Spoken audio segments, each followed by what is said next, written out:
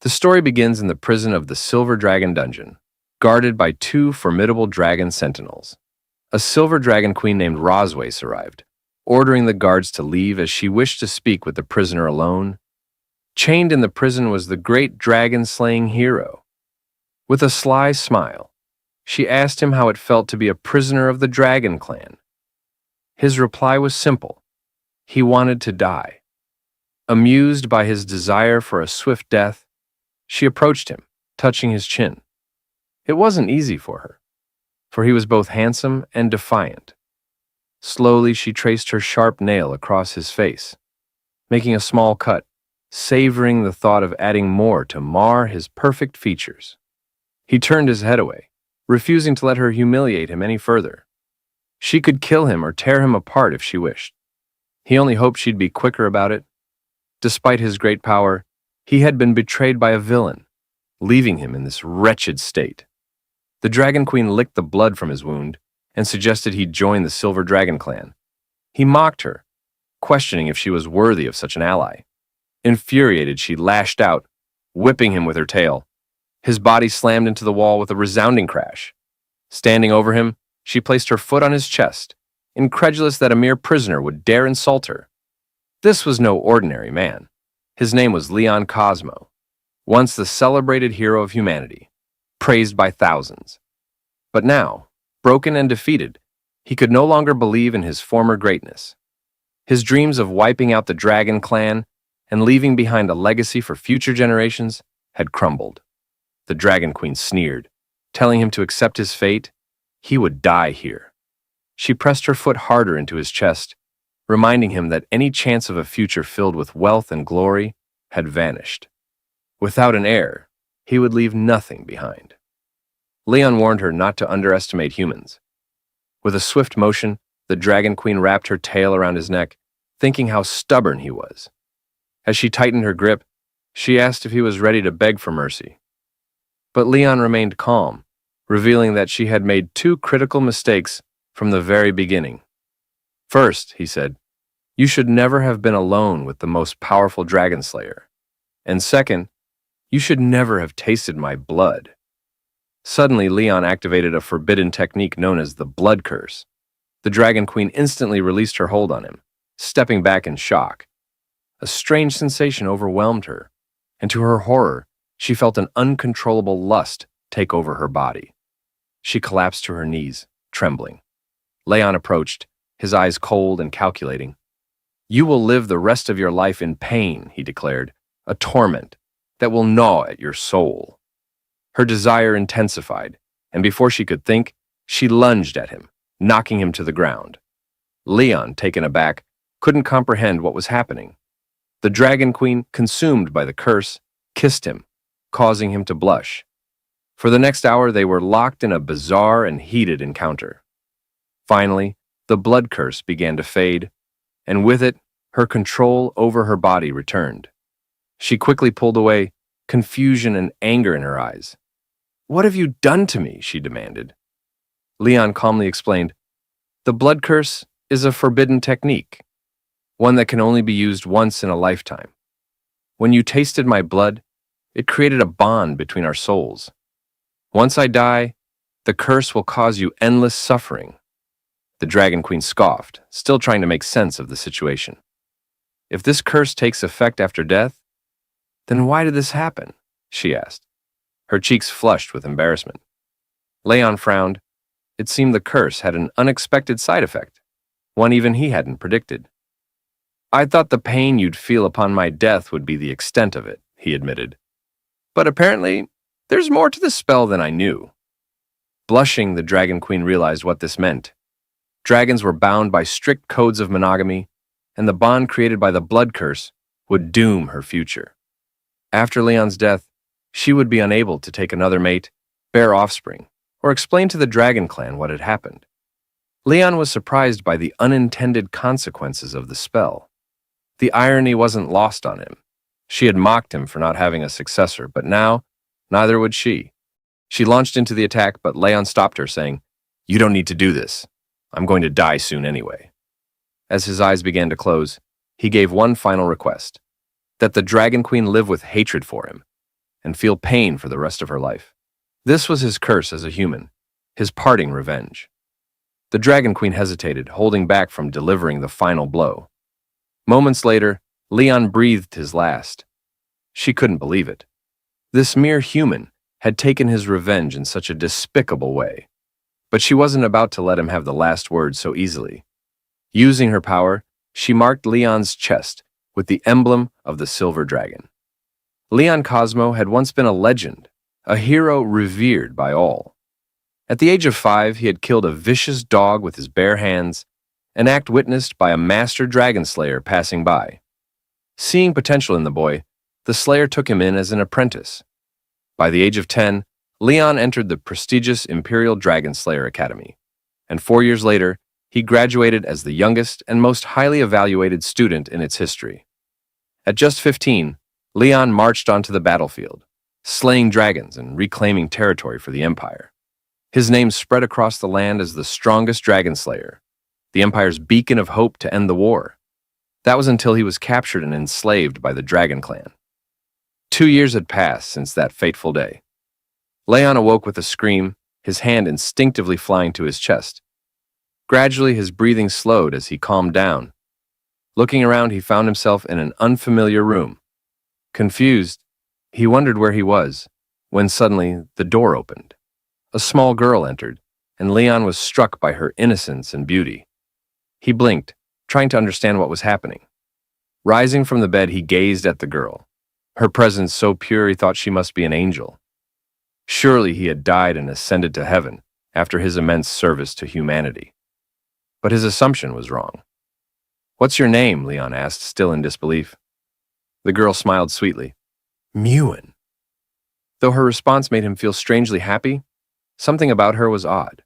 Her hair, black and white, seemed unlike anything he'd ever seen. Muan mentioned that her mother told her the name meant the moon, which left Leon confused. Did angels even have mothers? Introducing himself, Leon was startled when the little girl excitedly responded that Leon meant lion. Surprised, he asked how she knew that. She smiled and said it was what her mother had told her. Feeling a sense of unease, Leon asked, "What's your mother's name?" "Rosweiss," Muan replied cheerfully. Leon froze. Hearing the name, he quickly pieced it together. He was her father.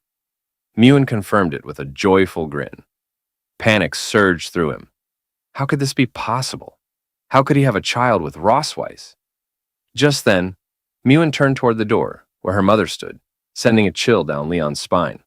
"Mama! Daddy's awake!" Muan called out, running toward her. Rosweiss's lips curled into a smile, but it wasn't the one her daughter imagined. Muan assumed her mother was happy, since she visited him every day. But as Rosweiss stroked her daughter's head, she wore a wicked grin. "Go outside and play, dear," Rosweiss said sweetly. "Your father and I need to talk." Once Muan left the room, Leon stared at Rosweiss in disbelief. "Is Muan really our daughter?" "Yes," she confirmed, closing the door behind her with her tail. "She's our biological child." Leon's mind raced. "Why did you have the child?" he demanded. "Why did you save me?" Rosweiss revealed that Leon had been asleep for 2 years. She hadn't forgotten what he'd done to her, and she wasn't going to let it go. Leon's anger flared. He hadn't meant for any of that to happen. "We're different," he growled. "We can't coexist. I would have never touched you if things had been different." Seeing the torment in his eyes, Rosweiss's expression darkened. "Oh? It was torture for you, was it?" She wrapped her tail around his leg, yanking him onto the bed. Climbing on top of him, she tore his shirt open and, with a cold gleam in her eyes, activated a spell. She was going to carve her own dragon mark into him, binding him to her forever. Even though Leon begged her not to, Rosweiss touched his chest, and a glowing magic circle appeared. This mark was to become his eternal shame. From this moment on, he would be her prisoner, bound to her forever, unable to leave. When his companions saw the dragon tattoo on his body, they would believe he had betrayed them and surrendered to the Dragon Clan. Leon still couldn't understand why she was doing this. Revenge among the dragon race was a mystery that had baffled human scientists for years. Their vengeance was not just extreme, it was an inhuman, paranoid obsession beyond human comprehension. For the Dragon Queen, it wasn't enough to defeat him. She wanted him to live in shame and suffer humiliation for the rest of his life. As the spell took hold, Leon began to feel an overwhelming desire he couldn't control.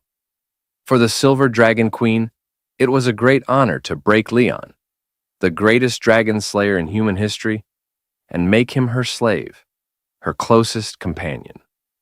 Now that he was fully under the spell, she climbed on top of him, deciding it was time to make him hers in every way. At the Silver Dragon Castle, even the maids noticed the queen was in an unusually good mood. Word spread quickly. The Dragon Queen's husband had finally awakened. Leon, overhearing this from a hidden corner, was shocked. She had publicly declared him her husband. No one knew just how terrifying she truly was. She had spent the entire day and night with him, and poor Leon's body was nearly broken. His waist felt as if it had been shattered. Furious, Leon swore he would not stay here to be her plaything. Stealthily, he slipped out of his room and made his way to the side door of the castle. But 4 dragon guards stood watch. Escape seemed impossible. The castle was eerily quiet, with far fewer guards than there had been 2 years ago. Something was strange about all of this. While Leon was figuring out how to avoid the guards, he stumbled upon a hidden hole in the grass. Silently, he approached it and saw a faint light coming from the other side. Unsure if it was a trap, he decided not to dwell on it. He had to escape no matter what. Even if it was a trap, he would force his way through. Without hesitation, Leon began crawling through the narrow tunnel. He muttered a sarcastic farewell to the perverted Dragon Queen, and as for little Muan, though she was adorable, she would have to stay behind for now. Meanwhile, on the balcony, Muan ran to her mother, excitedly announcing, "Father is digging a hole for the dog." The Dragon Queen, lounging in a bikini and sipping wine, chuckled at Leon's audacity. Muan eagerly asked, "When are you going to fish him back?" Rossweiss scolded her gently, saying that fish was too rude. "Say catch him back instead," she corrected with a smirk. Muan, a bit confused, nodded and agreed. As night fell, Leon finally managed to escape the castle and darted into the nearby forest. He knew if he could climb the mountains ahead, he'd be able to see the border of human territory. After running for hours, Leon felt confident that the Dragon Queen wouldn't be able to catch up to him. But to his dismay, the sky suddenly darkened, and the Dragon Queen, now in her true dragon form, appeared above him, praising him for being such a fast runner. Seeing her, Leon cursed his luck and bolted, but Rossweiss quickly landed in front of him, blocking his path. To his surprise, she wasn't angry. In fact, she seemed quite pleased. "Impressive, Leon," she said with a wicked smile. "I was the one who distracted the guards for you, and I left that little hole for you to find." Although Leon knew it was a trap, he had no other choice. He hadn't expected her to catch up with him so quickly. Returning to human territory now, marked with the Dragon Queen's seal on his chest, no one would recognize him as a dragon slayer. But Leon didn't care anymore. He was determined to start over as an ordinary man, believing it was far better than being tortured by her. Seeing his defiance, the Dragon Queen spread her wings, furious that he didn't appreciate her kindness. She grabbed him with her claw, and together they soared toward human territory. After 3 hours of flight, night fell, and the Dragon Queen released Leon near the border city of the Empire, sending him tumbling through the trees before crashing headfirst onto the ground. Dazed, Leon's headache vanished when he realized he was close to a human village.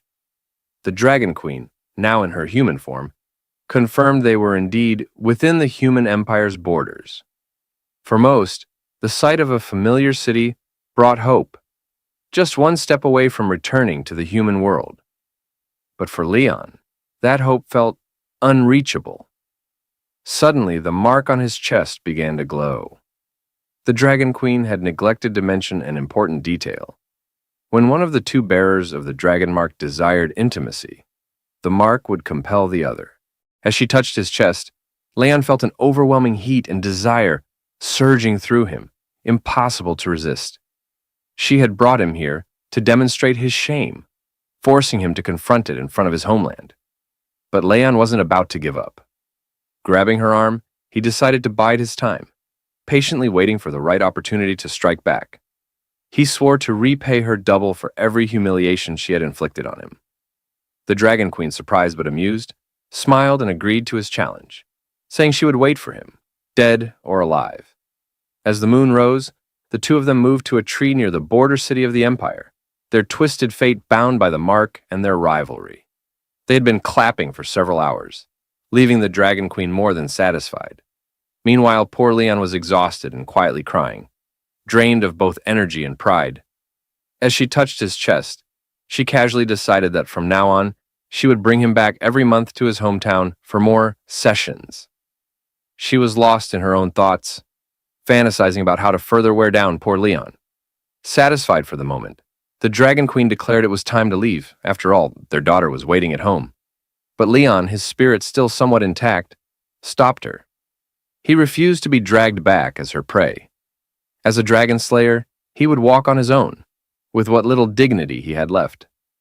She raised an eyebrow, explaining that it would take 3 hours to fly back to the Silver Dragon Castle at her speed, while it would take a human like Leon 10 days, maybe even half a month to walk.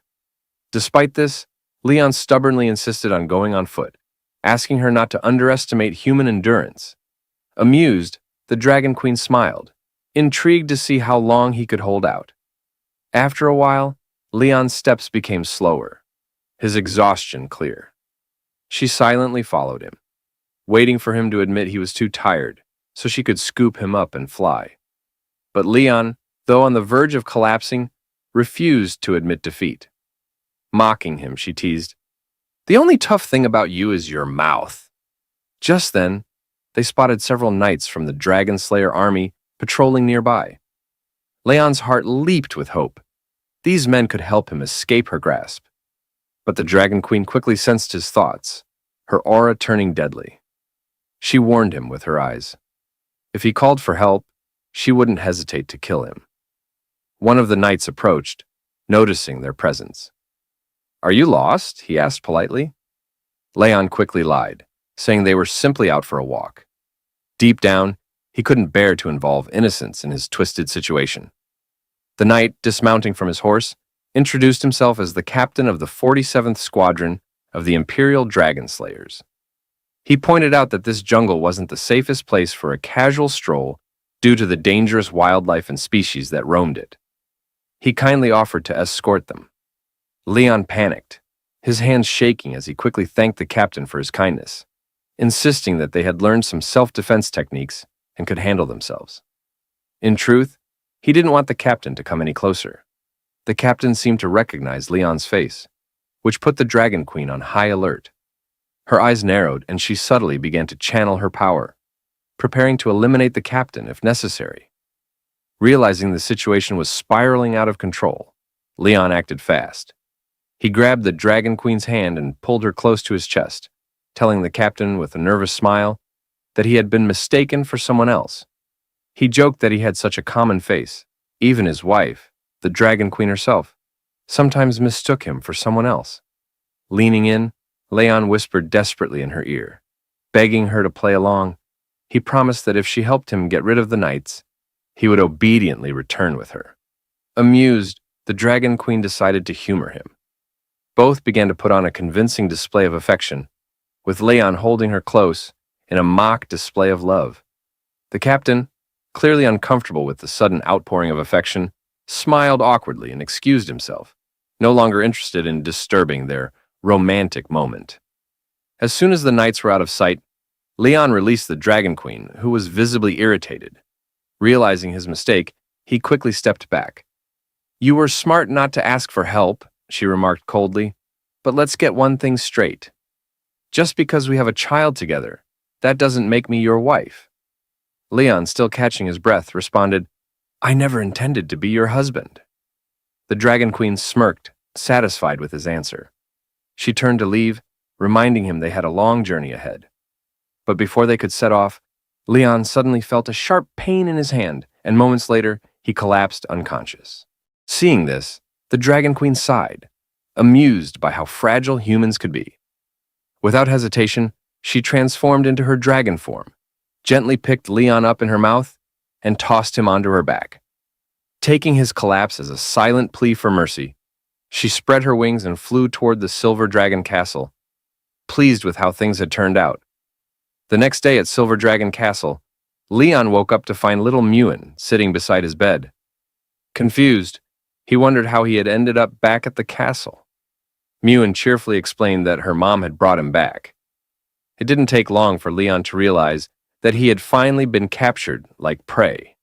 Glancing at his hand, he noticed it was bandaged, with a neat little bow tied around it. Muan proudly took his hand, explaining that she had done the bandaging herself, clearly hoping for praise. Leon smiled and gently stroked her head, realizing how different she was from what the dragonologists had said about her kind. Dragons were supposed to be fierce, raised in violence and blood from childhood. Yet, despite her dragon traits, Muan showed no hostility. She treated him with the warmth of a daughter, leaving him to wonder if this was because she was a human-dragon hybrid. He patted her head affectionately, telling her how amazing she was. "Muan, you're very cute," he said with a smile, then added teasingly, "But when you grow up, don't be like your mother." From the doorway, the Dragon Queen's voice cut in. "And what's wrong with being like me?" Leon froze, startled, realizing she had overheard him. Nervously, he tried to change the subject. Muan, meanwhile, eagerly showed her mother the bandaged hand, explaining that she had followed her mom's instructions perfectly. The Dragon Queen remained cold, giving no praise. "That's what you should do," she replied coolly. Muan simply nodded in understanding, used to her mother's strictness. Trying to lighten the mood, Leon patted Muan's head again. "Why don't you go hide in the garden?" he suggested. "I'll count to 100, and then I'll come find you." Muan's eyes lit up with excitement at the thought of playing hide-and-seek. As she ran off to hide, Leon glanced at the Dragon Queen, muttering to himself, "I'm definitely not like her mother." Then, he began to count as Muan disappeared into the garden. Once Muan left the room, Leon turned to the Dragon Queen and asked why she was being so hard on her. Sitting on the bed, she explained that all dragons were strict with their children from a young age to cultivate strong warriors. Leon countered that Muan was not entirely a dragon, and besides, she was very cute. The Dragon Queen scoffed, stating that Muan was indeed a dragon, and that cute was a derogatory term for one of her kind. Leon thought the Dragon Queen was also quite cute, but his comment only fueled her fury. In a swift motion, she grabbed him by the shirt, reminding him that he was just a slave for her to vent her anger on, and was not allowed to outshine her. Leon understood her position, and her mood seemed to lift slightly. After all, she was the Dragon Queen of the Silver Dragon clan, burdened with many governmental matters. As a result, she entrusted him with the responsibility of taking care of Muan. Leaning in close, she whispered in his ear that Muan liked him. Feeling overwhelmed, Leon made his way to the fountain, wishing he could escape the responsibility of caring for children, especially as a dragon slayer. Suddenly, he spotted Muan hiding behind a pillar, clearly underestimating his ability to find her. Pointing at her, he declared, "I found you!" But she remained still, prompting him to question whether she was upset. Apologizing for making her wait, he was taken aback when she suddenly took off running. Leon chased after her, asking, "Why are you running?" Muan turned a corner, causing Leon to lose sight of her. For him, predicting the mood of a child was quite difficult. He no longer doubted why the Dragon Queen had entrusted him with the task of caring for the little one. Just as he was starting to worry, Muan appeared behind him and wrapped him in a hug, leaving him surprised. Confused, he recalled that she had just run past him, but Muan insisted otherwise, explaining that since her dad hadn't found her, she had gone out to look for him. Though still bewildered, Leon decided he must have seen things wrong. Muan took him by the hand, urging him to follow her as she had something special to show him. Just then, another girl, resembling Muan, emerged from behind her and watched them in silence. That day, once the fountains were turned on, little Muan began to shake her head excitedly.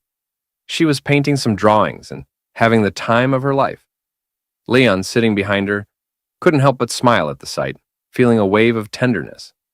Having a daughter felt good. For the first time, it seemed his soul had begun to heal.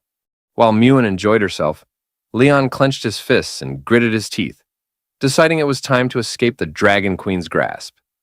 Just then, Muan ran toward him, eager to show him a family drawing she had made. Leon extended his hand with a cheerful smile, ready to praise her. But as he examined the drawing, shock washed over him. Muan had depicted two girls. Initially thinking it was a mistake due to her age, he pointed to the other child in the drawing and asked, "Why are there two children?" With a tender smile, Muan replied, "The other child is my older sister." Upon hearing that Muan had an older sister, Leon panicked. It didn't take long for him to realize that the girl he had seen earlier was not an illusion. The child he had spotted in the garden must be Muan's older sister. He regretted not calling her by name, which had likely caused her to feel upset. However, Muan reassured him that her sister wasn't angry. She was simply a little shy at seeing their dad. Leon rested his hand under his chin, reflecting on the fact that he had never met her before. It made sense that they were unfamiliar with each other. Today was a splendid day, and Leon couldn't shake the feeling that it was all the Dragon Queen's fault for hiding this information from him. He resolved to find her and demand some clarity. Meanwhile, in the Silver Dragon Castle, the Dragon Queen had gone to the library. As she read through some letters, a little messenger dragon arrived with a new message. Just then, the sound of footsteps approaching the library caught her attention. She and the little dragon watched the door intently, and moments later, Leon burst in, clearly furious. He called for her attention as she tucked the letter back into its envelope. With a calm demeanor, she asked him what he wanted. Leon stepped up to the table and explained that he had been playing with Muan and discovered that she had an older sister. He pressed her about when she planned to inform him of this other daughter. The Dragon Queen smiled, somewhat puzzled by his confusion at the revelation. Leon slammed his hand on the table with determination, thanking the Dragon Queen for her hard work. He hadn't expected her to have two children, and it was clear she had put in a tremendous effort. He resolved that when he returned to the Empire one day, he would add her name to his family tree. The Dragon Queen remained calm, a smile gracing her lips as she asked him if he understood why she hadn't mentioned her older daughter before. Leon speculated that she might be jealous of his closeness with Muan, fearing that Noah would come to see him. The Dragon Queen was somewhat taken aback by his eagerness to meet Noah. Unlike her, a cold and stern mother, Leon wanted to nurture a good relationship with his daughter.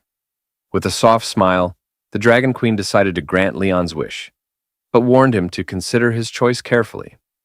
As the hours passed and darkness began to settle, Leon headed to the kitchen, a smile stretching across his face as he started cutting some carrots.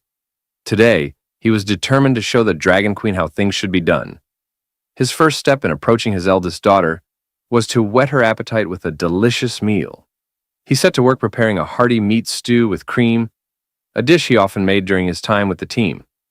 Everyone who had tried it claimed it was exceptional, and the sweet flavor was perfect for children. Using a spoon, Leon sampled the stew, savoring its rich taste. He hadn't forgotten how to cook, and as he clenched his fist in determination, he imagined Noah's smile as she declared that she loved the dishes her dad made. He believed that with this flavorful meal, he could win her over. As he stirred the pot, two maids watched him curiously through the window. One of them couldn't help but feel excited. Leon had just recovered from a serious illness, and for the sake of his family, he had taken it upon himself to cook. To the maids, Leon was the epitome of a good husband, one who genuinely cared for his home. Just then, the Dragon Queen and her two daughters entered the kitchen, with Muan eagerly greeting the maids. The Dragon Queen, wanting to create a more relaxed atmosphere for dinner, ordered the maids to take a break.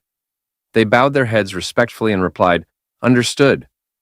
As Leon prepared the food and set it on the table, he carried the steaming stew just as the Dragon Queen entered the dining area. Little Muan rushed toward him, drawn by the delicious aroma wafting through the air. With a smile, Leon said, "I heard you both enjoy meat. so I made a special stew and fillet just for you." He hoped that this meal would convey his affection to Noah. To his surprise, Noah seemed indifferent to the feast before her gaze wandering elsewhere. Leon was left in shock, confused by her lack of interest. The Dragon Queen smiled knowingly, and in that moment, Leon's frustration flared. He realized that the Dragon Queen had anticipated this reaction, which explained why she had been reluctant for him to meet Noah. It was their first meeting, and the Dragon Queen prompted Noah to introduce herself. Obediently, Noah replied, "I am Noah, the eldest daughter of the Silver Dragon Queen Rosways," proudly noting that she was 1 year and 2 months old. Dragons were a long-lived race, and young dragons matured much faster than human children. Leon approached her, extending his hand in greeting. "I'm your dad," he introduced himself, hoping to make a good impression. To his surprise, Noah seemed mesmerized by him. Yet he couldn't shake the feeling that her indifference was unsettling. He wondered why she appeared so distant, and whether she harbored any resentment toward him. Noticing the awkward tension, Muan gently took Noah by the arm and whispered, urging her to engage in conversation so their dad wouldn't feel uncomfortable. But Noah's response stung Leon. "He seems very weak, and I'm not sure he's really our dad." Those words hit Leon like arrows, forcing him to confront the reality of his situation. It quickly became clear that he was facing the first crisis in his new role as Papa Leon. He wipes his face with a cloth, reflecting on the harshness of the situation, convinced that his daughter may actually be trying to challenge him. Despite the difficulties, he steels himself for what lies ahead. Noah firmly rejects something, her determined expression revealing her unwavering resolve. Whatever she is saying no to, it's clear she's standing her ground with conviction. The family sits around a table in an elegant dining room. The atmosphere is tense as they exchange subtle glances, with Muan quietly seeking help. The twins sit side by side, their similarities apparent, yet their contrasting personalities show even in this quiet moment. Noah eats attentively while Muan engages in conversation.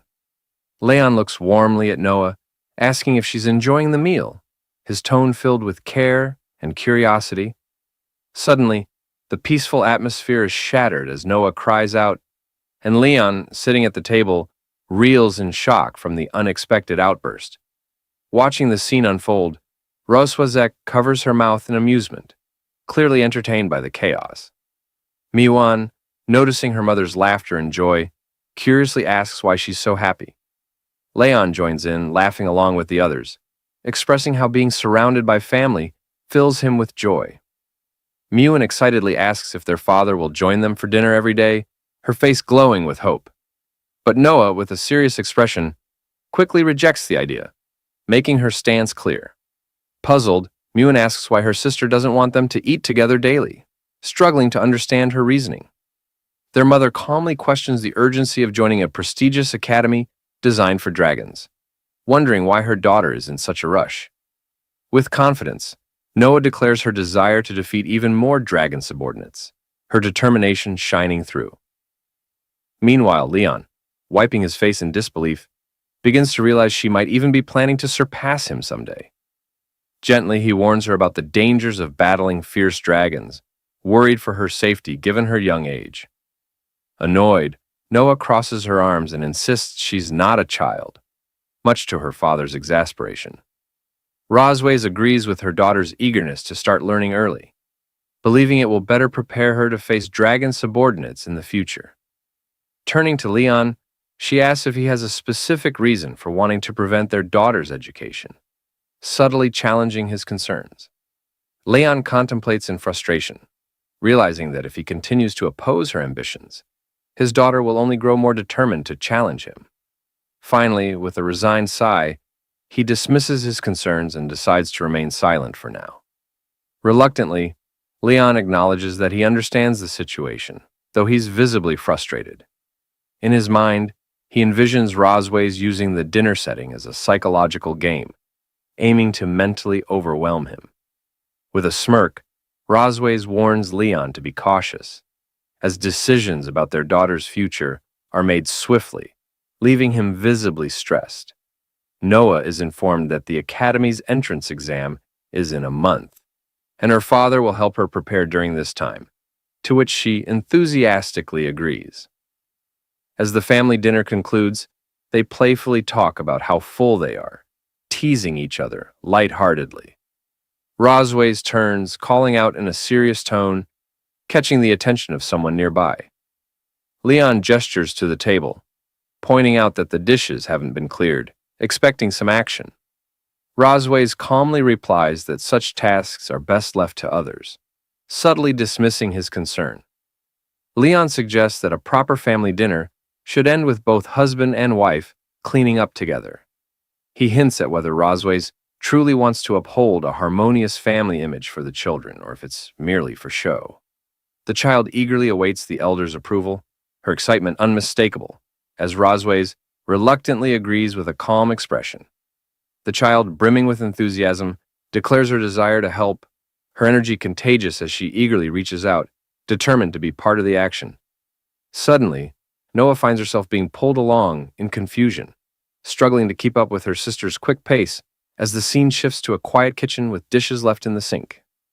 Rosways confronts Leon, asking pointedly when he plans to lend a hand. Leon crosses his arms and sternly reminds her of something he told her 2 years ago. Rosways, however, firmly asserts her refusal to deal with someone who has undergone rigorous training, her body radiating with power. Leon stands confidently, demanding to know Rosways' intentions with a sharp tone, reflecting on how he used to be easily manipulated. But things have changed. Rosways launches a powerful attack, warning him not to think he can escape so easily. Leon catches her strike with a firm grip, standing his ground and asking with a smirk, "Who said I was trying to escape?" Rosways groans in pain, struggling to maintain her strength, while Leon taunts her for being unable to fight back, mockingly calling her a fallen queen. He smugly explains how the effects of the dragon's mark have weakened her, comparing her to a helpless kitten, as he reveals newfound knowledge from her tribe's ancient texts. Sensing her shock, he taunts her thirst for control. Rosways, stunned, questions whether he has ever truly been conquered. Breathing heavily, her face flushed with emotion, she demands her tail be released, indicating that she's being restrained. Leon, holding her tail, speaks in a calm yet menacing tone, accusing her of disrespecting his dignity since the day he awoke. His smug expression contrasts sharply with her shocked, vulnerable state, as she glares at him angrily. Rosways responds fiercely, refusing to submit and calling him a bastard. Her emotions boiling over as she challenges his dominance. She stares at him, clearly taken aback by his bold actions. Meanwhile, two maids gossip in the hallway, wondering if the queen and her family have finished their private time, their curiosity hinting at something unusual happening inside. Peeking into the kitchen, they're shocked to find it sparkling clean, as if someone had meticulously scrubbed every corner. The maids speculate whether the prince is responsible for the surprising tidiness. One of them, delighted by the spotless state of the kitchen, happily holds up a polished plate. Meanwhile, Leon stands silently, observing the situation with a calm yet focused expression. Holding Rosways tightly, he warns her to stay quiet to avoid discovery by the maids, mocking her fall from grace as she finds herself in a vulnerable position. The door to the room shuts firmly and Rosways' eyes blaze with anger and determination, betraying her inner struggle against the humiliating circumstances. Leon smirks, tightening his grip on Rosways as he mockingly calls her his wife and suggests they get started. His expression shifts to a cold, determined gaze, showing his complete control over the moment. Rosways' eyes fill with helplessness and exhaustion, but she barely responds, seeming resigned to her fate. 3 days later, the scene shifts to a bright, majestic castle, standing tall under a clear blue sky. Two sisters stand by their father's bedside, worried as he hasn't woken up in 3 days. They wonder if he might be dead, but one of them calmly reassures the other to wait and see. Suddenly, Leon reacts as he's kicked in the face, groaning in pain from the unexpected hit. Noah, her foot still on his face, remarks that their father isn't dead yet. Startled and somewhat hurt, Leon questions if any child would treat their parent this way. As Leon regains awareness, He finds himself in bed with Muan by his side, who eagerly reacts to his movement as if she's been waiting for this moment. With joy, Muan announces that he's regained consciousness, while Noah sits nearby observing. Confused, Leon wonders when he even fainted. As he slowly sits up in bed, Rosways calmly offers to help Leon recall the events that led to his unconsciousness. A flashback reveals him being struck hard by Rosways. He remembers how the dragon mark on him became powerless after that night, triggering the painful moment when he was struck. Leon reflects on Rosways' ruthlessness, realizing her power is overwhelming and could have easily ended him if he had been any weaker. Still recovering, Leon sits quietly on the bed, watching Rosways, who has turned her back to him. He notes her beauty, despite her intimidating strength, and realizes she is a dragon over 200 years old. Muan, noticing her father's stillness, wonders why he isn't moving, speculating that he is simply stunned by their mother's appearance, hinting at the awe she inspires. Rosways is caught off guard as someone abruptly strikes a nearby surface, drawing her attention. Her expression shifts in surprise. Leon reaches down to pick up a flower accessory from the floor and gently places it on Rosways, stating that it suits her. Rosways reacts with surprise at Leon's thoughtful gesture, questioning if he's ever done something like this for other women. Leon chuckles and explains that as a child, he used to comb his master's donkey, claiming he has some skill in it. Muan looks up at Leon and innocently asks what a donkey is, catching him off guard. Smiling, Leon explains that donkeys are similar to dragons, but much smaller, stubborn, and make humming sounds when unhappy. He then imitates a donkey's behavior, amusing Muan with his antics. Rosways watches intently, noting the similarity between a donkey's stubbornness and her own personality. Leon suddenly recoils in fear as Rosways strikes him, sending him reeling. He clutches his stomach, wincing in pain, but reassures Muan that he's fine when she asks if he's okay. Rosways assigns the task of teaching the girls to write, declaring that Leon will handle it. Leon, taken aback, realizes he's been volunteered without any say. Muan excitedly cheers that their father will teach them, while Noah confidently claims she already knows how. The two girls race off to the study room, eagerly discussing which colorful pens they want to use. Meanwhile, Rosways informs Leon that her sister's coming to visit, and that she doesn't want him appearing in front of her. Leon looks surprised, puzzled as to why he's being told to avoid the meeting, and voices his frustration about not being allowed to meet her family. Rosways reminds him that he is now part of the Silver Dragon clan and was in a coma for 2 years due to a mysterious illness. She explains that he has only recently woken up, emphasizing the complexity of his new situation. Rosways warns him that if he is ever forced to meet her sister, he must stick to the false identity she has crafted for him. Rosways emphasizes the importance of keeping up the story, and Leon listens intently, still processing the situation.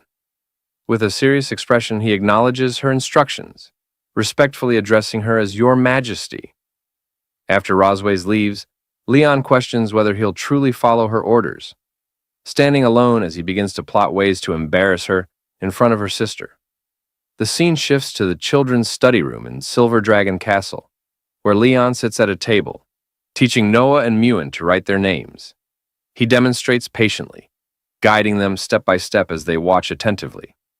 After writing their names as examples, he asks them to practice by copying his writing. Muan looks excited, while Noah's expression remains more serious. Studying Leon's writing, Noah comments that it isn't as good as her mother's, hinting at her high expectations. Leon feels a twinge of frustration at the comparison, sensing the pressure to meet her standards. When Leon stands to leave, Muan curiously asks what he's planning. He replies that he forgot to deliver something to their mother, and assures them he'll check on their progress later, though his carefree attitude leaves Noah doubting his seriousness. Muan teases her sister for seeming happy, which Noah sternly denies, insisting they focus and practice as instructed. She looks down with a soft blush, momentarily thoughtful. The scene transitions to the grand gates of Silver Dragon Castle, where soldiers and prominent figures gather for a formal event. There, Isha Melkvi, the Red Dragon Queen, stands confidently, her striking red hair and royal attire making a powerful impression. Rosways rushes to embrace her sister, their close bond evident in the warm reunion. The reunion is filled with warmth as Aisha and Rosways joyfully greet each other after a long time apart. Isha Melkvi compliments her sister, noting how vibrant she looks since their last meeting. Rosway seems a bit taken aback by the compliment, modestly disagreeing. Curious, Isha inquires about Rosway's husband, having heard that he has finally woken up. She wonders aloud why she hasn't been allowed to see him yet. Rosways explains that her husband is unwell and cannot meet with Isha at the moment. Disappointed, Isha admits she was eager to see what the Dragon King who kidnapped her sister looks like. With a teasing tone, she hints at the dynamics of Rosway's relationship, suggesting that their quick marriage and child imply a strong bond. Rosways becomes defensive, firmly rejecting the notion that marriage and children necessarily signify a good relationship. She firmly denies any attraction to her husband, both in the past and for the future. Aisha smirks, commenting on her sister's toughness, recognizing that her strong personality remains unchanged. Rosways cheerfully suggests they take a walk in the garden to chat, showcasing their strong bond. Aisha agrees, allowing her sister to lead the way. The sisters stroll together, smiling and enjoying each other's company. Meanwhile, Leon observes the two sisters from a distance using a telescope, recognizing Rosway's sister. He watches intently, gathering information as he studies them from afar. Determined to test the range of the dragon pattern, he seeks to discover how far its power can extend. As Aisha and Rosways wander through a beautiful garden filled with blooming roses, they discuss the recent instability within the Dragon Clan. They note that the Red Flame Dragon King has been particularly active lately, raising concerns among them. Rosways is taken aback when she hears the name Constantine mentioned in connection with the recent turmoil. She questions her sister, recalling that Constantine has been missing for years. Isha speculates that he may be attempting to expand his territory, using the current chaos to his advantage. Suddenly, Rosways reacts in shock, her body glowing with energy as something unexpected occurs. Her eyes widen as she senses something unusual happening around her. Noticing the change in her sister's demeanor, Aisha asks what is wrong. Rosways quickly brushes it off with a smile, assuring her sister that nothing is amiss and encouraging her to continue speaking. However, Rosways can't help but think about the Dragon Slayer, reminiscing about past incidents. In her thoughts, she mutters a frustrated remark about Leon, referring to him as a damn Dragon Slayer. Clearly irritated by his actions, Isha grows serious and advises that they strengthen the border defenses. She mentions sending someone named Shin Long to keep in touch in case there are any new developments. Rosways senses something and becomes alert as she thinks to herself. At that moment, Aisha notices her change in demeanor and asks, "What's wrong?" Rosways tries to dismiss her concern, replying, "Nothing, sister. Please continue." However, in her mind, she curses someone, muttering, "Damn Dragon Slayer." Isha continues talking, stating that they need to strengthen the border defenses and that she will send someone to contact her if there are any developments. Amused by the idea of the dragon pattern, Isha mentions how young people are casually playing around with it. Meanwhile, Leon reclines comfortably in a chair, contemplating how long Rosways can endure the effects of the dragon pattern. Suddenly, the door bursts open, and Rosways storms into the room, clearly upset. She grabs Leon by his collar, accusing him of deliberately activating the dragon pattern to embarrass her in front of her sister. Seeing Rosways' anger, Leon quickly decides to play innocent and fool her. He looks affectionately at her, making a pitiful face as he gazes into her eyes. "Is it wrong for me to want you?" he asks. Rosways is taken aback and lets go of his collar, her face turning red as a tomato at his unexpected words. To hide her reaction, she covers her face with her hand.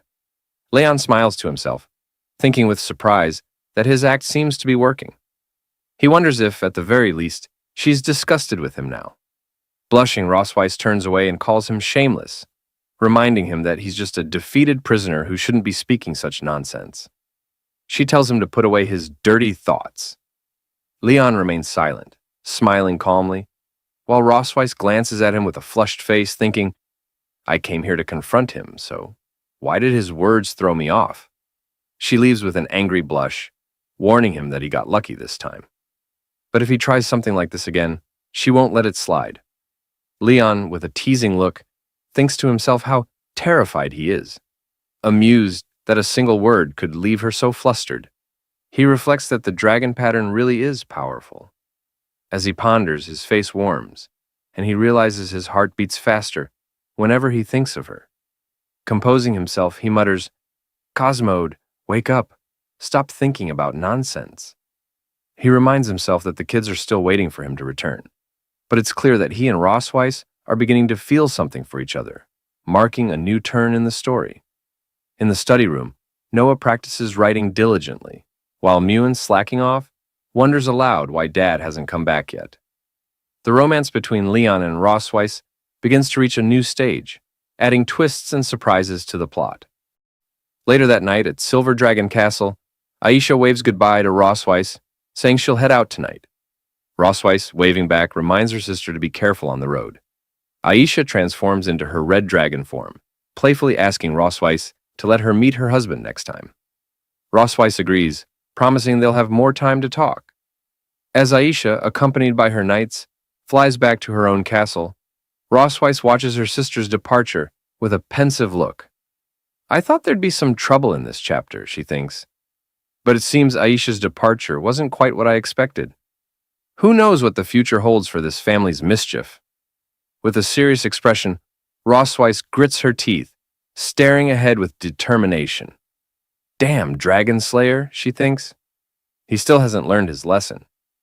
She decides tonight will be different. Meanwhile, Leon, on the other side of the castle, sneezes repeatedly, wondering if someone's talking about him. He settles down to read the story of the young dragon as a bedtime story for Noah and Muan. As he reads, the girls drift off to sleep, looking absolutely adorable. Smiling, he quietly closes the book, gently tucking them in and whispering, Don't catch a cold. Leon slowly exits the room, taking care not to disturb his sleeping daughters. Just as he shuts the door, Rossweiss suddenly slams her hand against it with a loud thud, startling him. Her serious expression catches him off guard as she asks, Where are you planning to go? With an awkward look, Leon glances at her. Is your sister gone? He asks. With a sly smile, Rossweiss replies, We still have things to settle tonight. She grabs his collar, dragging him forward with determination. Leon protests, but she pulls him along, ignoring his resistance. In the Silver Dragon Queen's bedroom, Leon places a tub of hot water down with a loud clatter in front of her.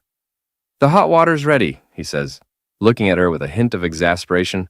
What do you need it for? Rossweiss stretches her legs out in front of Leon, looking at him with an air of superiority. I'm exhausted from walking all day, she says. Wash my feet. Leon stares at her, stunned. His expression shifts to serious disbelief as he takes in her request. Rossweiss, with a commanding look, adds, Enough with the nonsense, just do it. This is your punishment for today. Sighing in frustration, Leon removes her heels, thinking to himself, I'm a dragon slayer, and now I'm reduced to being a foot-washing servant for a dragon. As he looks down at her feet, he can't help but wonder just how many dragon slayers have fallen under them. Rossweiss notices him staring and frowns. What is he thinking, she wonders. A blush creeps onto her face as she begins to suspect he might have a strange fascination. Before she can say anything, Leon grins mischievously and plunges her feet into the hot water. Get down here, he says half playfully. The water is scalding, and Rossweiss immediately recoils, her expression shocked. She kicks him under the chin, shouting, It's too hot, you fool! Her kick sends him flying back, and Leon hits the ground, coughing up blood. With a cold, piercing look, Rossweiss steps onto his chest, pinning him down. You did this on purpose, didn't you? She asks icily. Trying to get back at me? Leon, his defiance undiminished, gives her an arrogant smile. Well, you're the one who demanded I wash your feet. Rossweiss's cheeks flush as she looks down at him. Seems you still haven't learned your lesson, she says, slowly dragging her foot down his chest. Her tone drops to a mocking whisper. I bet you never thought you'd end up beneath a dragon. As Rosweiss presses her foot down on his lower body, Leon feels a wave of conflicting emotions. His face flushes from her touch, and in a strained voice, he tells her to stop. He's torn between the humiliation of the situation and an odd sense of comfort. Rosweiss, smirking with a touch of arrogance, leans in. I'm curious, she says coolly. Just how long can you endure this? Leon, still flushed, glances up at her defiantly. I won't give in to this dragon's games, he thinks, steadying himself. With a sudden move, he catches her leg, and as he stands, he grins confidently. I've had pigs' trotters, cows' trotters, goats' trotters, but dragons' trotters. Now that's something new. Rosweiss's eyes widen, her face turning red as she asks, What are you doing? Without missing a beat, Leon playfully bites her leg, exclaiming, Tonight's snack, raw dragon claws. As Leon bites her leg, Rosweiss screams angrily, threatening to kill him. The next morning, Moon and Noah wake up. Noah is fully alert, while Moon is still half asleep. When Rosweiss enters the room, her leg wrapped in bandages, Moon notices and asks, Mom, why are you limping? Rosweiss brushes it off, replying, It's nothing. Meanwhile, Leon sports a bandage on his cheek. Noticing it, Moon turns to him, asking, Dad, why do you have bruises on your face? Mirroring Rosweiss's posture, Leon folds his arms and says, It's nothing. Moon, puzzled and curious, places her hands on her hips, staring at both Leon and Rosweiss with a questioning expression. Suddenly, an idea pops into her head, and her face lights up with excitement. You must have been playing some fun game without me, she exclaims, raising her hand. I want to play too. Noah, arms folded, watches her sister with a blank expression, silently observing the scene. Later, Leon and Rosweiss walk in the garden outside the Silver Dragon Castle. Both look away from each other, each lost in their own thoughts. One maid nudges another, pointing and saying, Look, the queen and the prince are on a date. The blue-haired maid giggles, adding, What a lovely couple they are. However, she then remarks that they seem a bit distant. The other maid watches them contentedly. Rosweiss and Leon continue walking in silence, the quiet between them stretching. Leon, watching Rosweiss from behind, wonders how things ended up this way. He thinks back, recalling how she had earlier suggested they take a walk together. Shocked, he'd asked why he should walk with her. Rosweiss had replied that it was his duty to keep up the appearance of family harmony for the sake of outsiders. In the garden, Leon glances at Rosweiss, sensing something unusual about her today. She's not typically this proactive, and he wonders what she might be planning. Meanwhile, Moon and Noah, hiding behind a nearby tree, observe their mom and dad. Moon mutters to herself that Dad is so clueless. He can't even hold hands. Suddenly, an idea pops into her mind. With determination and bright eyes, she clenches her tiny fists and declares that she's going to help them. Noah, taken aback, tries to stop her. Wait, Moon, she says, but Moon doesn't listen. She jumps up and runs toward them. Noah calls out again, telling her to leave them alone, but Moon, already in motion, ignores her words. As she nears, Moon calls out to her parents. Hearing her voice, Leon and Rosweiss turn, surprised to see her racing toward them. Leon asks why Moon followed him, but before he can finish, Moon grabs both his and Rosweiss's hands, quickly linking them together. Both Leon and Rosweiss are startled by her sudden action. With a cheerful smile, Moon says, When you take a walk, you're supposed to hold hands. Then, with a quick spin, she runs back, saying she's going to play with her sister. Leon watches her leave, wondering where this child learned such things. Back at the tree, Noah pinches Moon's cheeks, scolding her for not listening. Moon, tearing up cutely, admits she was wrong, promises not to do it again, and asks her sister to let go. Leon and Rosweiss stand in silence, still holding hands, wearing blank, confused expressions. Blushing, Leon looks away and says that this is a bit unexpected, asking what he should do. Rosweiss, also blushing, replies softly that it's okay. They can just hold hands for now. As Leon and Rosweiss continue walking, Leon remarks that she seems unusually calm today, which makes him feel a bit uneasy. Rossweiss responds with a smirk, saying it seems like she's finally tamed him, and now that they're getting along, he's the one who feels unsettled. While they chat and stroll, Moon and Noah watch them from behind a tree, curious and observant.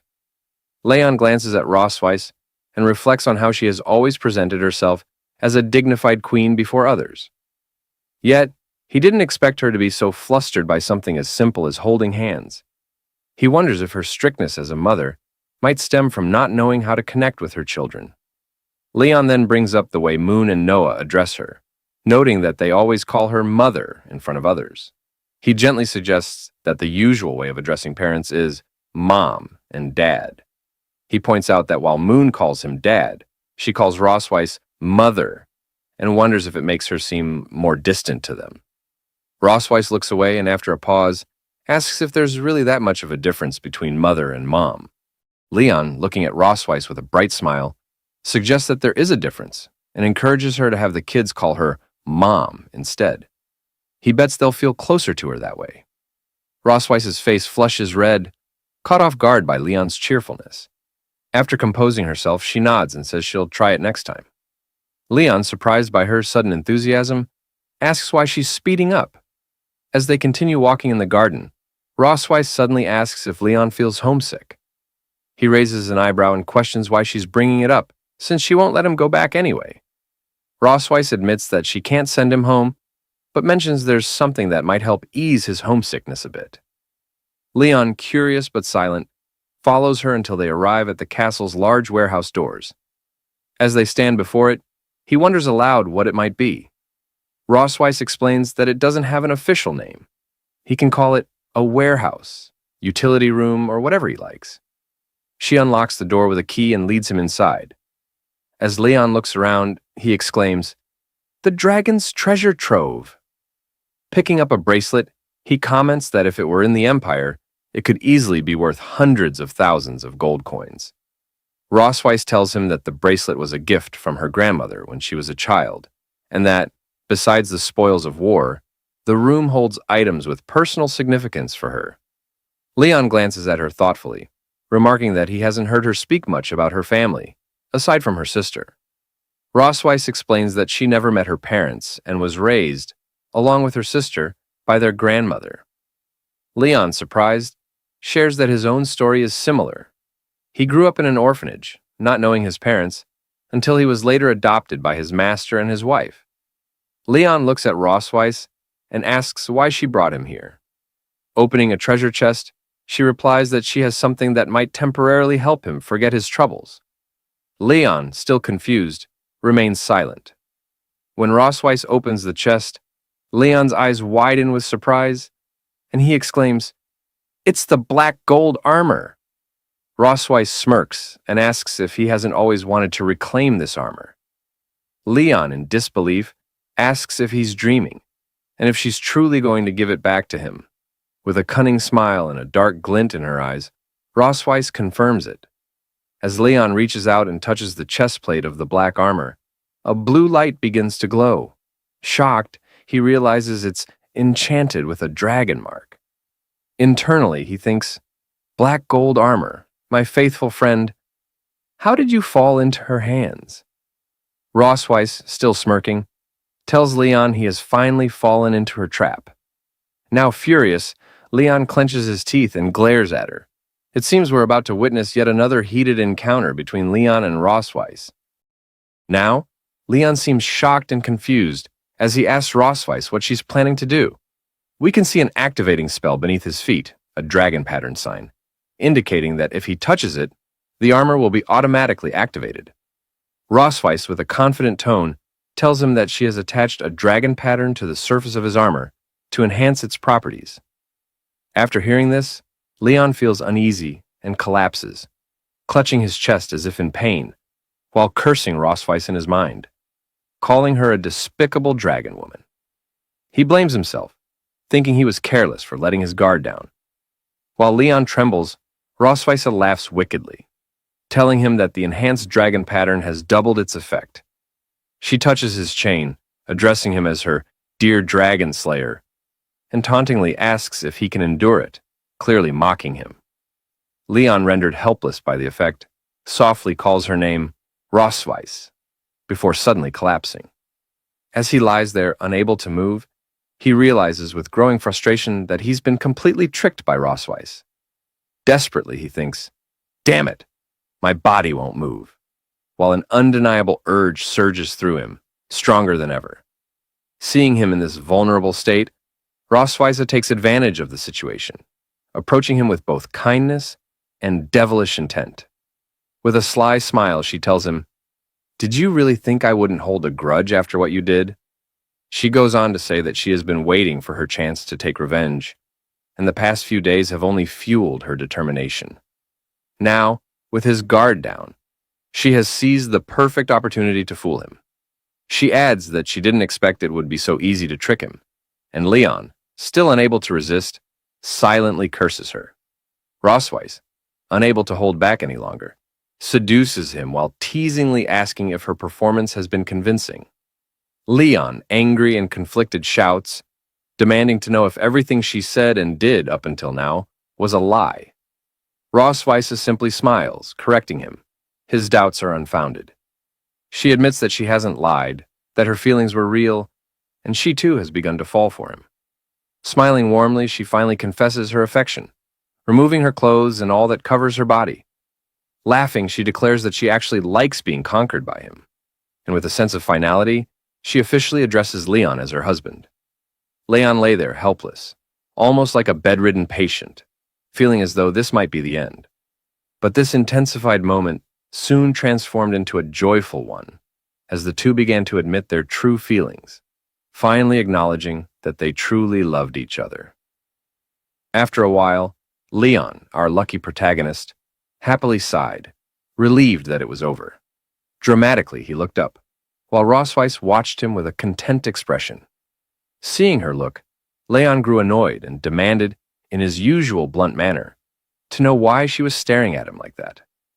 In response, Rossweiss leaned in, grabbed his mouth, and whispered in his ear, "Compared to 2 years ago, the scars on your face have faded a little, but you look more worn by the vicissitudes of life, a little more like a mature man." Unmoved by her words, Leon snapped back, saying she was just trying to trick him again and that he wouldn't fall for it this time. Rossweiss simply smiled at him and remarked, "You've gotten smarter, Leon." Leon, instantly suspicious, looked at her with a questioning expression as she hesitated, stopping mid-sentence with a "but." Rossweiss, blushing, then laughed and said that his health wasn't as good as it used to be. Hearing this, Leon's eyes widened in shock, feeling as though his whole world had shattered with just that one sentence. His face went pale, imagining that she was implying he was no longer as fit as he once was. His mind raced, and as his thoughts spiraled, his jaw dropped wider and wider at the implication that he wasn't as good as before. Finally, he let out a loud scream, overwhelmed by his own fears and wild imagination. The next day at Silver Dragon Castle, Leon appeared with dark circles and bags under his eyes. As he opened the door, he announced his arrival, saying, "I'm here." Entering the room, he found Rossweiss and Noah waiting inside. Rossweiss folded her arms and greeted him with a "Good morning," smirking and mockingly remarking, "It seems you didn't sleep well last night." Gritting his teeth in frustration, Leon replied that it was all because of what she had said. Laughing, Rossweiss teasingly claimed, "I don't remember saying anything at all." From the sidelines, Noah watches the exchange between Leon and Rossweiss, thinking, "It's starting again." Rossweiss shifts the conversation, mentioning that the entrance exam for St. Heath Academy is very strict, and tells Leon he should begin tutoring Noah on dragon knowledge today. As she moves closer, leaning in and whispering in his ear, she taunts him, saying that for now, he can only demonstrate his value in other areas. Hearing this, Leon, fueled by anger, snaps back that he just wasn't in the best shape yesterday. With a determined expression, he points a finger at Rossweiss and loudly declares that he'll make sure Noah passes the test. However, he adds that, in return, he wants something of equal value from her. Rossweiss smirks, saying she's willing to agree to his request, but warns that his demand can't be too excessive. Leon firmly replies that a promise is a promise. Laughing, Rossweiss walks away, telling him he should study hard. With a mocking tone, she calls him dear and warns him not to get too tired. Fueled by anger, Leon shouts after her, "That female dragon. She's done." Rosweiss waves dismissively as she walks away. Noah, observing the interaction, asks Leon why he quarrels with her mom. Folding his arms, Leon denies it, saying it's just their daily communication. Then, surprised, he asks Noah what she just called her mother. Noah replies, "Mom." Taken aback, Leon steps closer and asks if she was told to change to that name. He then inquires whether she prefers the old name or the current one. Noah, looking away with a slight blush, replies that she prefers the current one. Leon smiles brightly at her, saying he knew they'd love it. Surprised by her father's cheerful demeanor, Noah remains silent, simply looking at him. As she turns to leave, she asks when they can start studying. Leon, caught off guard, calls out to her, telling her to wait for him. Now, in the heart of Silver Dragon Castle, the night stretched out in eerie silence, but in the children's study room, a lone light flickered. Leon sat hunched over his desk, eyes locked on a stack of ancient Dragon Clan tomes, his mind deep in thought. The rest of the castle had long succumbed to sleep, including his children. Yet in the midst of this quiet, Rosweiss swept into the room. She raised an eyebrow as she spotted Leon, still engrossed in his books. "Oh, you're still awake this late?" she asked, her voice carrying that familiar blend of surprise and pride. Leon didn't even look up, instead tapping his temple with his pen, as if working through some complex puzzle. "Noah's quick to grasp concepts," he muttered, half to himself and half to Ross. "Typical teaching methods won't cut it for her. I need to design an entire curriculum. Key concepts, test questions. Looks like I'll be pulling an all-nighter." Ross's lips curled with pride as she stole a glance at their daughter, sleeping peacefully nearby. "Of course," she said, lifting her head and naturally her chest in an almost regal motion. "After all, Noah is like me." Leon smirked, finally looking up from his books to meet her gaze. "Is she, though?" he challenged, a glint of mischief in his eye. He stood up, stretching his tall frame with a flourish, folding his arms with dramatic flair. "I was the top dragon-slaying genius every year, you know," he declared, sounding almost as proud as Ross. "Top of my class in exams, undefeated in field training, awarded every scholarship they had. The school pretty much ran out of ways to praise me," Leon boasted, tossing her a smirk over his shoulder, as if daring her to top that. He leaned forward, eyes gleaming with a playful taunt. "So, Your Majesty, what were your accomplishments?" For once, Rosweiss looked stumped. Her dragon-slaying record spoke for itself, and there was no question about her military prowess. But academics? She faltered, her brow creasing in frustration. Had she underestimated him? This was Leon, after all, the same man she'd always assumed was all brawn and no brain. Her pride took a hit as she realized he might be sharper than she'd given him credit for. With a disdainful smirk, she countered, "So powerful, yet still my captive, aren't you?" Leon's face darkened. "Damn it, I only lost once," he spat back, his pride visibly wounded. A dragon slayer of his caliber, felled by none other than the Silver Dragon Queen herself, now reduced to a near constant cycle of defeat and exhaustion under her relentless watch. He slumped back in his chair, muttering bitterly, "One mistake, and now I'm stuck. Tiger in the plains, bullied by a dragon." Ross, smiling smugly at his brooding, leaned in closer, her voice laced with sarcasm. "Afraid of being ridden by a dragon, aren't you?" Suddenly her gaze fell on the bright yellow peppers, her eyebrows arching in suspicion. "What are you doing with these?" she asked. Leon blinked, as if just noticing them for the first time. "Oh, those?" he said with a casual shrug. "Brought them from the kitchen to help keep me awake." Ross's expression shifted from confusion to genuine concern. "Those are Dragon Clan yellow peppers. You're a human. There's no way you can—" But it was too late. Leon had already popped one into his mouth, chewing confidently, for all of 2 seconds. His face instantly turned as red as the fire in a dragon's belly. "So spicy," he gasped, his eyes bulging as his mouth became a molten furnace. He began pacing, patting his face and darting around the room, frantically searching for water. "Water!" Water! Ross, torn between sympathy and amusement, shook her head. Watching Leon scramble about, she couldn't help herself. She stepped forward and caught his face in her cool hands. Their eyes met and both froze. Leon's cheeks were blazing, though this time, perhaps not just from the pepper. Ross quickly looked away, clearing her throat in a half-hearted attempt at nonchalance. My hands are cool, she said, her voice casual, but not quite. It might help. As her fingers rested against his flushed cheeks, Leon's panic gradually melted into a strange, unexpected calm. Her touch was gentle, easing the pepper's searing heat in a way that didn't sting or shock, but soothed. He closed his eyes, letting the coolness of her fingertips wash over him, the burn slowly fading. Despite himself, Leon felt an unexpected sense of comfort from the simple gesture. Thank you, he murmured, reluctantly pulling back, though the warmth on his face lingered, now mixed with an undeniable blush. Ross dropped her hands and stepped back, her expression unreadable as she turned to leave. Get some rest, and try not to eat the peppers again, she said, sarcasm slipping in as she moved toward the door. Leon nodded, muttering a half-hearted, Yeah, got it. But his gaze lingered on her as she left. When she was gone, he groaned, fanning his cheeks, as if the memory of her touch might be hotter than the pepper itself. Yet reality soon crashed in as he recalled her usual treatment. His arms crossed defensively. Squeezes you dry, then blames your lack of endurance when you can barely stand. He scowled. You can't go soft on her, or you'll end up bedridden. Determined, he grabbed a book and began flipping through the pages, searching for a solution to his problem. After a few minutes of browsing, his eyes lit up. Black Dragon Pill. A highly effective body-strengthening elixir, nourishing and stabilizing the core. Jackpot. Perfect, he muttered, his eyes alight with excitement as he stared at the entry, as though he'd found treasure.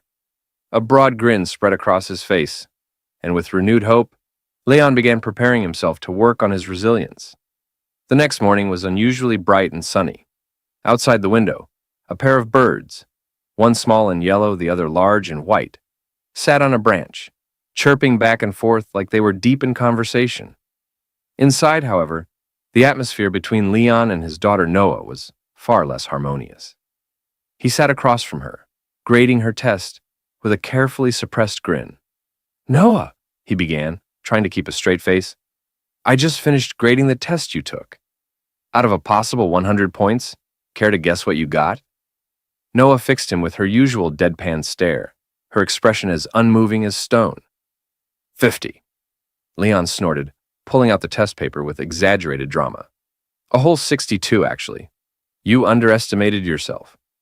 Noah's eyes narrowed as she stared down at her test, scanning the answers with a quiet intensity. Her small hands tightened around the paper and her brows furrowed ever so slightly. It was clear she wasn't thrilled with her score. Leon softened as he watched her, noticing how serious she was, mature even for someone her age. While her younger sister Muan was probably outside chasing butterflies or counting clouds, Noah had approached her studies with a tenacity that had surprised him. She could be so painfully hard on herself, almost like her mother. Reaching out, Leon placed a hand on her head, mussing her hair gently. For a first try, 62 is pretty impressive, kid. Noah glanced up at him, her cheeks barely coloring at the rare compliment. Thanks, she mumbled, a touch of pride slipping into her usually stoic tone. But just as Leon leaned in to offer more encouragement, he was struck by an unexpected coughing fit. He quickly turned away, wincing as he rubbed his throat. Sorry about that, he managed to croak, his voice rasping. His eyes watered slightly as the irritation settled in, and he immediately remembered the pile of yellow Dragon Clan peppers he had munched on the night before. Why, he wondered, did I think wake-up peppers were a smart idea? Just then, Noah's expression shifted, as though something had dawned on her. She reached into her pocket, rummaged around, and produced a small, round tin with dragon throat lozenges, elegantly scrawled across it. She held it out to him, her usual reserve still intact. Leon blinked, surprised. Is this for me? Noah's face didn't change, but there was a barely perceptible flicker of embarrassment in her eyes. Mom said to give it to you, she said, her voice just a little colder than usual, as if distancing herself from the kindness.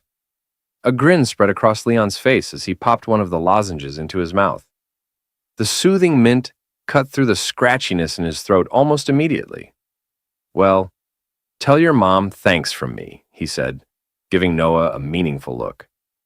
Like mother, like daughter, he thought, amused. Cold on the outside, but with small gestures of warmth that slip through when they think no one is watching. The lozenge melted away in his mouth, bringing welcome relief to his pepper-ravaged throat. Leon turned back to Noah, feeling his energy restored. "Now, where were we?" Noah's gaze grew sharp again, her serious side kicking back in. "You said we'd go over the questions I got wrong." Leon laughed, feeling a surge of pride as he watched her. "Right you are, Noah."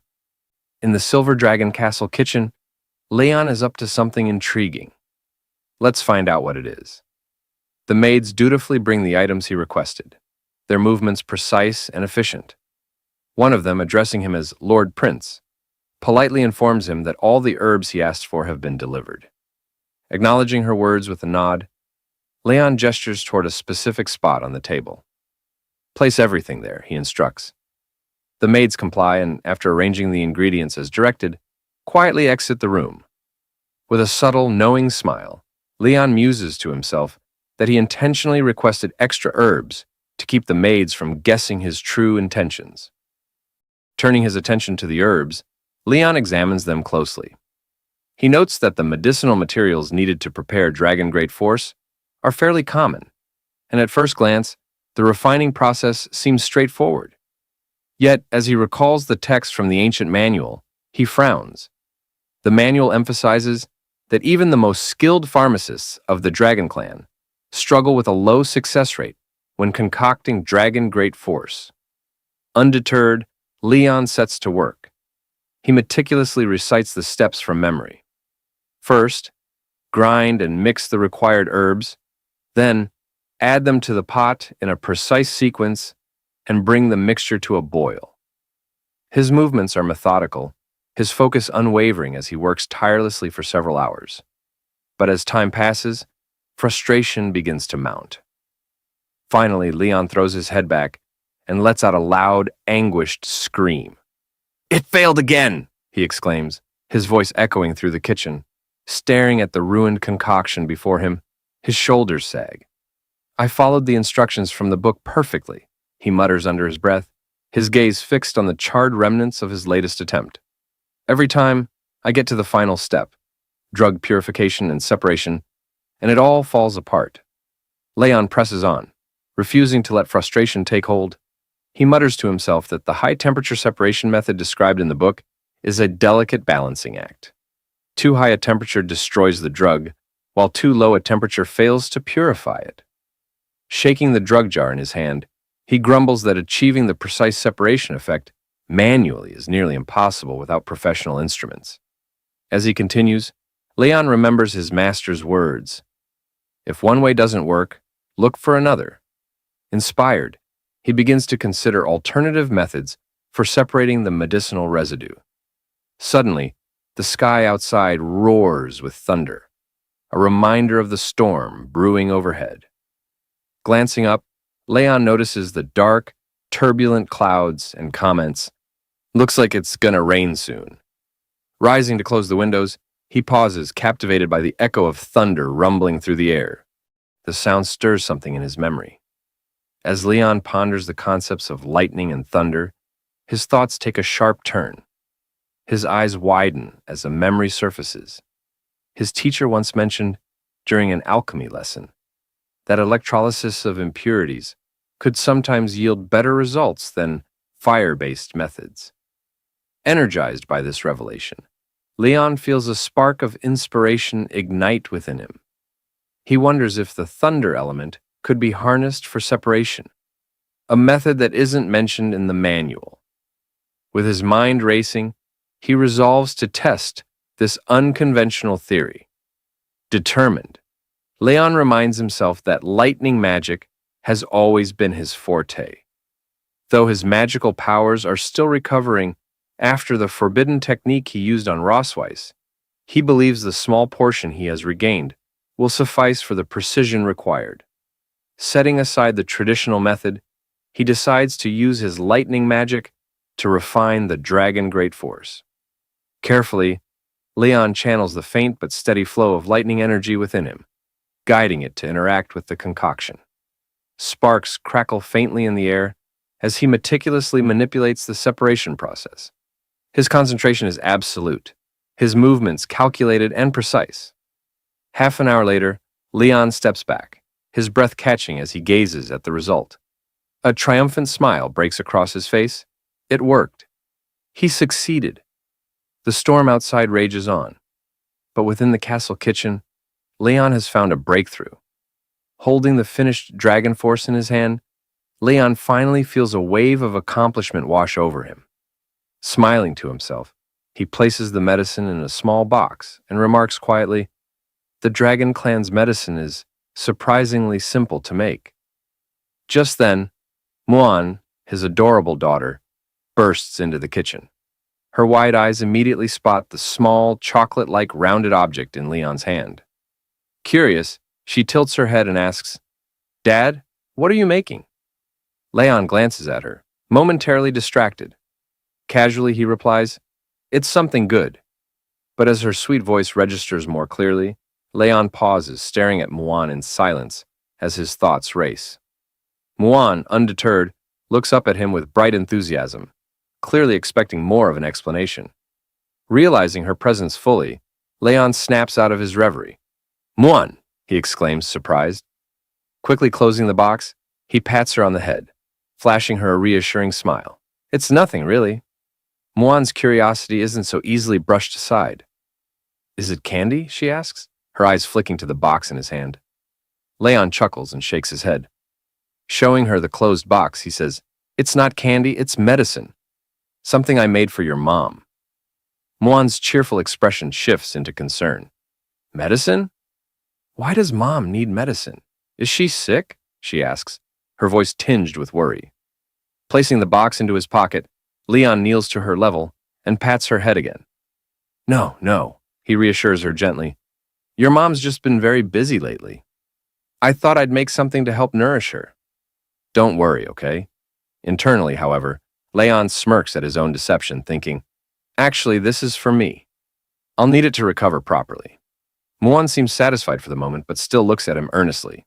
"Dad, you have to take good care of Mom, okay?" Leon smiles warmly at her. "Of course," he replies.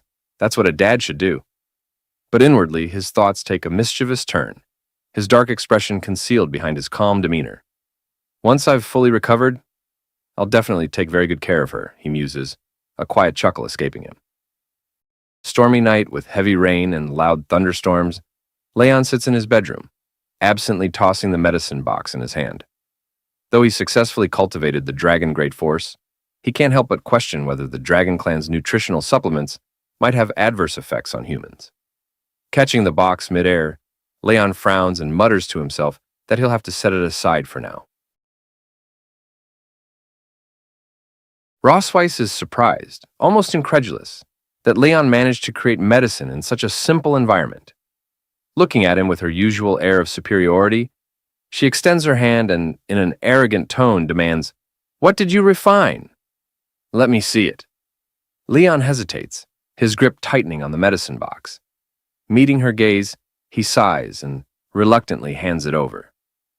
"Even if I refused, you'd just resort to violence and take it anyway," he mutters, a trace of exasperation in his voice. Rossweiss takes the box, examining its contents. A faint smile graces her lips as she looks at the dragon great force. "Impressive," she says. "You've managed to refine such a perfect dragon great force under these conditions." "Truly remarkable, Leon." "What's that saying? The man of letters and the man of arms?" Leon blinks, surprised. Internally, he marvels. She didn't mock me this time? Closing the box with a click, Rossweiss hands it back to him. "You can keep this," she says firmly, "but you can't take it." Leon catches the box, confusion etched across his face. "Why not?" he asks. Rossweiss locks eyes with him, her gaze steady. "As a tonic for the dragon race, the medicine is far too potent for a human body," she explains. Leon frowns, his expression darkening. Is it really that powerful? He asks, skepticism creeping into his voice. Her serious tone doesn't waver. Yes, it is. As a human, you cannot withstand its effects, she reminds him, her voice softening slightly. But Leon's pride flares. Pulling the dragon great force from the box, he smirks arrogantly. I've defeated countless dragon kings without the power of a dragon, he boasts. Why would I fear a single pill? Rossweiss's eyes widen in alarm as Leon forcefully swallows the pill. With a defiant grin, he declares, Courage is the hymn of mankind. Leon, Rossweiss shouts, her voice laced with concern. But the effects of the pill are immediate and devastating. A surge of power floods Leon's body, his senses heightening to dangerous levels. He clenches his chest, agony twisting his features as he collapses to his knees. You reckless idiot, Rossweiss yells, anger and worry blending in her voice. Do you know how rarely I use healing magic? She rushes to him, casting a spell to stabilize him. Let me try to break down the pill's effects, she says urgently. Leon, however, shakes his head, his darkened expression filled with determination. Gritting his teeth, he grabs her hand, stopping her mid-spell. Leon, don't move! Rossweiss pleads, her voice rising in alarm. But it's too late. Thunder and lightning erupt from Leon's body, engulfing him completely. Bearing the searing pain, Leon grits his teeth and manages to speak through the storm of energy. Rossweiss, he growls, his voice steady despite the agony. Look carefully. He meets her gaze, his eyes burning with resolve. This is the courage and determination of mankind. Despite her protests, Leon endures the excruciating effects of the dragon great force alone, his body crackling with raw power. The storm intensifies around him, and Rossweiss can only watch, stunned and helpless, as Leon endures the excruciating power alone. Thunder roars, and lightning dances wildly in the small space, illuminating Leon's figure in bursts of light. His screams echo through the room as the pain reaches its peak. Having pushed Rossweiss away earlier, she is unable to help him now. Shocked, she watches in awe and horror, her mind racing. Then, it dawns on her. Leon is using lightning magic on his own body. Rossweiss stares in disbelief, trying to comprehend what Leon is doing. After what feels like an eternity, Leon finally stops channeling his lightning magic. The raging storm around him begins to subside, and the room grows eerily quiet. His eyes lose focus, and unable to bear the strain any longer, Leon collapses. Leon! Rossweiss cries, rushing to his side. Her voice is filled with genuine worry as she catches him just before he hits the ground. Gently, she lowers him into a sleeping position, brushing stray strands of hair from his face. Looking at his unconscious form, Rossweiss mutters under her breath, You really are a madman. Despite her exasperation, there's a softness in her voice that betrays her concern. Standing, she glances at him once more and says firmly, Wait here. I'll get the court physician. She turns to leave but freezes mid-step as she hears a faint sound behind her. Rossweiss, Leon's hoarse voice calls out weakly. She spins around in shock. Leon's eyes flutter open, his face flushed a deep red, and a strange, dazed expression settles on his features. Just as she's about to ask him how he's feeling, he raises his hand toward her, startling her. Before Rossweiss can react, Leon's hand darts out and grabs her tail. What? She gasps, caught completely off guard. Still holding her tail, Leon smiles. A goofy, childlike grin. Rossweiss stares at him, utterly baffled. How on earth are you even awake? She demands, her voice filled with both confusion and embarrassment. Leon sits up suddenly, his movements clumsy but determined. Blushing furiously, he rubs his cheek against her tail, a soft giggle escaping his lips. My wife. Where are you going? He murmurs, his voice hazy and affectionate. Rossweiss's face turns scarlet. Wife? Who do you think you're calling your wife? She stammers, trying to maintain her composure. She attempts to pull away, but Leon's grip on her tail tightens. Let go of my tail, you idiot, she demands, her voice cracking under the mix of frustration and embarrassment. Leon, however, refuses to comply. His smile widens and he rubs his cheek against her tail again, sighing contentedly. I don't want to, he says softly. I won't let go. I won't let my wife go. Leon happily presses his cheek to Rosweiss's tail, his grip firm and unyielding. Despite her earlier struggles, it becomes clear she can't overpower him in his current state. Rosweiss exhales in frustration and stops resisting, her patience wearing thin. Meanwhile, Leon continues gleefully, singing an improvised wife, wife song as he rubs his cheek against her tail like a delighted child. Rosweiss's face twists into an expression of pure exasperation. She makes a long face, silently admitting her defeat. Turning her gaze away, Rosweiss begins to piece together the situation. The dragon's great force is meant to enhance physical strength and endurance, she thinks. It shouldn't cause unconsciousness, or whatever this ridiculous behavior is. Her mind drifts to Leon's earlier use of lightning magic. She wonders if his manipulation of the lightning element might have interfered with or intensified the effects of the medicine. When she glances back at him, her cheeks flush as she takes in the sight of Leon, humming happily with his face buried in her tail. Idiot, she mutters under her breath, her voice tinged with embarrassment.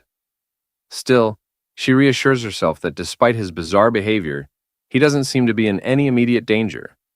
Leon continues his antics, unabated, cheerfully singing his wife, wife song. Rosweiss sighs deeply, realizing there's no reasoning with him in this state. Resigning herself to the situation, she looks down at him and says, "All right, I'm here. What's wrong? Just tell me already." Leon stops singing and looks up at her with a bright, flushed expression. His eyes shine with childlike excitement, and he boldly calls her wife again.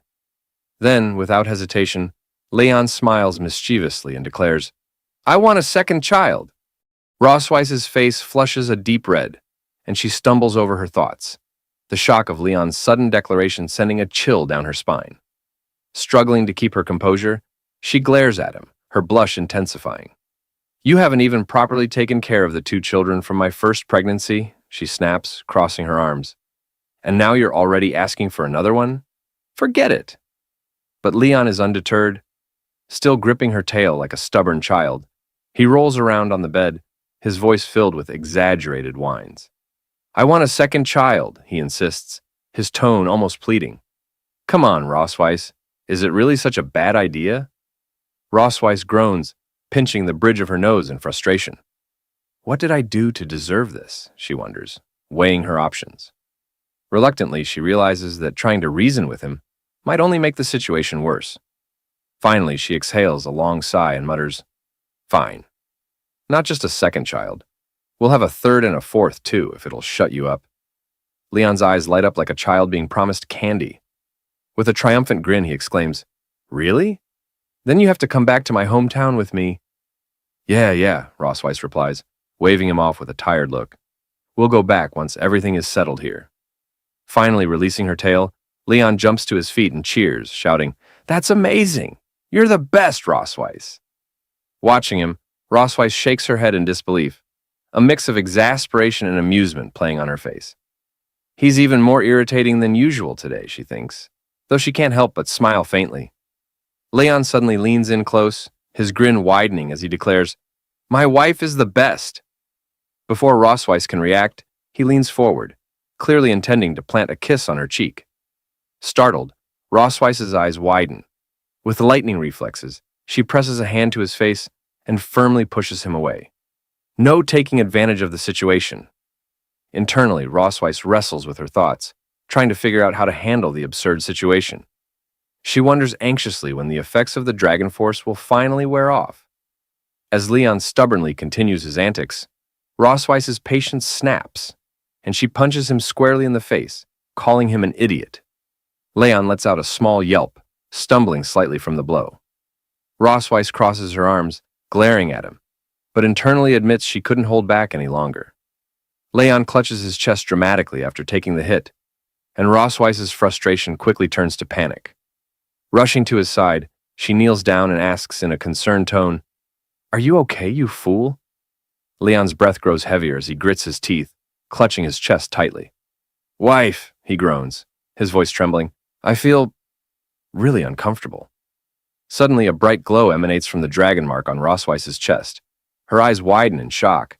"This isn't good," she mutters, her heart racing. Without hesitation, she unbuttons Leon's shirt to examine him. As the fabric parts, the dragon mark on his chest begins to shine with an intense light. Rosweiss furrows her brow, her mind racing. Why is the dragon pattern activating now of all times? She wonders, anxiety creeping into her thoughts. Before she can think further, Leon suddenly grabs her shoulders, startling her. With unexpected strength, he pushes her onto the bed, climbing over her and pinning her hands down. "Leon!" Rosweiss shouts, her voice a mix of anger and alarm. "You bastard, what are you doing?" Leon's breath is labored, his face flushed as if burning with fever. He looks into her eyes, his expression desperate. "Wife," he whispers hoarsely, I feel so hot all over. My chest, it itches." Rosweiss's face flushes crimson at their proximity, her heart pounding as she glares at him. Gritting her teeth, she thinks furiously, the dragon pattern, combined with the lightning element, has heightened his instincts. It's fueling his desire to reproduce. Before she can say or do anything, Leon's gaze shifts. His eyes lock onto her tail, and with a sudden movement, he grabs it.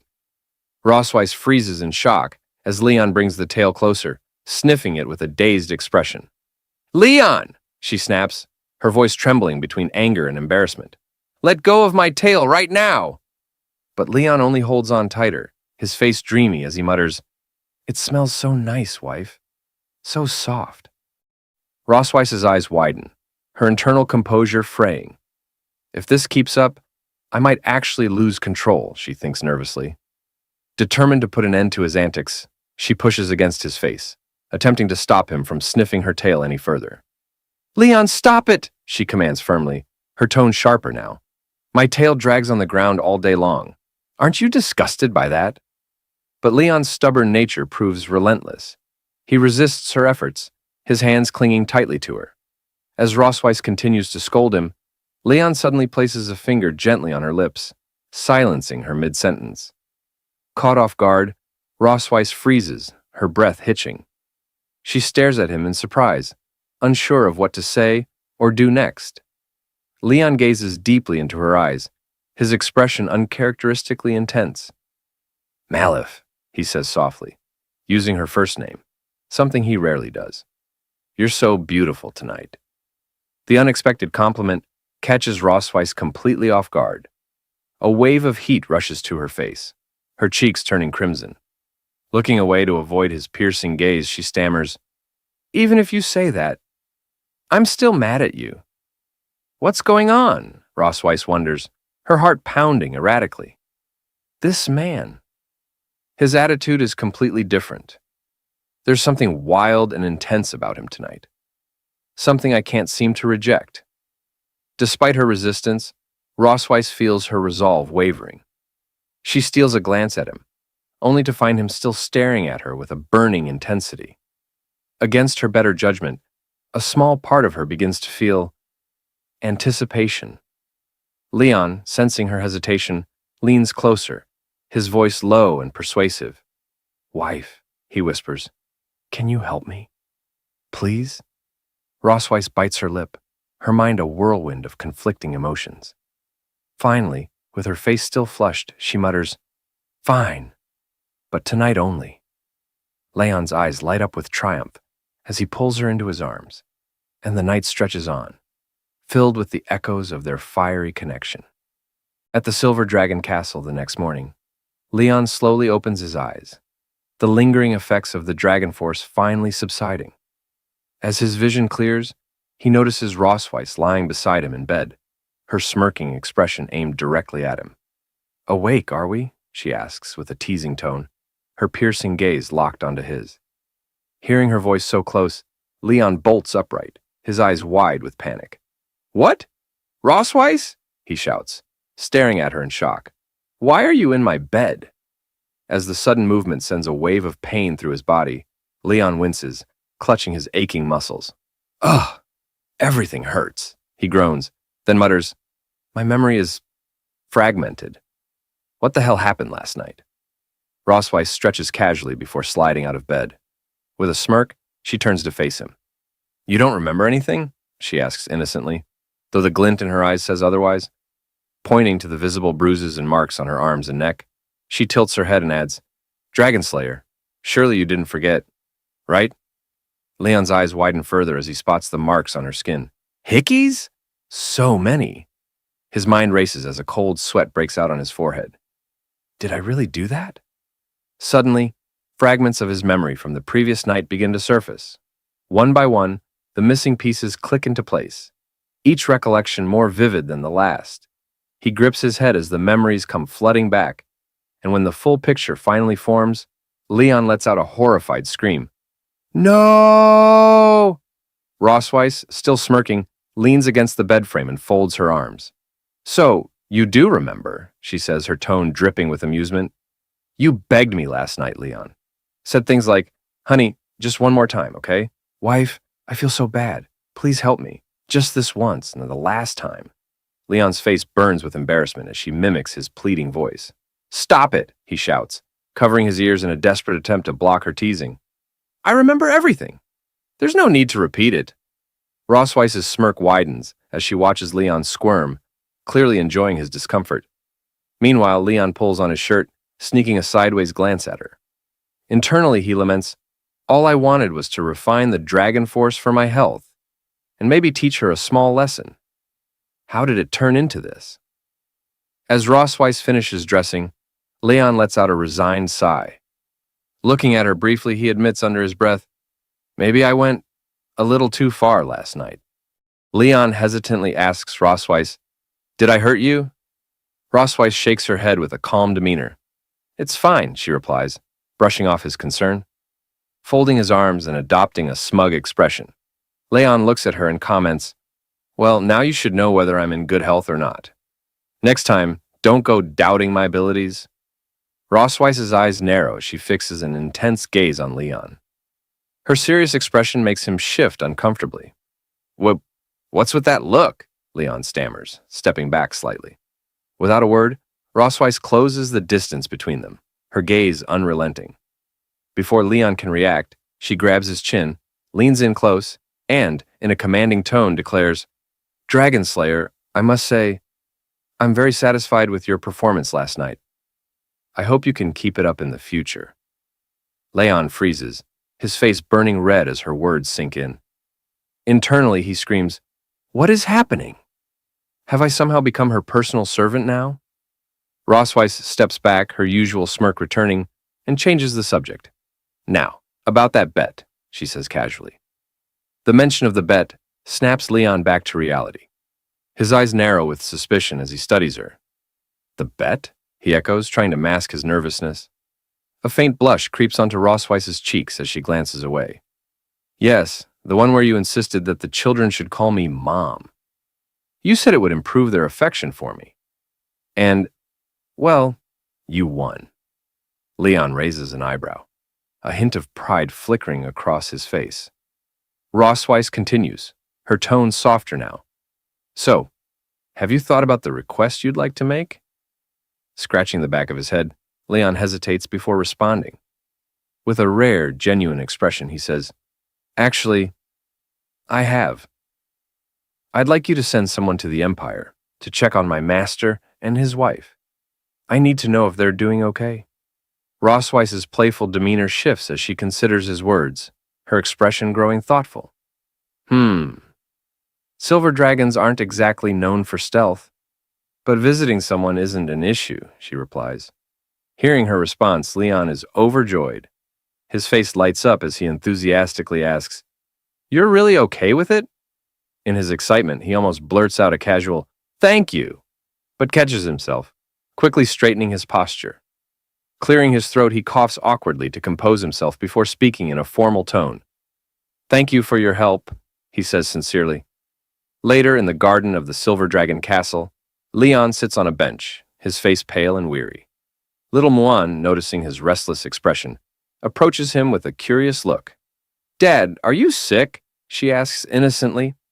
Startled by her sudden question, Leon jumps up nervously. Waving his hands in denial, he says, "What? No, of course not. Why would you say that?" Muan giggles, her laughter light and sweet. "Mom told me," she replies confidently. She said you took medicine yesterday. And she said men can never admit when they're sick. Hearing her words, Leon's expression darkens. Gritting his teeth, he fumes internally. That meddling female dragon. How could she say that to a child? Do I even have any dignity left? Muan tilts her head, looking at him with genuine concern. But you still don't look well, Dad. Is it because the medicine didn't work? Or maybe you didn't take enough of it? Leon sighs, crouching to her level and placing his hands on her small shoulders. Muan, he says gently but firmly, it's rude to ask too many questions. As Leon tries to steer the conversation away, Muan suddenly gasps. Dad, your mouth is bleeding. Clinging to him with wide, teary eyes, she pleads, Dad, I can't live without you. Please don't die. Leon, his heart melting at her words, gives her a warm smile. Patting her head gently, he reassures her. Daddy's really fine, Muan. I promise he's doing just fine. At least that's what he tells himself. As Leon gazes at Muan's bright, innocent face, he can't help but think to himself, as expected, she really is Rossweiss's daughter. There's something about her expressions, her sharp wit, and her cheeky persistence that always remind him of her mother. But in this situation, Leon decides he has to stay one step ahead. No mercy. He kneels down and asks, How about Daddy makes you a new toy today? The word toy immediately lights up Muan's eyes. She jumps up and down with excitement, clapping her hands. Yes, I love toys the most, Daddy. Seeing her joy, Leon can't help but smile. All right then, he says. I'll make you something special. After some thought, he decides to create a Rubik's Cube, a toy he remembers from his own childhood. Sitting down with determination, Leon gets to work. Using his alchemical skills and a bit of mechanical ingenuity, he carefully crafts the cube. Once it's assembled, he takes his time painting each face with bright, vibrant colors. When the paint finally dries, Leon holds up the finished cube, his face glowing with pride. Here you go, Muan, he says, showing it to her. This little toy is called a Rubik's Cube. You can twist it however you like. Want to give it a try? Muan's eyes widen with amazement as she eagerly takes the cube into her hands. Turning it over, she examines it curiously before starting to twist the sides. Her face lights up with delight as she figures out how it works. Leon watches her with a soft smile, feeling a warm sense of satisfaction. Who would have thought those alchemy mechanics lessons would come in handy for babysitting? He muses. Maybe I was born to be a babysitter after all. As this thought amuses him, a sudden flash of unease passes through him. Leon's smile fades and his expression grows serious. He quickly turns, scanning his surroundings with sharp eyes. Noticing his sudden shift, Muan tilts her head curiously. Daddy, what's wrong? She asks, still holding the Rubik's Cube. Leon hesitates for a moment, his eyes lingering on the distance. Then, shaking off the tension, he replies with a calm smile, It's nothing, sweetheart. Just thought I saw something. Leon returns to his thoughts, his brow furrowing in contemplation. Just moments ago, he felt something, a faint but unmistakable sensation of the dragon's gaze. His instincts tell him it's coming from the direction where Noah does her physical training. He wonders if Noah, as stubborn as she is, will ever choose to join them. Deciding to extend a gesture of connection, Leon resolves to make a Rubik's Cube for Noah as well. That night, as Muan sleeps peacefully in her room, the Silver Dragon Castle is enveloped in silence. Meanwhile, Noah quietly opens the door to her own room, stepping inside with her usual composure. Her sharp eyes immediately catch sight of the Rubik's Cube and the note resting on top of it, left behind by Leon. Curious, Noah picks up the note and reads it. In Leon's familiar handwriting, it says, This is a toy for you, Noah. Your task is to figure out how to solve it. Think of it as a little challenge. Scoffing, Noah takes the Rubik's Cube into her hands and mutters, What an idiot. I don't have time for children's toys. Yet, despite her words, she can't resist the urge to twist the sides of the cube experimentally, her fingers moving deftly. As she continues to toy with it, a faint blush creeps onto her cheeks. Holding the cube tightly, she whispers softly, Thank you, Dad. To Noah, the Rubik's Cube isn't just a toy. It's a rare token of her father's affection. something she instinctively treasures. Quietly, she slides it into a small wooden box she keeps hidden beneath her bed, a personal collection she refers to as her treasure box. Unbeknownst to Noah, her younger sister Muan has been watching her secretly from the doorway. With her usual curiosity, Muan thinks to herself, "Sister's been acting a little strange lately, always hiding things in that box under her bed. What could it be?" When Noah steps out of the room later, Muan seizes her chance. "Detective Muan is on the case," she whispers with a mischievous giggle. Crawling under Noah's bed, she carefully retrieves the hidden wooden box. Excitedly, Muan opens the box and examines its contents. Fragments of their father's black and gold armor, the Rubik's Cube, and a nameplate with the engraving Noah K. Melkfei written in Leon's hand. Muan's eyes widen in surprise. "They're all connected to Dad," she says aloud, her face lighting up with understanding. "So, that's why Noah's been so secretive."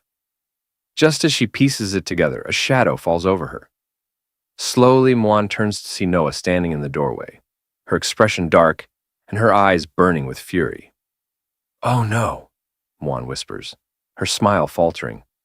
Noah strides into the room with an ominous calm, her voice low and cold. "What do you think you're doing, Detective Muan?" Completely unfazed by her sister's glare, Muan proudly grins and says, "I understand, sister. You really love Dad, don't you?" Noah's face flushes red, her embarrassment quickly turning into cold resolve.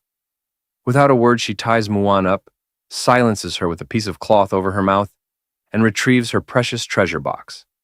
Leaning down to Muan, who struggles fruitlessly, Noah smirks and says, "No peeking, got it?" Meanwhile, at St. Heath Academy, an elite institution among the Dragon Clan, the standards for student admission are famously rigorous. The Academy evaluates not only individual potential, but also the family's harmony and adherence to dragon ideals.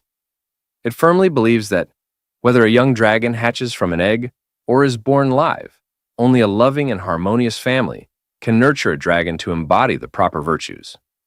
As such, St. Heath Academy only accepts students from such families. To uphold the image of a perfect dragon family, the Silver Dragon Queen Rosweiss devises a plan, a family outing to Sky City, complete with a wholesome family photo. Sky City, a bustling hub in the dragon realm, is alive with parent dragons frolicking with their children. Amid the lively atmosphere, Rosweiss arrives in her magnificent dragon form, her scales gleaming like polished silver as she soars gracefully through the skies. The family follows, awestruck by her commanding presence. Finally, Muan, ever the playful one, slides gleefully down her mother's back. Leon, standing below with his arms extended, calls out, "Slow down, Muan! I'll catch you!" With perfect timing, he grabs her mid-slide, holding her securely in his arms. "Gotcha," he says with a warm smile, lifting Muan effortlessly. As the scene unfolds, Noah watches silently with her signature cool demeanor, arms crossed, observing the family interaction without a word. Rosweiss, having landed gracefully, shifts back into her human form. Muan, full of curiosity, looks up at her father and asks, "Daddy, why didn't you turn into a dragon just now? I really want to see you as a dragon." Leon freezes at the unexpected question. His smile stiffens as he awkwardly laughs, scratching the back of his head. Internally, he's panicking. "Dear daughter, Daddy is great at slaying dragons, but turning into one? You'd better forget about it." Before he can come up with a plausible excuse, Noah fixes her sharp gaze on him and coldly asks, "So, is it that you can't transform? Or you won't?" Leon feels the weight of her words and falters, completely caught off guard. He looks back and forth between Noah and Rosweiss, hoping for a lifeline. The pressure mounts as both daughters await his answer. Sensing his discomfort, Rosweiss steps in with a composed smile and says, "Your father's body hasn't fully recovered yet, so he can't transform into a dragon for the time being. Rosweiss promises the children that Leon will show them when he recovers." Muan, her face full of concern, looks up at her father and says earnestly, "Daddy, you have to get better soon." Leon smiles at her reassuringly, patting her head. I'll do my best, Muan, he says. But inwardly, he thinks to himself, it's impossible. Absolutely impossible. Rosweiss quickly changes the subject, clapping her hands to gather their attention. All right, everyone, let's head into town. We have things to do today. Muan bursts with excitement, dashing ahead down the bustling street. Noah, look! There are so many dragons here, she exclaims, her voice filled with wonder. Noah, ever composed, follows at a steady pace and warns her younger sister, Slow down, Muan. Don't run off too fast. As the two girls move ahead, they catch the attention of the dragon citizens. Many pause to admire the siblings, their gazes filled with curiosity and adoration. Meanwhile, Rosweiss and Leon walk behind them. Leon's expression darkens, and his body begins to tremble ever so slightly. He doesn't say a word, but Rosweiss notices immediately. Is he shaking? Rosweiss wonders, glancing at him from the corner of her eye. She quickly puts two and two together. It must be the first time he's seen so many dragons since waking up from his coma. Leaning closer to him with a sly smirk, she whispers, Are you scared, Leon? Leon, his face still dark, says nothing at first. Then, with a sudden arrogant glint in his eye, he snaps, Who's scared? Me? You must be joking.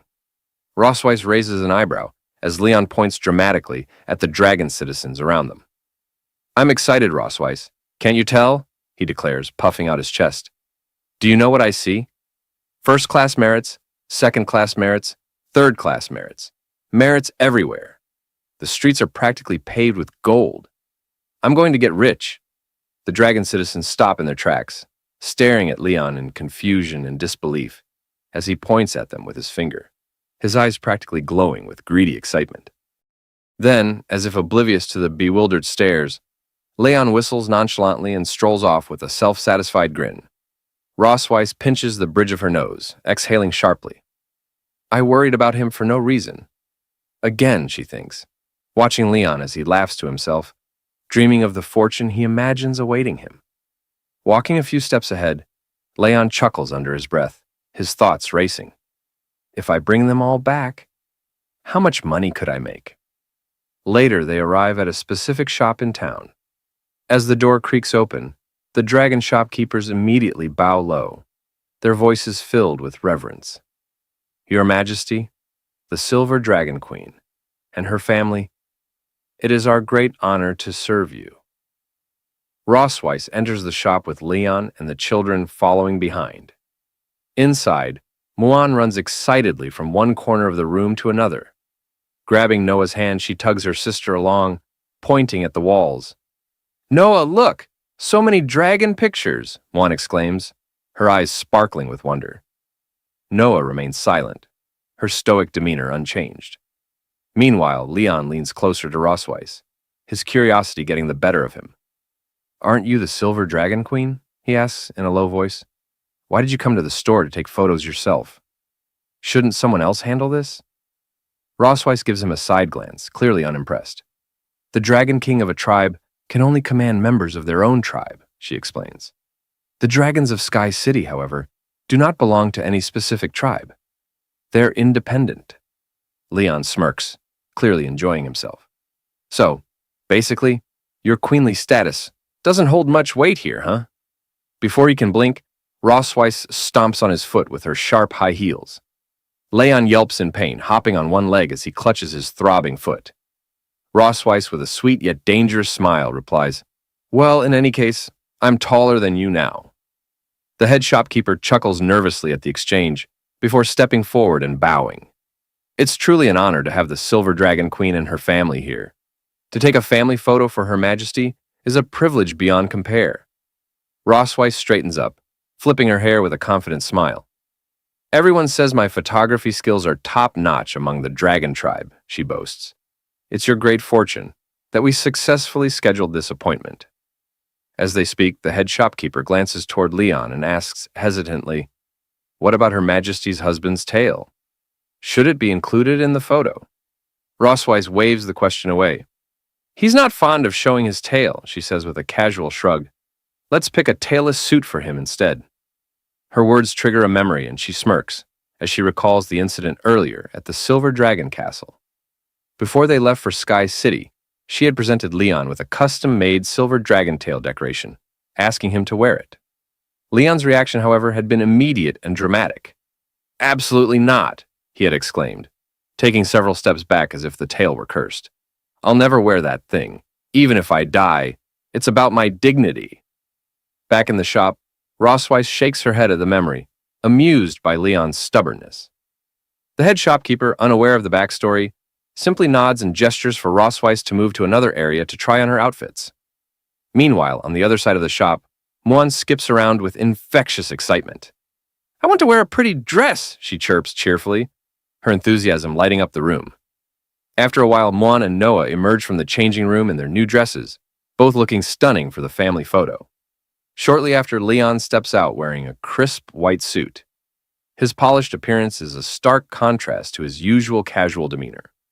Muan, catching sight of her father in the new outfit, gasps in delight. "Dad, you look so handsome!" she exclaims, her voice filled with surprise and admiration. The head shopkeeper nods approvingly, her smile warm. "The suit fits the prince perfectly," she says. "I imagine he must have been quite popular in his youth." Leon raises an eyebrow, clearly pleased by the compliment. "You really think so?" he replies with a smirk. "Honestly, the last time I wore something this formal was at my school graduation ceremony." He then turns his attention to Noah, catching her off guard. "What do you think, Noah?" he asks.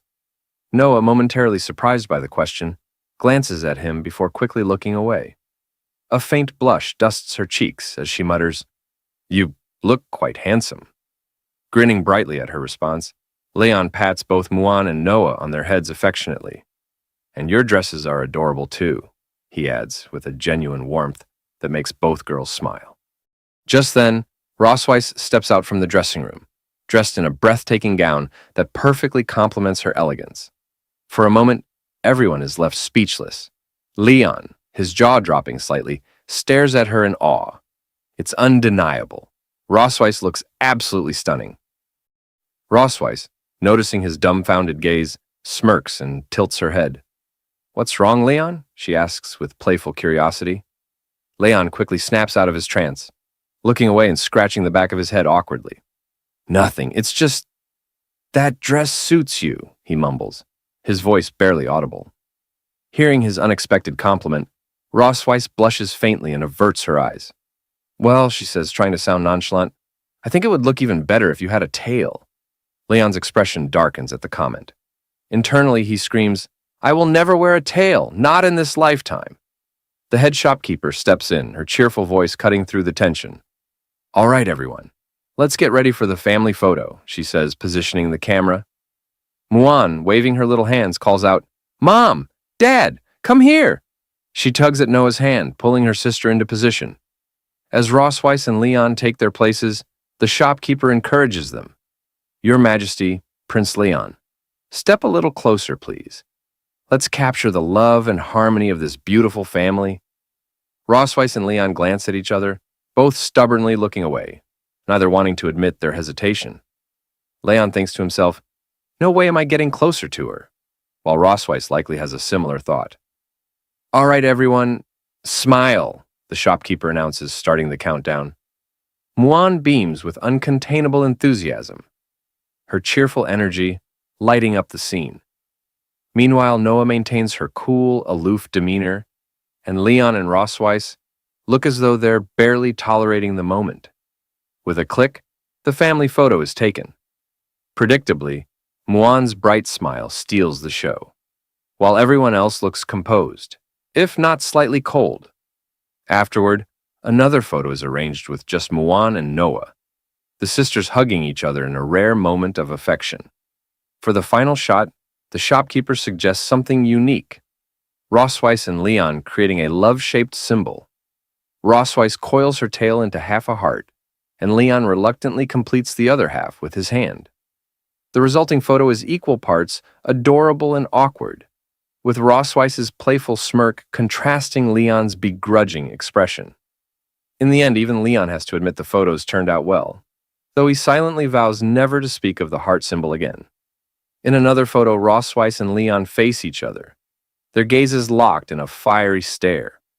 Though their flushed faces betray a hint of embarrassment, the rivalry in their eyes is unmistakable. The head shopkeeper, observing this dynamic, chuckles and comments. "You two really look like a couple." This photo is definitely one for the books, a special edition, if you will.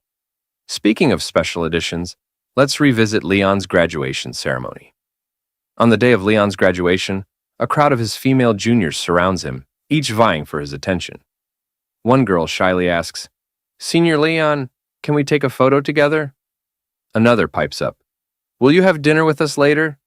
A third girl, handing him a carefully wrapped gift, pleads, "Please accept this, Senior Leon." Leon, caught in the middle of the overwhelming attention, looks flustered and unsure of how to extricate himself. His face twists into a mix of hesitation and mild panic as he struggles to reject their advances without seeming rude. Finally, composing himself, Leon adopts a stern expression and declares, "I'm sorry, but I can't. I have to head back and nail hooves for my master's donkey. Maybe next time." His abrupt excuse leaves the girls stunned, their hopeful expressions quickly turning to disappointment. One by one, they retreat, their hearts visibly breaking as they walk away. Leon sighs in relief, waving them off with a quick, "Goodbye!" His tone is cheerful, but the girls' crushed spirits linger in the air. From a distance, Leon's master watches the entire scene unfold. With a long, exasperated sigh, he mutters to himself, "Did this guy get kicked in the head by a donkey? What is wrong with him?" Now in the Sky City, after taking their photos at the shop, the head shopkeeper informs them it will take about 6 hours for the photos to be developed. During this time, she suggests Her Majesty take a leisurely stroll around the city. As they leave, Muan waves her hand cheerfully to the shopkeeper, while Noah and Leon exchange a glance, silent but telling, as if suspecting something unusual. Without warning, Muan grabs Noah's hand and dashes through the bustling streets, her excitement bubbling over as she urges him to look over there. Leon and Rossweiss follow at a steadier pace, their children's energy impossible to match. As they walk, Leon glances at Rossweiss, a faint smile playing on his lips. "I never thought I'd get the chance to go shopping with you. This feels different," he remarks. Rossweiss responds with her usual calm demeanor, reminding him, "This is just to maintain our family image." Then, softening a little, she adds, "Besides, Noah has been preparing for her entrance exam so seriously. She's worked hard for nearly a month. It's good for her to relax once in a while." As the parents continue their conversation, Muan and Noah stop abruptly at a lively stall featuring a balloon shooting game. Their attention is immediately captured by a cute teddy bear among the prizes. Muan's eyes sparkle like stars, and Noah looks equally enchanted by the fluffy bear. When Leon and Rossweiss catch up, they pause, surprised to find the kids utterly absorbed in the game. Noah steps forward first, picking up the toy gun with an air of determination. She takes aim carefully at a balloon, but the result is less than ideal. She either misses entirely or hits a balloon that stubbornly refuses to pop. Her failure leads to a tense silence, and Noah's face twists into the most adorable pout of frustration. Muan's excitement dims as well, her expression mirroring Noah's disappointment. The shopkeeper, noticing their dejected faces, offers an encouraging smile. "If you try a few more times, I'm sure you'll hit it." At that moment, Leon steps forward, shaking his head with a chuckle. "So, they've got this kind of game here too, huh?" Muan beams at him, calling out enthusiastically, "Dad!" While Noah, still pouting, mutters that she just can't seem to win. Leon laughs awkwardly, his instincts telling him these games are rigged to make winning difficult. Seeing her father as the last hope, Noah shoves the toy gun into his hands with an almost commanding pout. Leon takes it, examining the toy intently, as memories surface of similar games he'd seen in human markets. Rossweiss observes Leon closely and comments, "The bullets of this toy gun are made of magical energy. It requires precise control to handle the magic properly. No wonder it's a bit difficult for Noah." The shopkeeper, sensing an opportunity, turns to Leon and Rossweiss with a sly smile. "Would you two like to give it a try? If you manage to hit all the balloons within 10 shots, you can win the pair of teddy bears your daughters seem to have their eyes on." Internally, the shopkeeper chuckles, Proud of his ploy, he had intentionally let the kids try first to lure their parents into spending more money. Leon glances down at Noah and Muan, his voice gentle as he asks, "Do you two want the teddy bears?" Noah crosses her arms and turns away, huffing indignantly. "I'm not interested," she declares, though her tone betrays her. Beside her, Muan's shoulders droop, her voice soft and wistful. Muan doesn't want them either. The girls' attempts to hide their true feelings don't fool Leon. He sighs inwardly, knowing full well they both want the bears, but are too stubborn to admit it. Turning to Rosweiss with a mischievous grin, Leon points a finger at her and confidently announces to the shopkeeper, "Give me 10 shots!" She'll pay for it. Rosweiss, caught off guard, gasps in surprise. "What? Me?" The shopkeeper, laughing at the unexpected dynamic, rubs his hands together. "That's the spirit." Leon picks up the gun, his expression shifting to one of focus as he aims at the balloons. Memories of his training days at the Dragon Slayer Academy flash through his mind. "It's been a while since I've held a gun," he thinks to himself, the weight of nostalgia settling briefly on him. Meanwhile, Rosweiss begrudgingly hands over the gold to the shopkeeper, who accepts it with a quick and cheerful, "Thanks." Leon lines up his first shot and fires. He fires again. Another miss. Shot after shot. The results are the same. He fails to hit a single balloon. The shopkeeper smirks, satisfaction blooming in his chest. He had tampered with the gun's settings, making it nearly impossible for anyone, regardless of their skill, to succeed. Leon, however, isn't ready to give up. He taps the gun lightly, his brow furrowed in thought. "What's going on?" he murmurs, scanning the weapon for flaws. Sliding his left hand casually into his pocket, he takes a deep breath and aims again. This time, his movements are smooth and calculated. One by one, the balloons burst with each shot. The shopkeeper's smirk vanishes, his jaw drops, and his eyes widen in disbelief as Leon flawlessly hits all 10 targets. Spinning the gun nonchalantly in his hand, Leon shrugs and remarks with a smirk, "Guess I just needed to test the sights first." Didn't expect to hit them all after that. The shopkeeper stands frozen, his mind racing as he silently wonders how anyone could pull off such a feat. Rosweiss, with a soft smile, compliments Leon, saying, "Not bad." Muan, her cheeks slightly flushed with admiration, clutches her teddy bear and exclaims cheerfully, "Dad is amazing." Noah, also blushing faintly in surprise, chimes in, "Dad is so sharp." Pretending to be impressed, the shopkeeper reluctantly hands over the pair of teddy bears, his smile forced as he exclaims, "That's awesome!" While handing over the prizes, he mutters internally, "Just take them and leave already." Leon accepts the teddy bears with a warm smile and thanks the shopkeeper graciously. Then, turning to his daughters, he kneels and hands one bear to Muan and the other to Noah, saying with a gentle tone, "These are for you." Muan, overjoyed, hugs her teddy bear tightly and beams up at him. "Thank you, Dad," she says, her voice brimming with happiness. Noah, holding her bear carefully and inspecting it as though it's a treasure, quietly murmurs, "Thanks, Dad." Rosweiss watches the scene unfold from the side, a hint of surprise in her expression. The rare harmony and affection in the moment catch her off guard. As she observes Leon, a thought crosses her mind. Although this guy is usually a little off-key, every time he gets serious, he has a special charm. Leon, noticing Rosweiss lost in thought, keeps his gaze on her. Something in her expression stirs a decision in his mind. Rosweiss, sensing his eyes on her, glances at him and wonders why he's staring. As his gaze lingers, Leon's lips curl into a faint smile. Without warning, he says, "Oh, I have some thoughts about Rosweiss, too. Let's see where they lead." Later, after some time, Rosweiss and the family continue strolling through the bustling streets. As they walk, a little dragon girl points her finger toward Rosweiss and tugs at her mother's sleeve, saying, "I want that too." The little dragon girl's mother, startled by the comment, looks at Rosweiss with a hint of surprise, but says nothing, choosing to remain silent. Meanwhile, Leon recalls a plan he had been mulling over. He had decided earlier to get his big baby girl a teddy bear as well. True to his thoughts, Leon manages to procure a large teddy bear, and hands it to Rosweiss. Rosweiss, now holding the oversized teddy bear, walks alongside the family in silence, her expression calm and unreadable.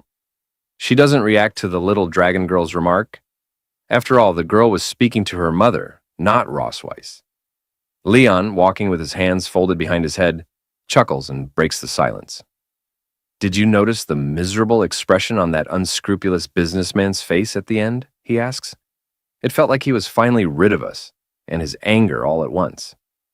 He recalls the moment vividly, how, after showing the shopkeeper the money and demanding another shot, the man's face turned pale, his jaw dropping in disbelief as he began to fear Leon's inevitable victory. Rosweiss, her voice cool and detached, responds, "If it had been me, I'd have simply advised you not to waste your time on such a childish game." Leon glances at her, grinning. "Come on," he says.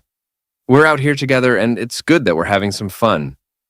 Turning his gaze toward her, he tilts his head slightly and asks, "Unless you didn't enjoy it?" Rosweiss, with a straight face, replies curtly, "I didn't say that." Leon, pointing a finger at her, declares confidently, "Now that you're here, I can't let you go back empty-handed." Rosweiss, holding onto the large teddy bear, blushes faintly as a thought crosses her mind. Bears are just unpalatable food, not even good enough to fill one's stomach. But when they're made into toys, they're surprisingly cute. Without waiting for Leon's response, she quickly strides past him, her cheeks still flushed. With a playful pout, she tosses over her shoulder, "Come find me after dinner tonight." Leon freezes mid-step, her words catching him off guard. He stares after her, wide-eyed, as a wave of surprise washes over him. A moment later, he's left standing in the middle of the street, utterly stunned, a metaphorical question mark hovering over his head. Later that evening, in the Silver Dragon Castle, Leon recalls Rosweiss's cryptic invitation as he walks down a dimly lit corridor after dinner. Her words replay in his mind, "Come find me after dinner." "It's late at night, and I'm heading to her room alone," Leon mutters to himself, a mix of anticipation and apprehension tightening his chest. "If I go, I'll feel awkward the entire night. If I don't go, I'll be restless for a week." Clenching his fists in frustration, Leon makes up his mind. "Fine, I'll go see her. Whatever happens, happens." He storms down the hall, his footsteps echoing in determination. When Leon reaches Rosweiss's door, he stops and takes a deep breath, readying himself to knock. But before his knuckles meet the wood, he notices the door is slightly ajar. Curious, he pushes it open and steps inside, his gaze sweeping across the room in search of her. The sound of running water reaches his ears, and realization dawns on him. She's still in the shower. Leon's eyes wander toward the bathroom, where the faint outline of Rosweiss is visible through the glass shower door. He frowns, noting the transparency. What kind of poor quality glass is this? He thinks, averting his gaze in embarrassment. As the moments tick by, Leon's mind races. Shocked and uneasy, he begins to wonder, do I really have to deal with this tonight? Snapping back to reality, Leon shakes his head, trying to steady his thoughts. Slowly, he peeks toward the shower, his eyes widening momentarily. Whether he actually peeked or not remains uncertain. The image is fleeting and unclear, making it hard to say for sure. Rosweiss, now in her pajamas and still under the lingering mist of hot water, looks stunning. Her long silver hair clings to her damp skin and droplets of water glisten faintly on her face and body. As she notices Leon, her calm voice cuts through the steam. "You're here. Let's get started." Leon's heart skips a beat at the sight. It's only natural. Anyone would be captivated by such beauty. With a flicker of nervousness on his face, he thinks to himself, am I about to be squeezed dry again? For now, the story leaves the romance lingering tantalizingly on the edge. There's a special extra edition. 6 hours later, the photos are finally ready. Muan and Noah eagerly look through the pictures of their parents, Leon and Rosweiss. Muan, her eyes sparkling with excitement, exclaims, "Mom and Dad look like such a perfect match." Noah, however, remains quiet as she gazes at the photos, her expression unreadable. Leon, flipping through the pictures, suddenly notices something unusual. "Hey, There's a card attached to this photo, he says, holding it up. Hearing this, Rosweiss, her curiosity piqued, steps closer. Show it to me, she insists. Leon turns the photo around, revealing a handwritten note from the head shopkeeper. Together, he and Rosweiss read the words aloud. May the silver light always shine in the eyes of the one they love. Their faces flush instantly, bright red with embarrassment. Both speak at once in protest. Who's in love with whom? Leon sputters. Who's in love with her? Rosweiss snaps back. Who's in love with him? Still flustered, Rosweiss hides her face for a moment before adding in a small, indignant voice, There must be some mistake. Fix this photo for me. Leon, nodding quickly, agrees. Yeah, it must have been written wrong. Seeing Rosweiss like this, Leon's heart skips a beat. It's impossible to blame him. Anyone would be awestruck by such beauty. He swallows hard, his mind racing. With a flicker of nervousness, he thinks to himself, Am I about to be squeezed dry again? Rosweiss steps out of the shower room and, without missing a beat, asks, Where would you like to do it? The living room or the balcony? Leon freezes, her words catching him completely off guard. His face turns bright red as panic sets in. Stammering slightly, he nervously replies, The balcony? That's not good, right? I mean, people might see us. That would be embarrassing. Rosweiss, casually glancing into the mirror and adjusting her damp hair, responds with an air of indifference. The living room is fine then, it makes no difference to me. Leon exhales deeply, feeling trapped by the situation. Finally, with a dramatic sigh, he clenches his fists and yells, Fine. Come on, do it. He lies back on the sofa, his teeth gritted and eyes tightly shut, bracing himself for whatever's about to happen. Rosweiss, noticing his odd behavior, raises an eyebrow.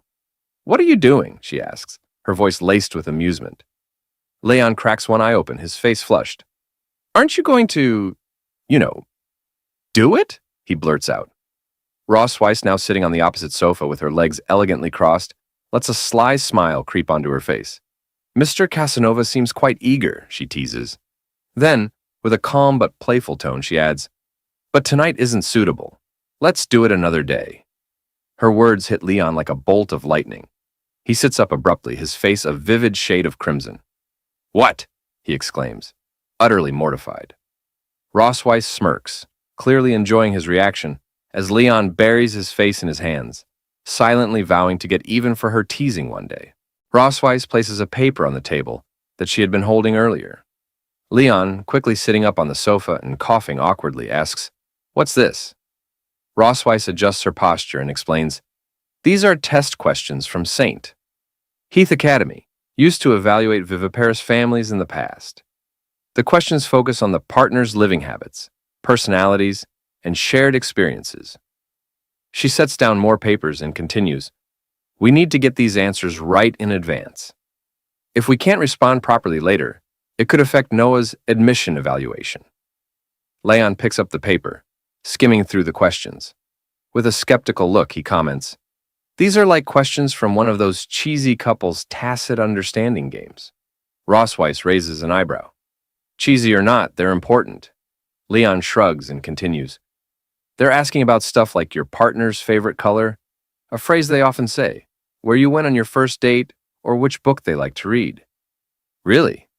Looking up from the paper, he calls out, All right then, Rosweiss. What's your favorite color? Black, she replies with a calm expression, then asks, What about you? Silver, Leon answers without hesitation. Their eyes lock for a moment, an unspoken realization hanging between them. The intensity of their gaze grows, and suddenly both of them become self-conscious. Their faces flush red as they quickly turn away, awkwardly brushing off the moment. It's just a coincidence, Rosweiss mutters, glancing to the side. Yeah, just a coincidence, Leon agrees, scratching the back of his head and looking in the opposite direction. Snapping back to the task at hand, Rosweiss clears her throat. In any case, we need to test how well we know each other. Fine by me, Leon replies, grabbing a pen. The two begin filling in the answers, their focus shifting entirely to the task. A short while later, Leon leans back and declares, I'm done. Rosweiss finishes moments after and nods. Let's check the scores. They swap papers to review each other's answers. When the tally's complete, Rossweiss scores 45 points, while Leon scores 58. Leon smirks, leaning back smugly. Looks like I scored higher than you. Seems like I know the queen better than she knows me. Rossweiss narrows her eyes at him, hiding her slight embarrassment. Don't get too full of yourself. Next time, I'll do better. Leon chuckles, savoring his small victory, as Rossweiss silently vows to outscore him in their next test. Hearing Leon's words, Rossweiss becomes visibly irritated, her cheeks puffing out as she makes a cute, pouting face. Glancing at her score, she feels a mix of frustration and surprise. I didn't expect him to notice even my small habits, she thinks. The way I sit or how I position my tail to feel most comfortable. He must be more observant than I thought. One question catches her attention. Has your partner ever been particularly disappointed with you about something? Leon had marked yes. However, Rossweiss herself answered no. Looking at his response, she sighs inwardly. The truth is, the only mistakes he's ever made are in guessing my thoughts. Folding her arms and closing her eyes briefly, Rossweiss reflects, I've always kept things to myself, never sharing openly with others. It's no wonder he guessed wrong. Her gaze shifts back to Leon, who is completely engrossed in reviewing the question paper, his brows furrowed in concentration. Watching him, a soft thought crosses her mind. Maybe, if it's him, I could rely on him. I could open up to him someday. Leon suddenly notices her staring. Her eyes haven't left him, their gaze steady, intense, and somehow adorable. For a moment, he wonders, is she mad about the score? The thought makes him chuckle inwardly. Still holding a grudge over the score, huh? He teases lightly, placing a hand on her shoulder. Rossweiss blinks, startled, as if snapped out of a trance. Her eyes dart to his hand, then back to his face. Smiling warmly, Leon says, Hey, it's no big deal. We haven't spent that much time together yet. It's only natural that you wouldn't score high this time. Give it a little more time, and you'll know me better than I know myself. His words are lighthearted, but the sincerity in his voice catches her off guard. Rossweiss feels her heart skip a beat, then begin pounding so hard she's certain it's audible. She clutches the question paper, trying to steady herself as an unfamiliar warmth spreads through her chest. What's wrong with me, she wonders, her face flushing as she struggles to meet his eyes. Embarrassed, she quickly slams the question paper into Leon's face and, blushing fiercely, demands that he stop talking nonsense and write down his correct answers. Leon, still staring at her, asks with a teasing smile if she really got this question wrong. He points out that she had previously said she'd never been disappointed in him. Rossweiss, flustered, denies it, but then adds, If I must point out something, it would be the lack of dragon great forces last time. Leon smirks and teases, From now on, I'll make dragon great force pills my meals. Don't regret it later. With a sly smile, Rossweiss replies, I'm looking forward to it. The scene shifts to the night before the entrance exam.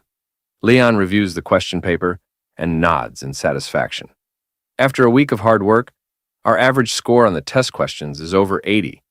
If we perform normally, there shouldn't be any problem with the family assessment. Rossweiss, utterly exhausted, collapses onto the bed without responding. Leon, getting up to leave, says, If there's nothing else, I'll head back first. Still, Rossweiss remains silent. As Leon reaches the door, she suddenly grabs his shirt sleeve, stopping him. Wait, she says softly, her tone catching his attention. Leon turns with a questioning look, and Rossweiss points toward the shower room. There's a bathtub in my bathroom. Go take a bath and then come back. Leon, stunned, blinks in surprise. What do you mean by telling me to take a shower in your room? Rossweiss, without hesitation, starts pushing him toward the shower room. Just go and wash when I tell you to. Hurry up. Rossweiss, Leon protests, calling her name as she continues to push him. But she doesn't listen. After pushing Leon into the shower room, Rossweiss quickly closes the door. Leon, looking toward the door and taking off his shirt, wonders why she wants him to take a shower in her bathroom for no reason. He questions if she's planning something bad. Leon, sighing, reasons that she's probably just been very nervous these days because of the entrance exam. So, it should be fine. Deciding to stop worrying, Leon steps into the bathtub and resolves to enjoy it regardless of the reason. Immersed in the hot water, Leon relaxes and says to himself that it feels so good. As Leon is enjoying the bath, Rossweiss slowly opens the bathroom door, wrapped in a towel.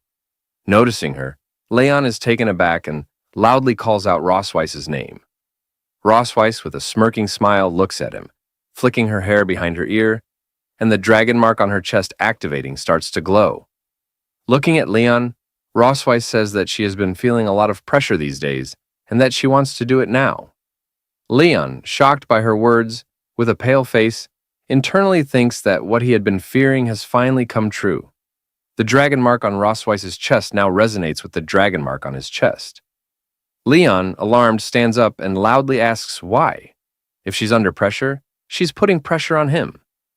Rossweiss, smiling and winking at him, says that by transferring the pressure to him, she can feel relieved and asks if she isn't right. Rossweiss removes the towel wrapped around her and, standing in front of him naked, asks if he didn't come here with this mentality a few days ago.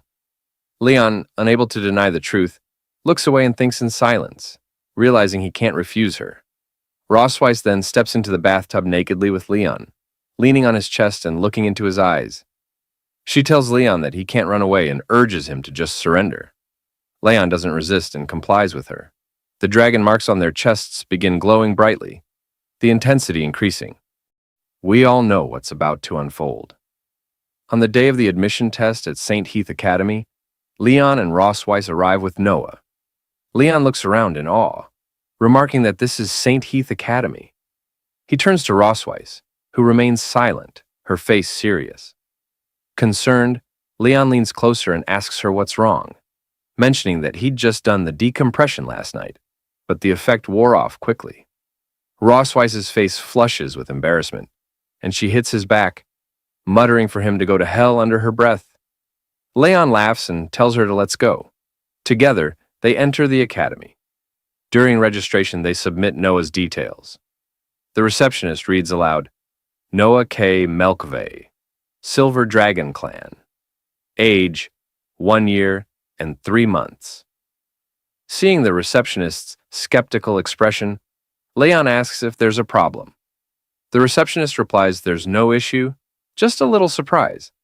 She explains that while the academy's minimum age for young dragons to enroll is 1 year, most of the young dragons are around 4 to 6 years old.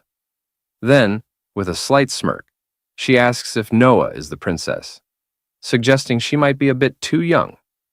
Rossweiss, her face serious, responds that Noah is very smart and that her age is no issue.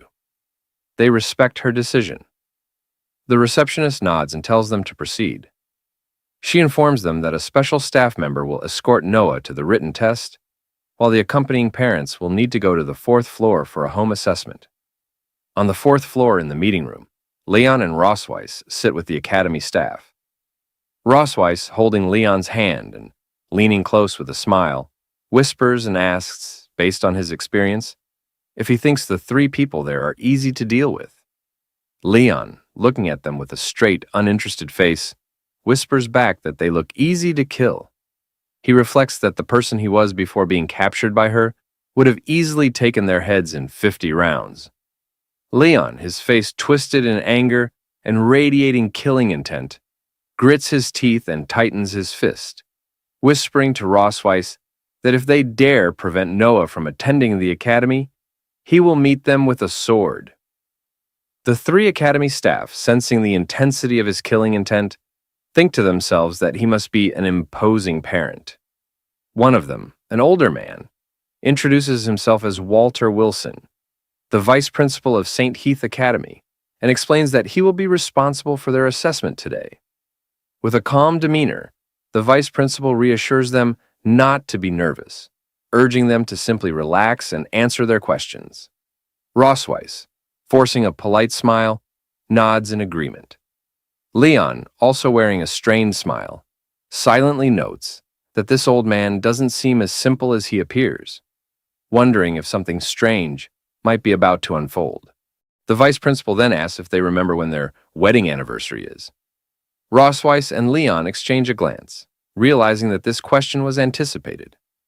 Back in the Silver Dragon Castle bedroom, Rosweiss had once told Leon that if anyone ever asked about their wedding anniversary, they needed to have a prepared response. After all, they hadn't officially married yet, and she had become pregnant before they could tie the knot. Leon, recalling her suggestion, thinks for a moment and says that if he had to choose a day that left a deep impression on him, it would be that day. Rosweiss, understanding his train of thought, completes his statement by saying it was the year 1733 of the creation calendar. Back in the interview, both Rosweiss and Leon confidently state that it was May 25th. Leon, however, silently reflects that this was the day he and Rosweiss had bonded in the dungeon. The vice principal, glancing at the submitted papers with a hint of suspicion, remarks that their child is already over 1 year old, despite being married for less than 2 years. He notes that this progress seems much faster than that of ordinary families.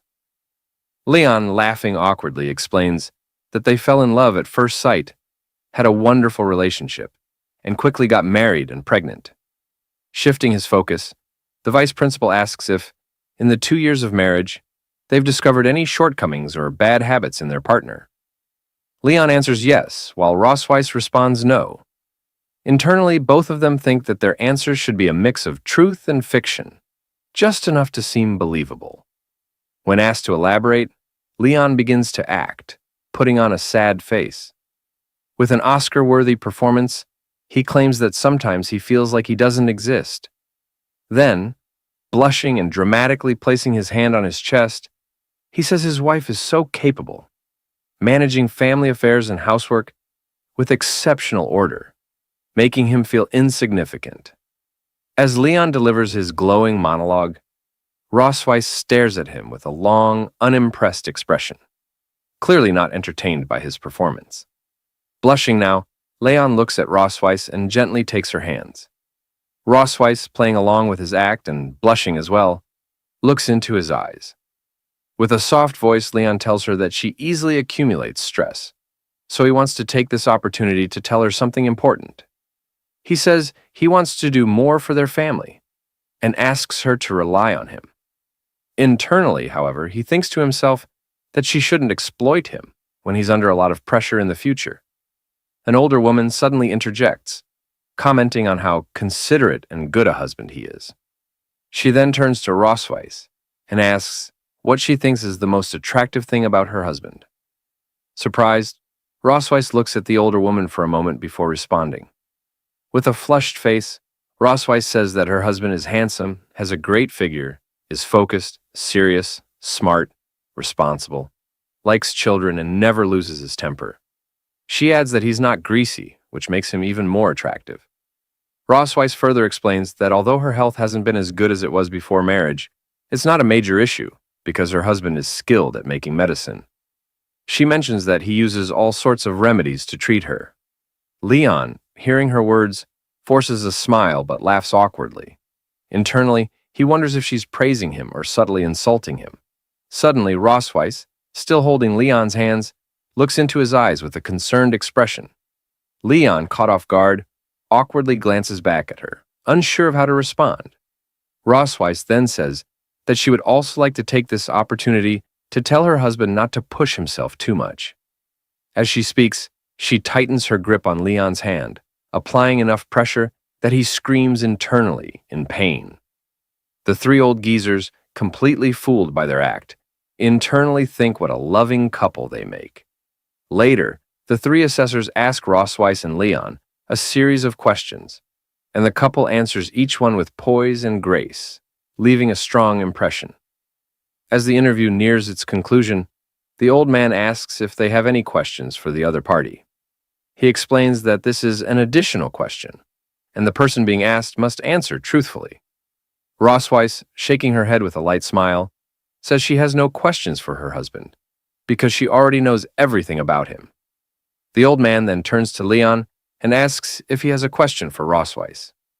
Leon, appearing deep in thought, pauses for a moment.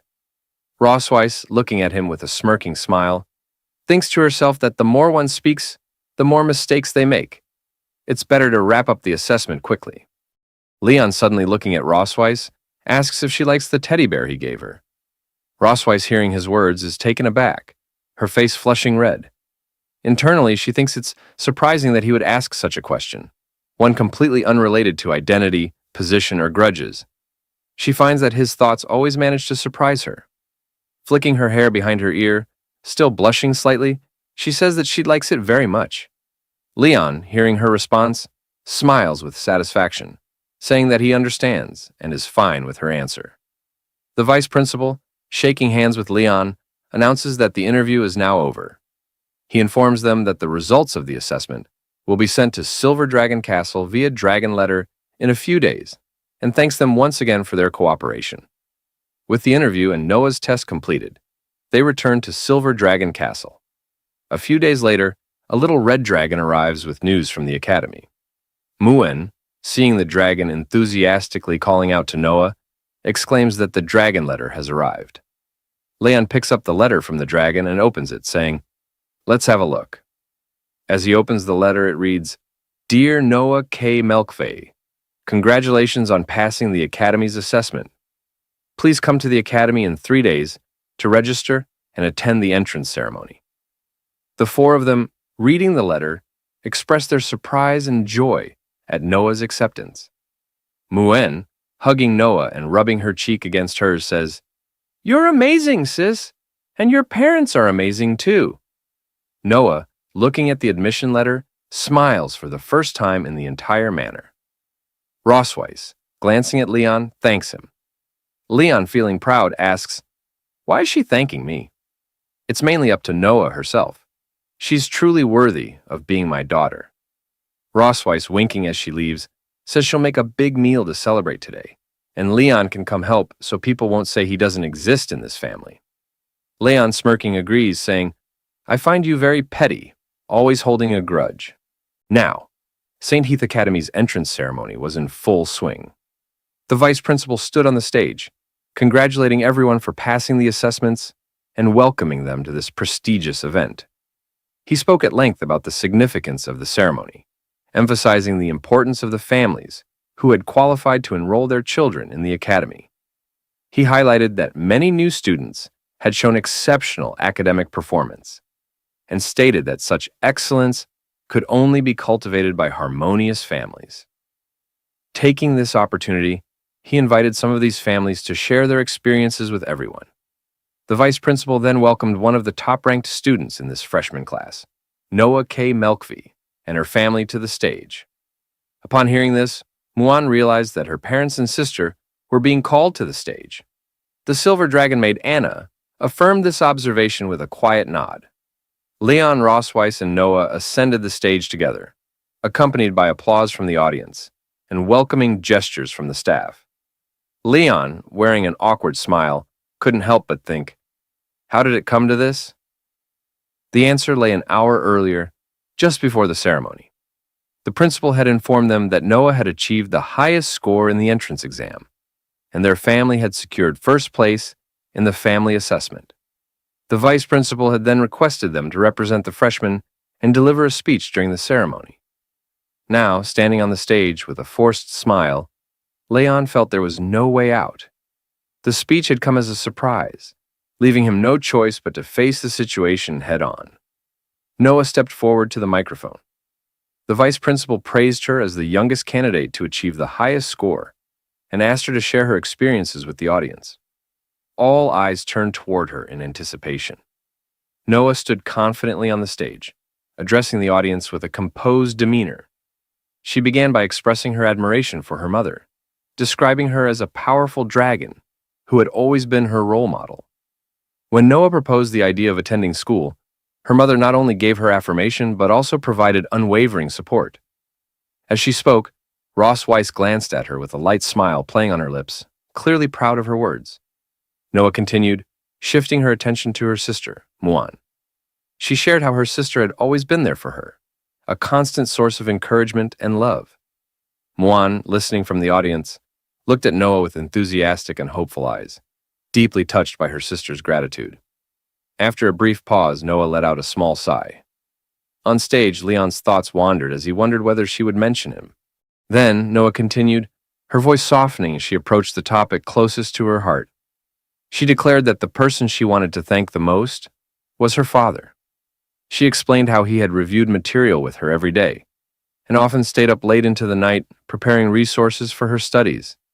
It was his dedication and effort that enabled her to stand where she was today. Hearing these heartfelt words, Leon was overwhelmed with emotion. Tears of joy welled up in his eyes as he softly called out Noah's name. Touched beyond words, Noah concluded her speech with a polite thanks to the audience before stepping back from the microphone. The vice principal, visibly moved by her words, remarked that Leon must truly be an exceptional father for his daughter to hold him in such high regard. Seizing the moment, he suggested that Leon give Noah a kiss to show his fatherly love. The suggestion left Leon momentarily stunned. His thoughts raced as he looked at the vice principal, wondering what could possibly have prompted such an idea. A sense of dread crept in as he considered the potential chaos that could unfold if he followed through. His gaze shifted to Noah, recalling how just a month ago she hadn't even allowed him to touch her without complaint. The idea of her permitting a public kiss seemed far-fetched. Leaning slightly toward her, he whispered that they could settle for a simple hug instead. Noah, however, looked away, a faint blush creeping onto her cheeks. Her voice was barely audible but firm as she told him to hurry up, finish the kiss, and put an end to the socially excruciating ordeal. Leon stared at her, stunned by her sudden change of tone. Her unexpected compliance left him at a loss for words, and he found himself softly uttering her name in disbelief as the moment unfolded. Hearing Noah's words, Leon decided to act with heartfelt resolve. Gently, he leaned forward and planted a fatherly kiss on her forehead. The gesture was simple yet profound, reflecting his deep affection and pride for his daughter. Muan, watching from the audience, couldn't contain her excitement. She jumped eagerly, declaring her desire to kiss her sister as well. However, Anna, ever vigilant, intervened, reminding Muan that, as a royal, she couldn't disrupt the ceremony by rushing onto the stage. Muan reluctantly settled back, casting a longing glance at Noah. Meanwhile, Ross Weiss exhaled in relief, thankful that the spotlight hadn't turned to her. Noah's face turned a deep shade of red at the unexpected display of affection. Leon noticed her reaction and offered her a soft smile, his expression radiating warmth. The vice principal, visibly moved by the scene, remarked on the strength of their family bond.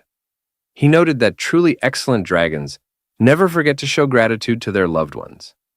The Melkvi family, he added, exemplified what a real family should be like. However, what came next left everyone stunned. The vice principal, with an air of cheerful oblivion, dropped an unexpected remark, revealing that he had kissed his own daughter in similar moments of pride. Then, as though inspired by his own example, he turned to Leon and suggested that, as a model of a loving couple, Leon should not forget his wife. Leon and Rossweiss were both taken aback, their expressions frozen in shock. Leon's teeth clenched, and his fists tightened as he stared at the vice principal, his anger barely contained. Rossweiss, on the other hand, seemed overwhelmed. Her face paled momentarily before she instinctively withdrew, unable to find the words to respond. Leon's thoughts surged with frustration. This old dragon is getting far too ahead of himself. I should have dealt with him during the assessment. Yet, as his gaze shifted to Noah, his resolve softened. This is her moment, her most important entrance ceremony. No matter how infuriating the situation, I won't let it overshadow her achievement. Steeling himself, Leon addressed Rossweiss with an air of mock enthusiasm. My dear wife, he said, his voice deliberately loud enough for all to hear, come now, aren't we the happiest and most harmonious family? Surely we must show everyone that we are. Rossweiss, caught off guard by his sudden declaration, flushed deeply. Her usual composure faltered as she glanced at him, her embarrassment unmistakable. The audience watched with amusement, the tension on stage blending into an unexpected display of familial affection. Rossweiss, her face flushed crimson, whispered softly, asking if Leon truly intended to kiss her in front of hundreds of dragons. Leon, maintaining his calm demeanor, assured her that there was no way he would go that far, not with Noah and Muan watching. He urged her to cooperate with him in this delicate moment. With a deep blush coloring her face, Rossweiss muttered that the whole situation was unbearably embarrassing. Leon, determined to move forward, closed the distance between them, gently wrapping his arms around her. His movements were slow and deliberate as he leaned in, his thoughts wandering. Though they had shared a bed and held hands many times before, they had never kissed, except for that one brief moment 2 years ago. Rossweiss, her heart racing, could only wonder why Leon appeared so calm, as though the weight of the moment didn't affect him at all. She told herself not to mind it and, accepting her fate, closed her eyes, bracing for the kiss she expected on her lips. But as she waited, Leon's lips never found hers. Instead, he kissed her gently on the cheek. Rossweiss's eyes opened in confusion, her expression a mixture of surprise and curiosity. She touched her cheek, still warm from the kiss, unable to hide the blush spreading across her face. Leon, with a respectful bow to the audience, declared that this was all he could do for them.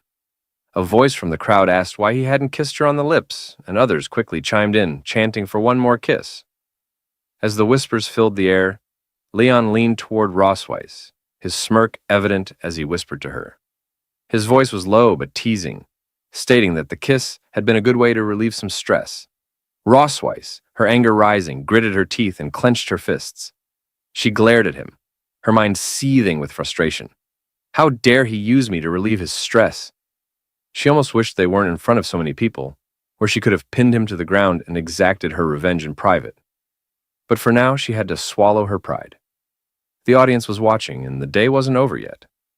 There would be other opportunities and perhaps some form of payback when they returned to the Silver Dragon Castle. She just had to wait and see if she could hold her composure long enough. The vice principal, grateful for the laughter and joy the Melkvi family had brought to the ceremony, thanked them warmly. He then invited Leon's family to step down from the stage to take a rest. Rossweiss, Leon, and Noah descended the steps together, their presence still lingering in the air as the vice principal continued with the remaining parts of the ceremony.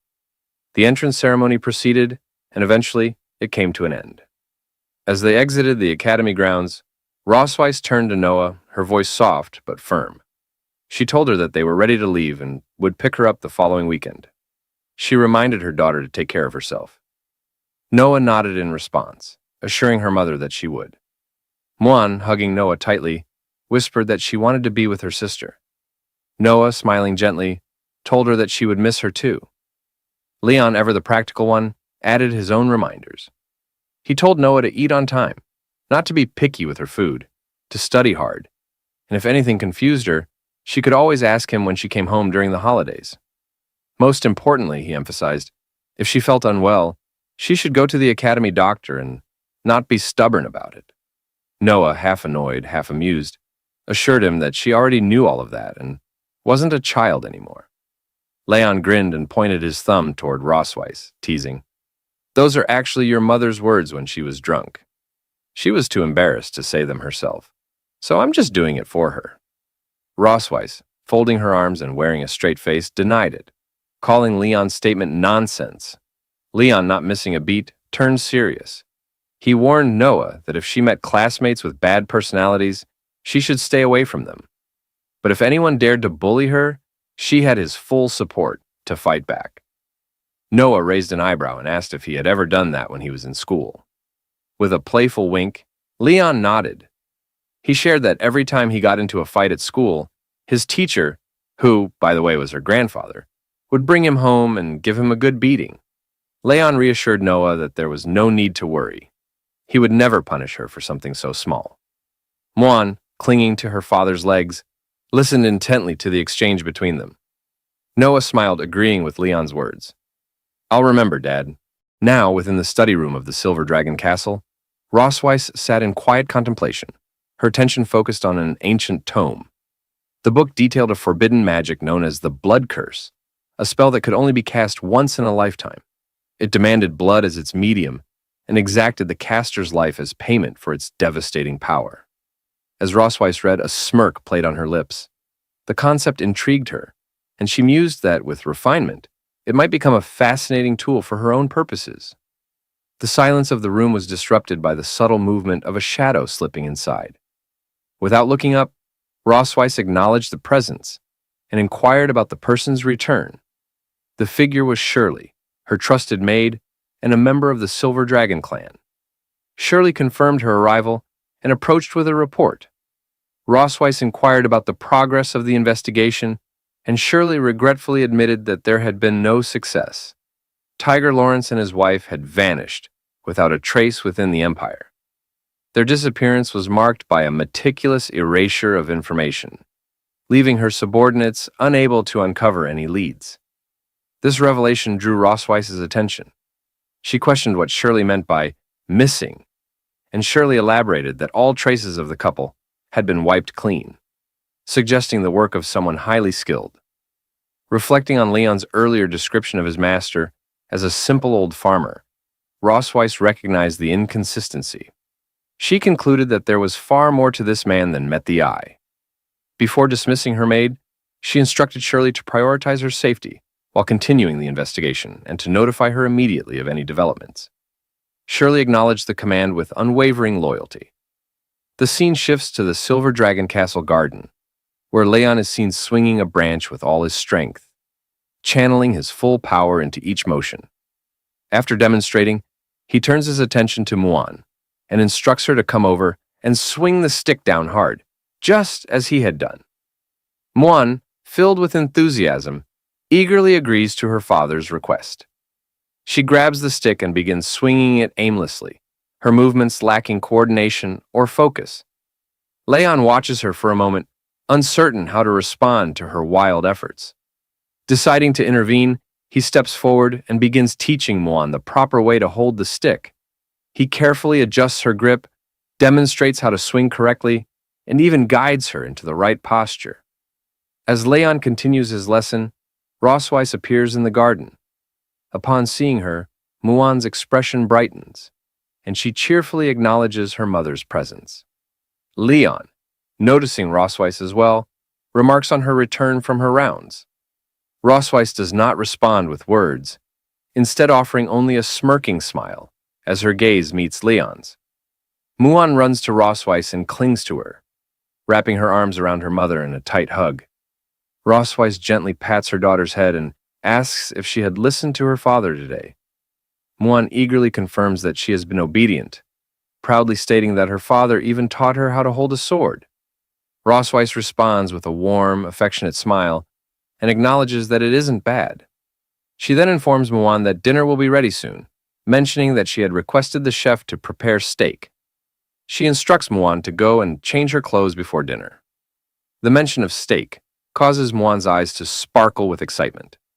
She exclaims her love for steak and skips away joyfully, singing a song about steak as she leaves. Anna, who had been nearby, follows her little highness and guides her toward the castle. Leon and Rosweiss stand together, watching Muan until she disappears from view.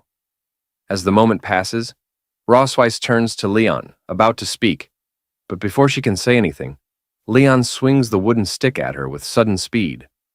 The motion takes Rosweiss completely by surprise. She's caught off guard, freezing as the stick comes to an abrupt halt just near her throat. Rosweiss, with a cold expression and a smirking smile, questions Leon's intentions, asking if he has finally decided to attack her. She states that, in the Silver Dragon Castle, pointing a weapon at her is an act of treason, punishable by death.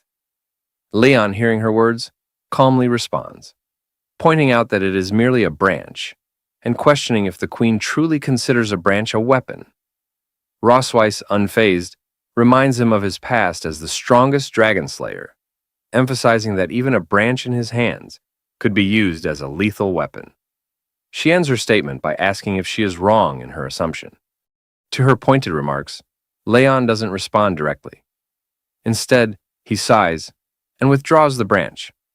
Leaning closer to Rosweiss, he remarks that if she wanted to praise someone, She should do so properly and questions why she chooses to be so sarcastic.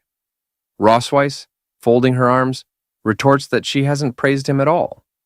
Leon walks toward a nearby bench, placing his hands behind his head as he moves. He mentions that he wanted to scare her, but admits it would be pointless if she wasn't afraid. Rossweiss, watching him, calmly counters, stating that she doesn't believe he could harm her with a twig in his current state. Shifting the conversation, Rossweiss mentions that Noah had written to her the previous day, saying she was doing fine and asking them not to worry. As Rossweiss and Leon sit on the bench, Leon looks at her in surprise and asks if that was all Noah had written. Rossweiss denies this, explaining that it was rare for Noah to take the initiative to write back, but she had done so to reassure them of her safety. Leon agrees, commenting that in this regard, Noah is very similar to Rossweiss. Looking at the sky, Leon reflects on Noah's nature. He mentions that she always maintains a stern demeanor, making it difficult to discern her thoughts. However, he adds that if one finds the right approach, it is still very pleasant to get along with her. Rossweiss, also gazing at the sky, remarks that Noah actually admires Leon.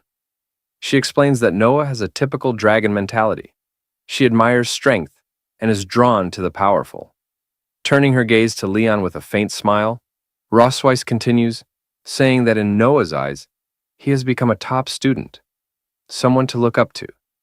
She even mentioned that she plans to win many first places at the academy because she never wants to lose to him. Leon, slightly embarrassed, responds with an awkward smile, commenting that he thought Noah considered him just a weak nerd. Rossweiss, removing her heels, shifts the conversation and brings up the time when Leon first woke up. She recalls how Noah avoided him and asks if she was right about that. Without waiting for an answer, she reveals that despite her behavior, Noah would often visit him while he was in a coma. Occasionally, when caught, she would make an excuse to come and see Muan. Leon, smiling faintly, remarks that Noah's tough side is very much like Rossweiss.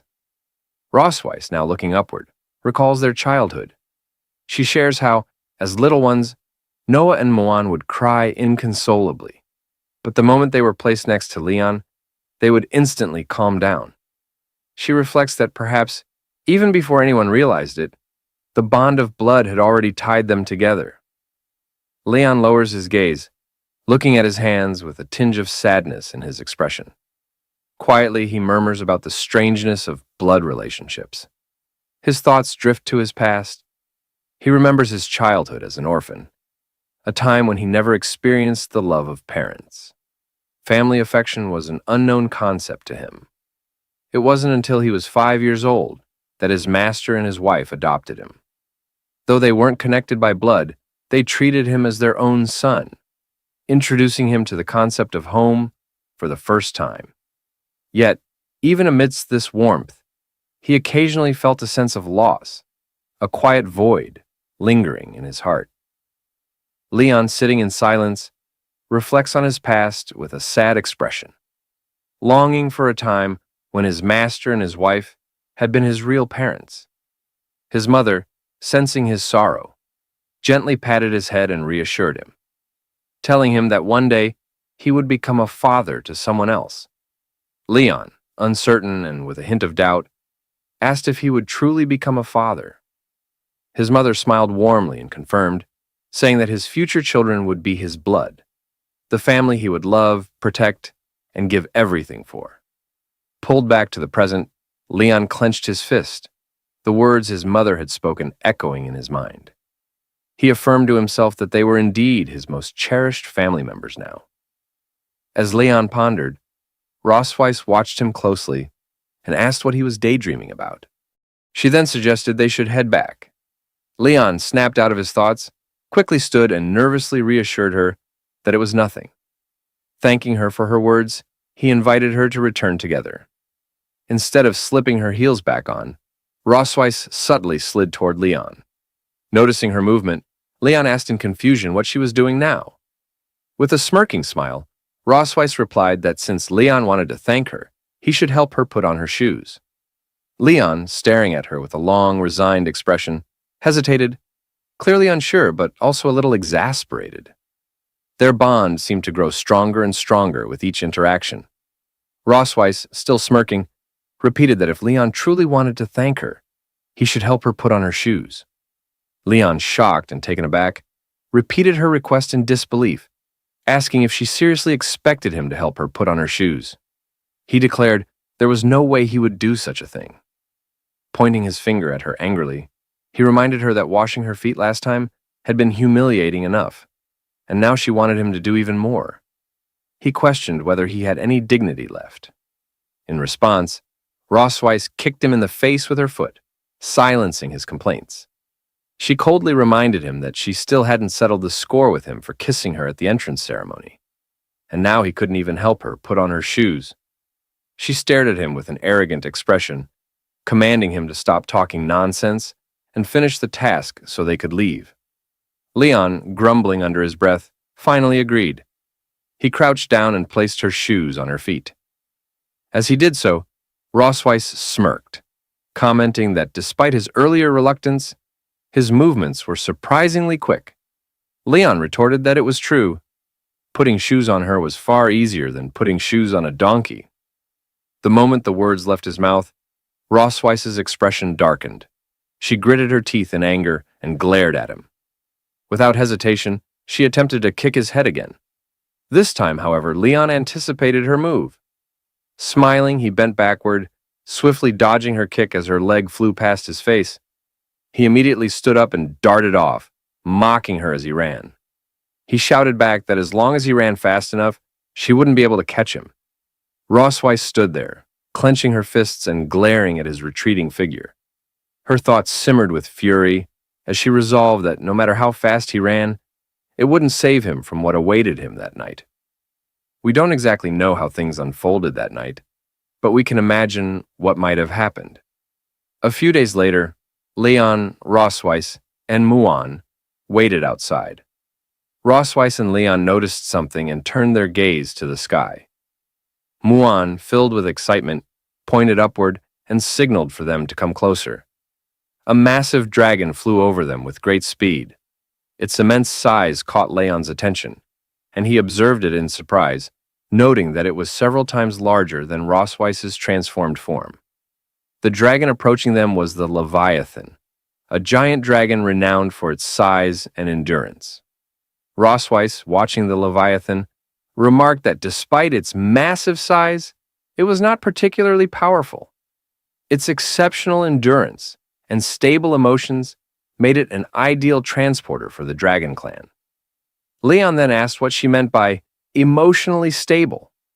Rossweiss explained that a Leviathan, due to its calm temperament, would never lose its temper, even once, throughout its thousands of years of life.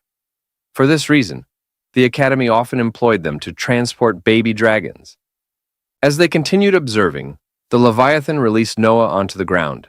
She landed gracefully and turned to Rossweiss to announce her return. Rossweiss welcomed Noah warmly, her gaze softening at the sight of her daughter. Muan quickly rushed to Noah and hugged her tightly, expressing how much she had missed her. Noah, with a slight blush on her face, looked at Leon and tried to speak to him, but her words faltered, breaking mid-sentence. Leon noticed her hesitation and thought to himself that she still wasn't accustomed to calling him Dad. Leon and Rossweiss, holding their daughter's hands, walked inside together. On the way, Leon expressed his happiness at Noah's return, mentioning that he and her mother had prepared many of her favorite dishes to celebrate her homecoming. After heading inside the Silver Dragon Castle, Noah presented her test papers to Leon and Rossweiss. She began listing her achievements one by one. For basics of alchemy machinery, she had secured first place with full marks. For Introduction to Magic, Young Dragon Edition, she achieved first place with full marks. Again, for Introduction to Magic, Young Dragon Edition, she achieved first place with full marks. For History of the Dragon Clan, Young Dragon Volume, she maintained her streak, earning first place with full marks. As she detailed her results, Rossweiss smiled proudly while looking over the papers, her admiration evident. Beside her, Muan observed with bright, curious eyes, captivated by her sister's accomplishments. However, when Noah hesitated slightly, her voice grew softer as she mentioned the last subject. For all-round physical fitness, she had only scored 95 points and didn't get first place. She apologized for the shortcoming, looking slightly dejected. Rosweiss, still feeling immensely proud, reassured her daughter in a soft and gentle tone, saying there was no need to apologize because her performance was already incredibly impressive.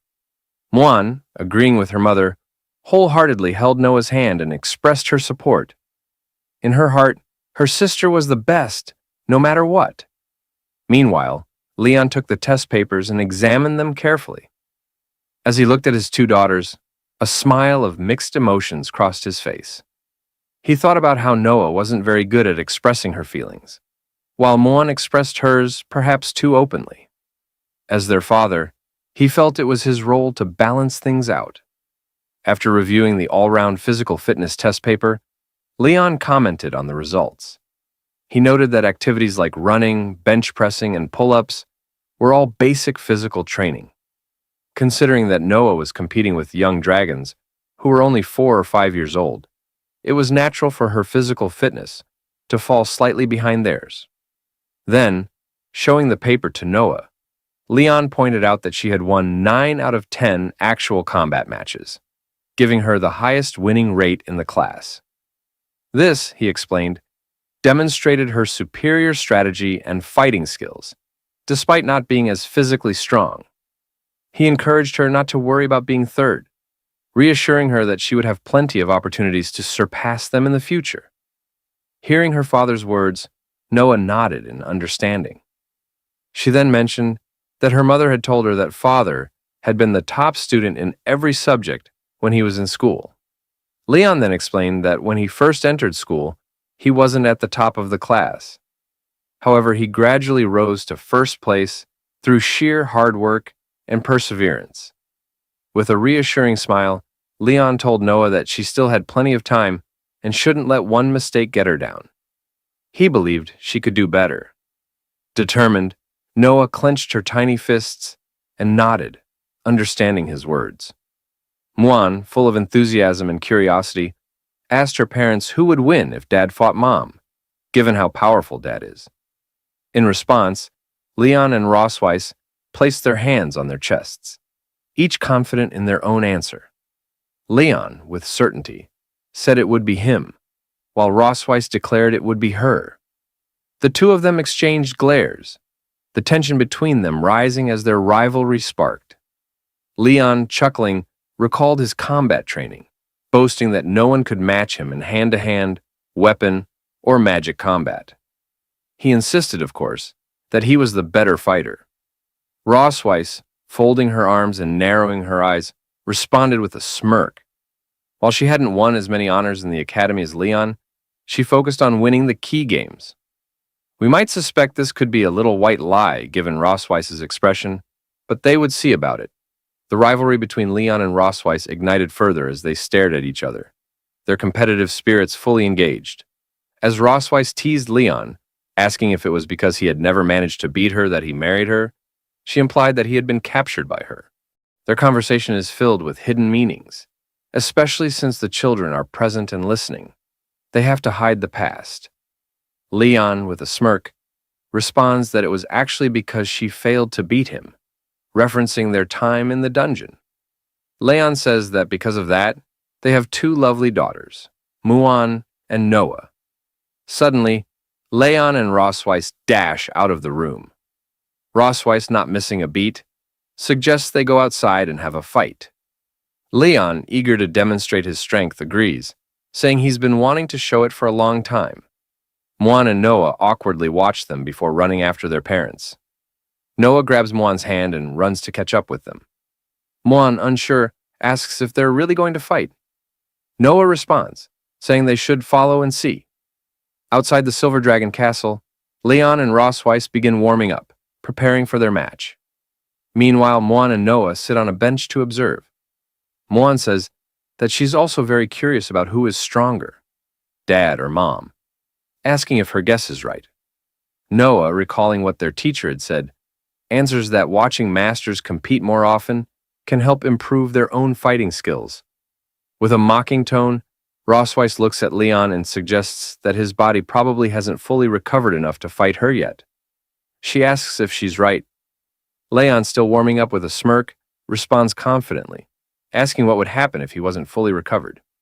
He adds that there aren't many chances to fight the Silver Dragon Queen, so he must seize this opportunity. Rossweiss, with a light smile, suggests making the fight more interesting by placing a bet. Leon, curious, asks what the bet would be. Rossweiss, smirking, explains that if he wins, she won't touch him for a month. However, if she wins, he'll have to fulfill one of her requests. Leon, hearing her proposal, becomes serious and wonders what kind of demands she might make. But as long as he wins, it's worth the risk. With teary eyes, Leon happily thinks that taking a month off sounds easy. He never would have dared to think about this under normal circumstances. With determination, Leon agrees to the bet, pointing his finger at Rossweiss. Rossweiss, still smiling confidently, says, "Let's get started." Leon, too, smiles confidently, a light grin forming as he looks at Rossweiss. The fight between them begins with intensity. Both Leon and Rossweiss use their strengths, fighting evenly against each other. At the most thrilling stage of the duel, Leon discovered a flaw Rossweiss' defense. He seized the opportunity and prepared to use his final move against her. Could he defeat her in this fight? After the warm-up, Leon and Rossweiss locked eyes, their gazes firm and resolute. They studied each other carefully, unwilling to miss even the slightest movement. Both awaited the signal to begin the duel. A gentle breeze swept across the training ground, lifting the sand into the air as if transforming it into a battlefield. Meanwhile, Noah and Muan sat on a bench nearby, eating popcorn as they eagerly watched their parents' impending duel. Muan happily swung her legs, savoring the sweet taste of the popcorn. Inwardly, she praised how delicious it was. Just as she was enjoying her treat, her swinging leg accidentally knocked over a bottle of pineapple juice sitting next to her. She let out a surprised exclamation, reaching out in an attempt to catch it. But it was already too late. The pineapple juice toppled and spilled onto the ground. Leon and Rossweiss, already on edge, turned their wary gazes toward the fallen bottle, mistaking it for the signal to start the fight. The instant the paper cup of juice hit the ground, Leon and Rossweiss rushed toward each other like lightning. Muan stared at the spilled drink with deep regret. "Ah, my pineapple juice," she murmured. Noah, however, kept his eyes on the duel, calmly remarking, "The fight has started." Leon was the first to launch an attack. His expression was serious, showing how much he respected the duel. With a powerful stomp, he propelled himself into the air. Clenching his right fist, he gathered energy before swinging a charged punch toward Rossweiss. Rossweiss quickly noticed Leon's move. She crossed her arms in front of her chest to defend herself, planting her feet firmly to stabilize her stance. Leon's punch, charged with immense energy, slammed into her crossed arms. Though Rossweiss successfully blocked the blow, the impact cracked the ground beneath her feet, revealing the sheer power of Leon's attack. Rossweiss seized the moment when Leon left an opening. With precision, she extended her tail from below, aiming to sweep it toward his chin. Leon, sensing the danger from below, braced himself, gritted his teeth, and leaned back with all his strength, narrowly dodging Rossweiss's attack. When she saw that her strike had missed, she immediately swung her tail again, launching another attack at him. Leon leaned back further, supporting himself on the ground with both hands. With a swift motion, he performed a backflip, once again evading her attack. As Rossweiss's assault ended and before she could react, Leon shifted his position. He transitioned from supporting himself with both hands to balancing on one hand and quickly changed his direction. In one fluid motion, he extended his left foot, channeling magic into it, and kicked Rossweiss with all his might. Rossweiss reacted quickly, raising her arms to block his attack. However, this strike was much more forceful than Leon's initial assault. Although she managed to block it, the sheer force of the kick sent her flying backward. Her feet left deep marks in the sand as she skidded across the ground. She extended one leg behind her and gently placed a hand on the ground. barely managing to stabilize her balance. Rossweiss furrowed her brow, her gaze fixed cautiously on Leon. As she replayed the strength and precision of his recent attack in her mind, she realized she was at a disadvantage in terms of physical combat. I don't have an edge over him in physical skills, she thought. I need to create some distance. Rossweiss decided to shift her approach. She resolved to use her dragon flame to gain the space she needed to turn the fight in her favor. Rossweiss brought her left hand closer to her right, channeling powerful purple magic. The energy swirled around her hands, lifting the surrounding sand and radiating immense power. Leon chuckled softly as he observed her preparation. It seems the queen doesn't want to fight me up close anymore, he remarked. Rossweiss ignored his comment, her focus unwavering. As long as I can beat you, nothing else matters. She divided the gathered dragon flame into several smaller portions, then waved her hands outward, sending all the flames hurtling toward Leon. Leon noticed the approaching flames and quickly sprinted to his right, doing his best to avoid it. But when Rossweiss's dragon flame struck the ground, it erupted with a deafening roar, creating several deep craters in the training field. The force of the impact lifted sand into the air, scattering it violently. Rossweiss kept a sharp eye on the direction Leon was moving, quickly waving several dragon flames toward him to block his path. Meanwhile, Noah and Muan sat nearby, watching intently. They could tell that the current situation seemed unfavorable for their father. Muan stopped eating her popcorn, worry evident on her face as she stared at Leon. Is Dad going to lose?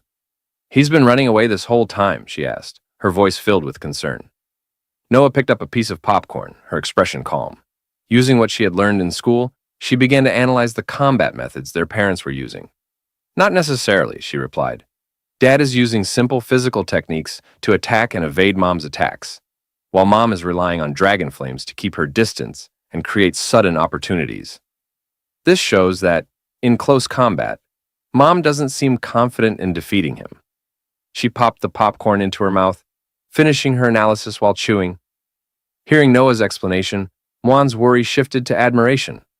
A bright smile spread across her face as she leaned closer to Noah, looking at her with sparkling eyes.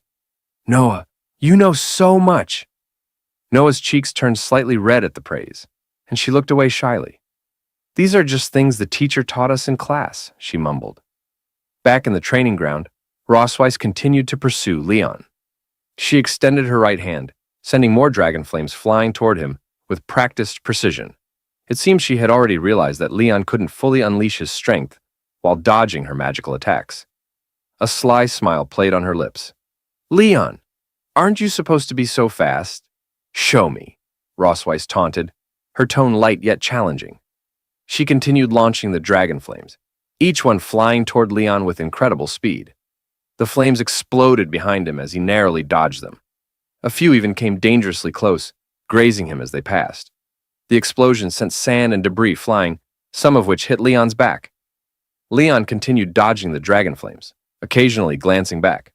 Not only am I fast, but I'm also tough, he said with confidence. Rossweiss responded with a disdainful smile, clearly unimpressed. She knew his words were nothing more than empty bravado. Let's see how tough you really are, she muttered under her breath.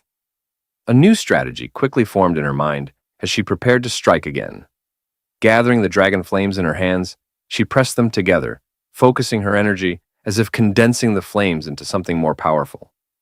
The dragon flames chasing Leon from behind suddenly merged into two massive, blazing forms. The two large flames moved with purpose, wrapping around Leon from both sides, cutting off any escape route. Leon's eyes widened as he noticed the enormous flames closing in on him. He scanned his surroundings desperately, but no clear path of escape presented itself. Soon, there was a huge explosion from the place where Leon was just now. Emitting a particularly bright purple light, the immense power of dragon flame also blew up a huge deep pit on the ground. The flying dust combined with sand to form thick smoke. This made it difficult to see what happened to Leon. Suddenly, a blue lightning bolt appeared in the thick smoke. Immediately afterwards, Leon rushed out from the thick smoke. He leaped high and left the smoke behind. He was wrapped in many blue lightning bolts. He gave a confident smile to Rossweiss. Isn't it too slow? Rossweiss. the strong wind brought by Leon when he rushed out scattered Rossweiss's hair. She noticed the electric current on Leon's body and couldn't help but be surprised by him. She knew Leon was using magic to force himself to get stronger again. This guy strengthened his body with thunder magic. And then Leon stomped heavily on the ground with his right foot, adjusted his direction, and prepared to attack in the direction of her. No one can. Take away my 1-month holiday. His right foot stomped hard on the ground, and he flew in the direction of Rossweiss with a serious expression. There was even more lightning on his body than just a moment ago. It was obvious that Leon had strengthened his body with thunder magic again. For the sake of this hard 1-month's holiday, Leon decided that he was going to go out on a limb. Leon threw a few quick punches at Rossweiss. His punches were so fast, almost like lightning, and it's almost impossible to see his fist and the direction of his fist. Rossweiss gritted her teeth, carefully observing while quickly blocking Leon's fist with both hands. However, due to Leon's speed being too fast, she was now slightly feeling the strain. She frowned tightly, stopping Leon's attack, while feeling a little worried about Leon's current use of magic to strengthen his body. After all, Leon's body hadn't fully recovered yet, even though his current body cannot withstand the strengthening of thunder magic. He still behaves so recklessly. I need to end the fight quickly. She began to think about ways to quickly end this duel. She's exposed, Leon thought with a soft smile. He saw the strained expression on Rossweiss's face and knew that she was now somewhat unable to carry his attack. He noticed that her mind was somewhat elsewhere. He had a chance to give her the final blow. He stopped his attack and extended his left foot, sweeping towards Rossweiss's feet. At this moment, Rossweiss realized that Leon had attacked her in a different way. She didn't expect him to attack from under her feet. She wanted to dodge, but it was already too late.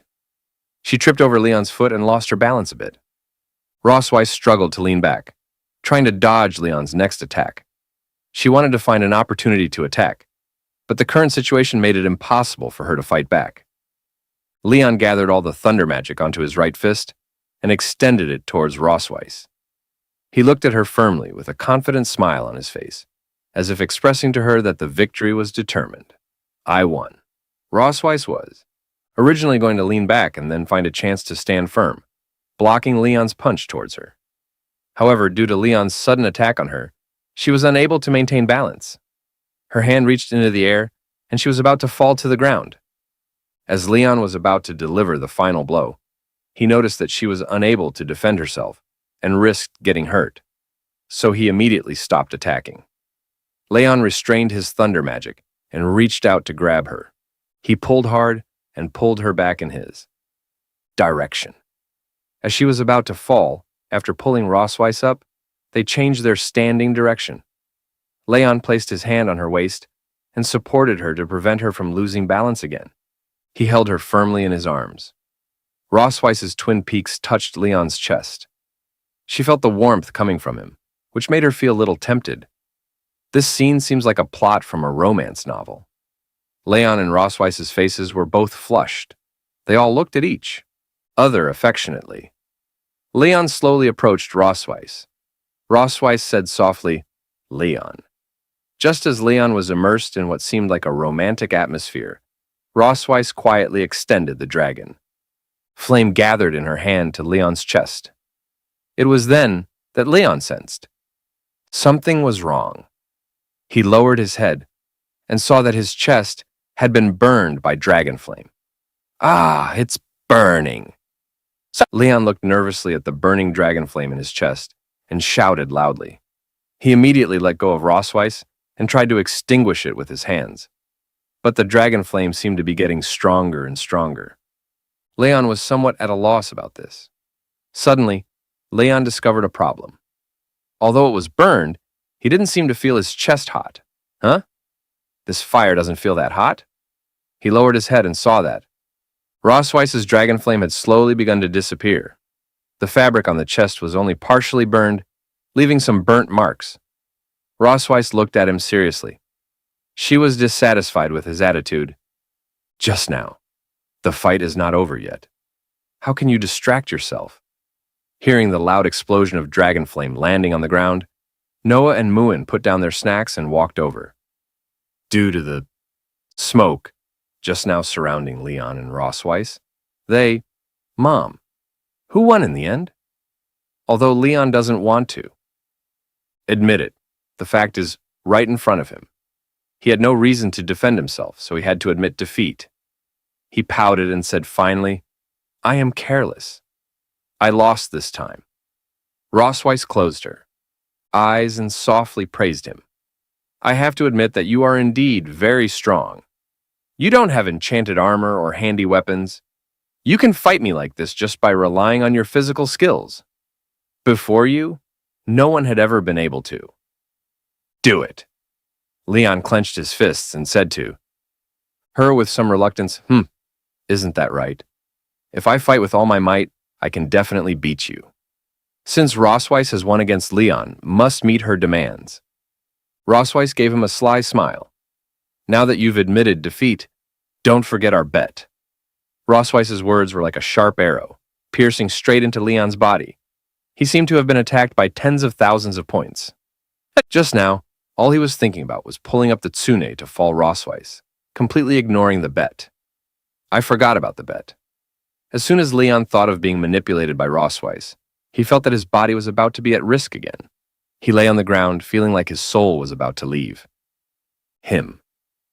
Noah and Muan crouched beside them, curiously looking at their father on the ground. Muan raised a question to Rossweiss. Mom, did Dad die? Rossweiss stood beside them, smiling at them, and replied, Don't worry. He just used his strength too much and fainted due to exhaustion. He will recover soon. Since Leon lost to her in the duel, he had to agree to her demands. So, that night in the children's room of the Silver Dragon Temple, Leon sat with his daughters, his voice soft but firm. He told Noah that after he left, she would need to take good care of Muan. Since Muan was still young and far less aware than her older sister, it was up to Noah to watch over her. Then, turning to Muan, he gently reminded her to listen to her sister and not make things difficult for her. Both girls listened quietly to their father's instructions, their expressions calm and attentive. Leon sighed deeply, his heart heavy, his eyes glistening with unshed tears. What troubled him most about this departure wasn't the journey ahead. It was leaving behind his daughters, both barely over a year old. He couldn't fathom how their mother could bear to pull him away from them. Noah pouted, crossing her arms. You're just going to Mom's house for one night. Why are you acting like it's the end of the world? Leon gave a slight shudder, his voice dropping as he replied, In a way, being at your mother's mercy for an entire night is far more terrifying than anything else. At that, Muan piped up, her eyes wide with excitement. I know what Mommy wants to do, she exclaimed. She wants to eat Daddy. She beamed, proud of her knowledge. I read in a book that when a lady mantis marries a boy mantis, she eats him after. Leon chuckled, though his smile was tight. Well, that's not exactly what's happening, he said, ruffling her hair. But Daddy might still be getting consumed in some way. He squinted at Muan, pretending to be suspicious. Why do you look so happy about that? At that moment, Rossweiss, who had been standing just outside the door, swept into the room with a sharp glare aimed at Leon.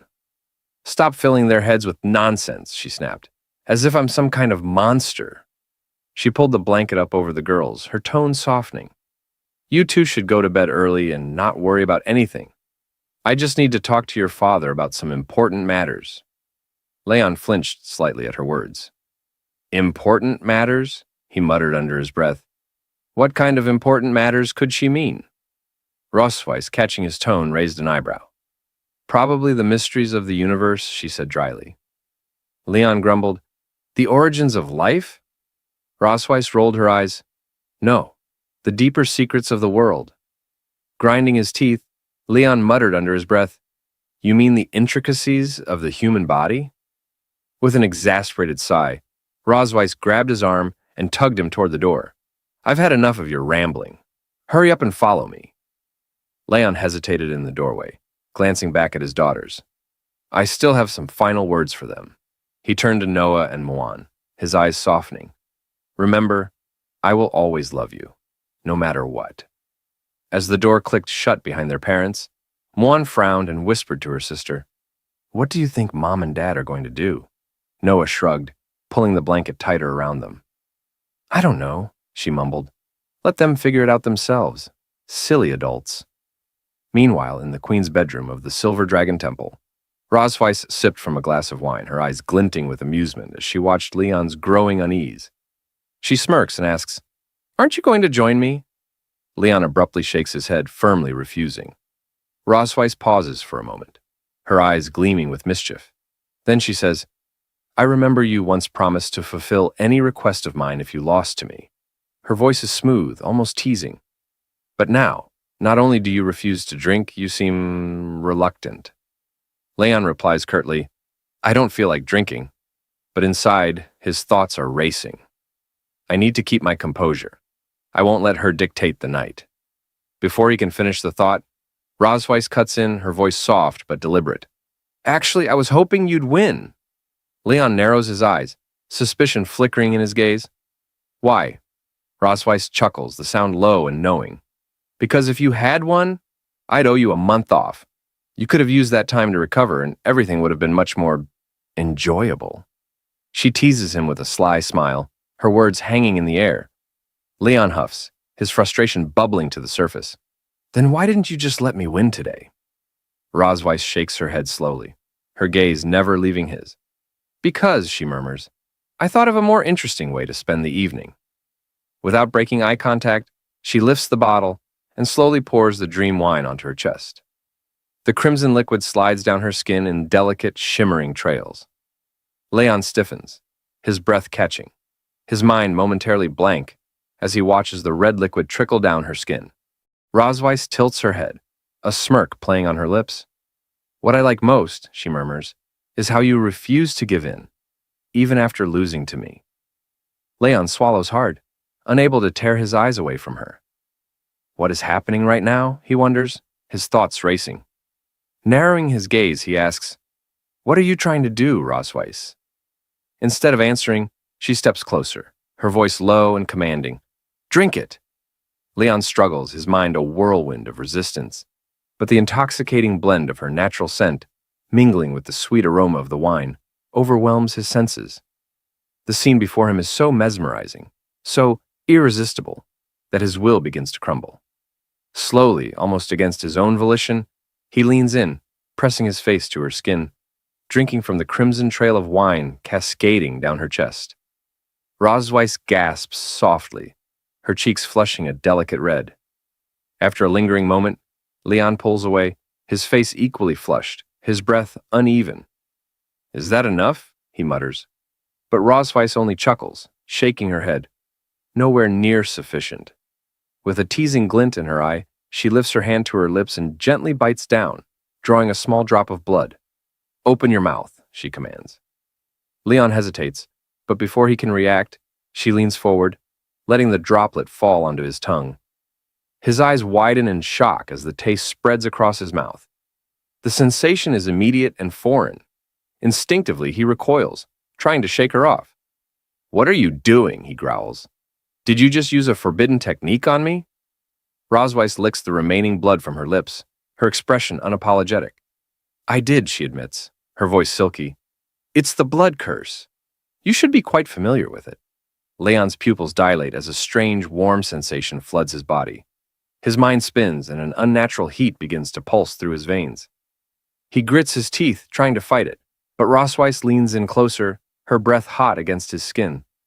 "Ever since you used this forbidden technique on me 2 years ago," she whispers, "I've been longing for that feeling." Leon's heart pounds. "Do you even know the consequences of using this technique?" he demands, his voice strained. Rosweiss nods, her eyes gleaming with confidence. "Of course I do. But I've modified it, just a little. I minimized its harmful effects on a dragon's body," she explains, her tone almost casual. "Now, it only keeps its enchanting properties." Leon stumbles backward, his body betraying him. His breath comes in ragged gasps, his skin burning, his thoughts clouded beyond recognition. Rosweiss watches his struggle with a soft sigh, tracing a finger along his chest. "You've always resisted me," she murmurs. "I had to coax you, challenge you. And yet, you always acted like you had no choice." But Leon barely hears her. The heat coursing through him is too intense, drowning out everything else. Rosweiss leans in, her lips grazing his ear. "Let go," she whispers, her voice like velvet. "Embrace the moment." Leon gasps as his knees buckle beneath him, collapsing onto the bed. Rosweiss giggles, watching him with predatory delight. Standing before him, she announces, "The game has begun," her eyes glowing with satisfaction. Leon trembles under her gaze, as Rosweiss licks her lips, her voice dripping with playful affection. "My captive," she purrs. As Leon struggles to breathe through the suffocating heat of the curse, Rosweiss smirks, her eyes shining with wicked amusement.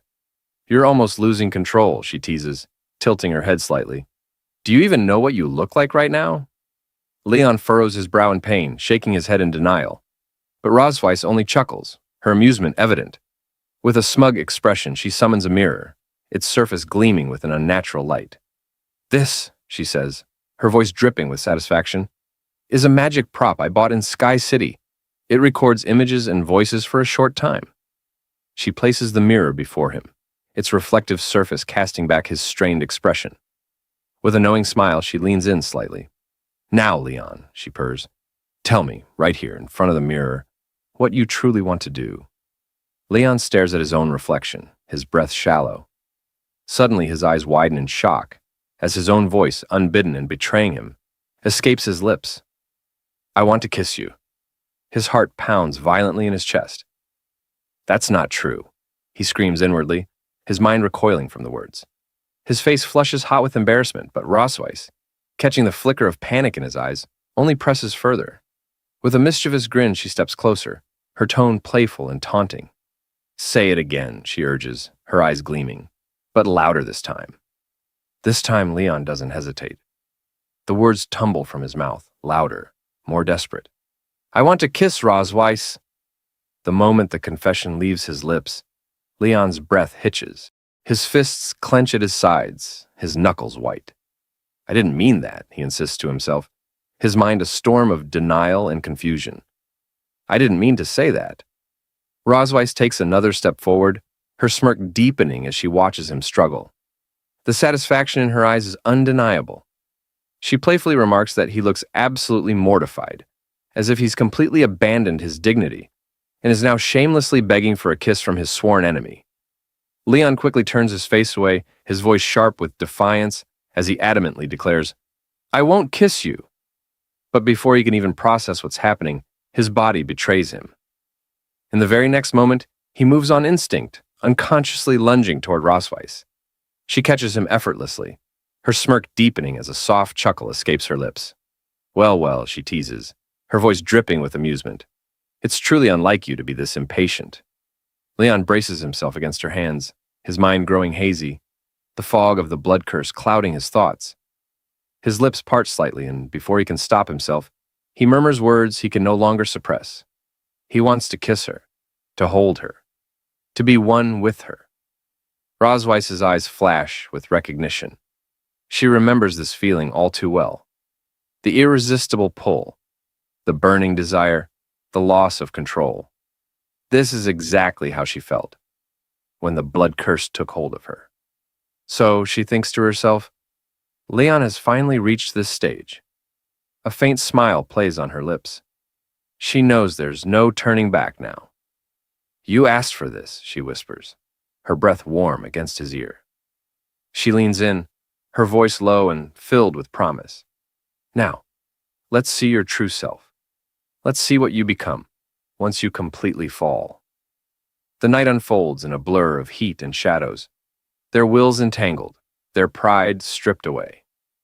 By the time morning arrives, Leon groans, his body aching as he slowly blinks awake. His head throbs with the weight of what transpired.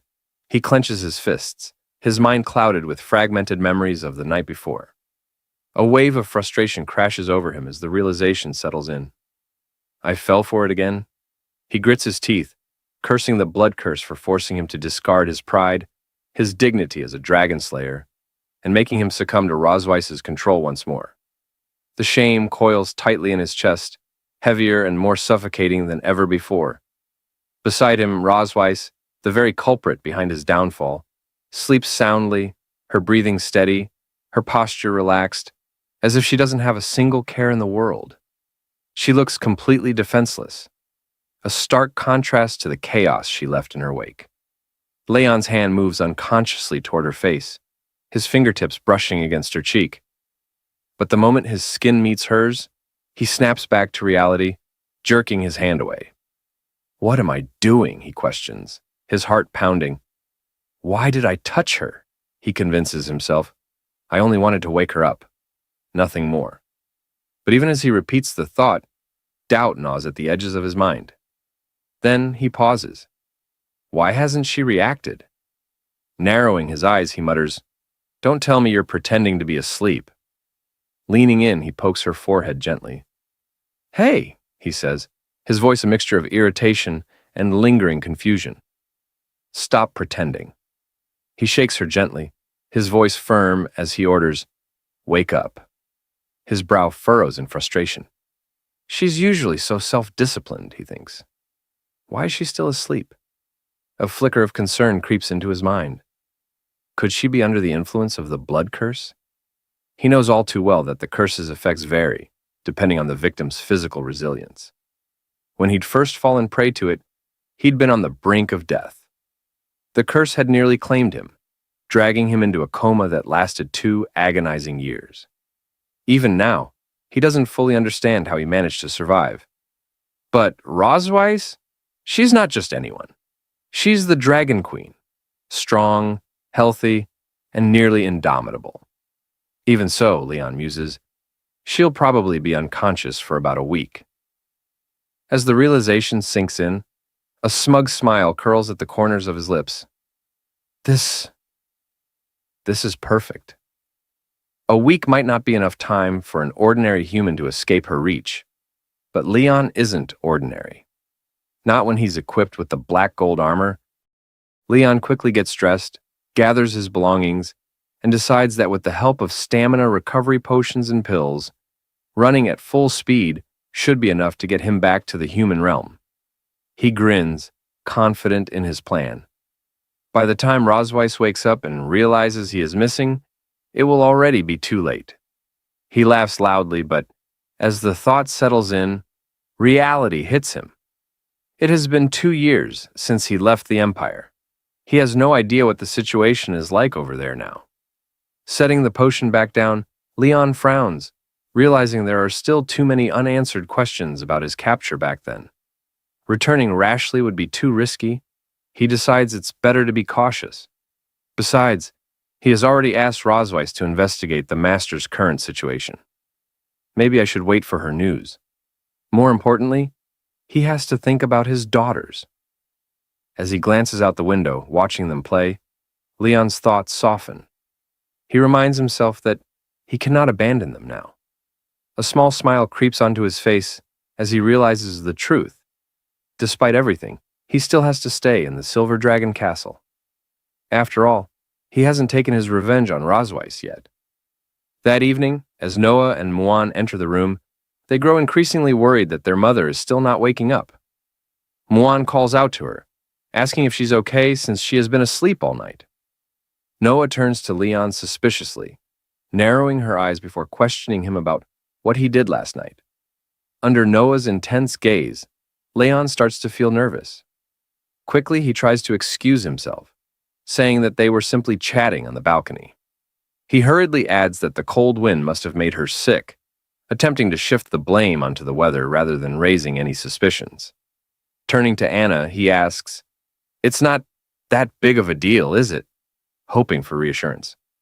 Anna responds calmly, telling them not to worry. She explains that the temple physician has just examined Her Majesty and confirmed that aside from being slightly weak, everything else appears normal. She then states that she will handle the clan's affairs in Her Majesty's stead for the time being. If His Majesty has nothing else to address, she continues, I will take my leave and begin my work. Leon, seemingly relieved by her words, nods and tells her to proceed. After Anna exits the room, Muan approaches Rosweiss, gently placing her hand on her mother. With a soft voice, she pleads for her to get better soon, promising that she will never make her angry again. Muan gazes at her mother's sleeping face, guilt shimmering in her eyes. She regrets every moment she might have upset her. Meanwhile, Leon stands quietly by Rosweiss's bedside, his eyes scanning her body.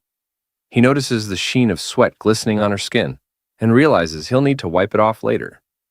As this thought crosses his mind, Noah, who has been silently observing him, frowns. She catches the strange flicker in his expression and immediately feels something is off. Her voice sharp with suspicion, she confronts him. "Are you planning something?" she asks bluntly, narrowing her eyes. "Are you trying to do something to Mom while she's unconscious?" Leon straightens slightly, his lips twitching into an uneasy smile. "You're overthinking it," he replies calmly. "I just want to take good care of her." Noah studies him intently for a moment, her sharp gaze not easing. After a tense pause, she sighs. "If that's really the case, then fine." She turns to Muan, her tone softening. "Come on, Muan, let's go. We'll come back and see Mom again tomorrow." Muan glances back at Rosweiss one last time, her small voice filled with quiet affection. "I'll come see you again tomorrow, Mom." Then, with a final wave to their father, both girls leave the room, their footsteps fading down the hall. Now alone, Leon remains by Rosweiss's side, his gaze lingering on her peaceful, vulnerable figure. After a brief pause, he exhales and starts pondering his next move. Finally, he decides to fetch a basin of water and a cloth to wipe away the sweat beading on her skin. He recalls applying medicine to her earlier and worries she might catch a cold if left like this. As he gently wrings out the cloth, he thinks to himself, when Rosweiss wakes up, she better not misunderstand my intentions.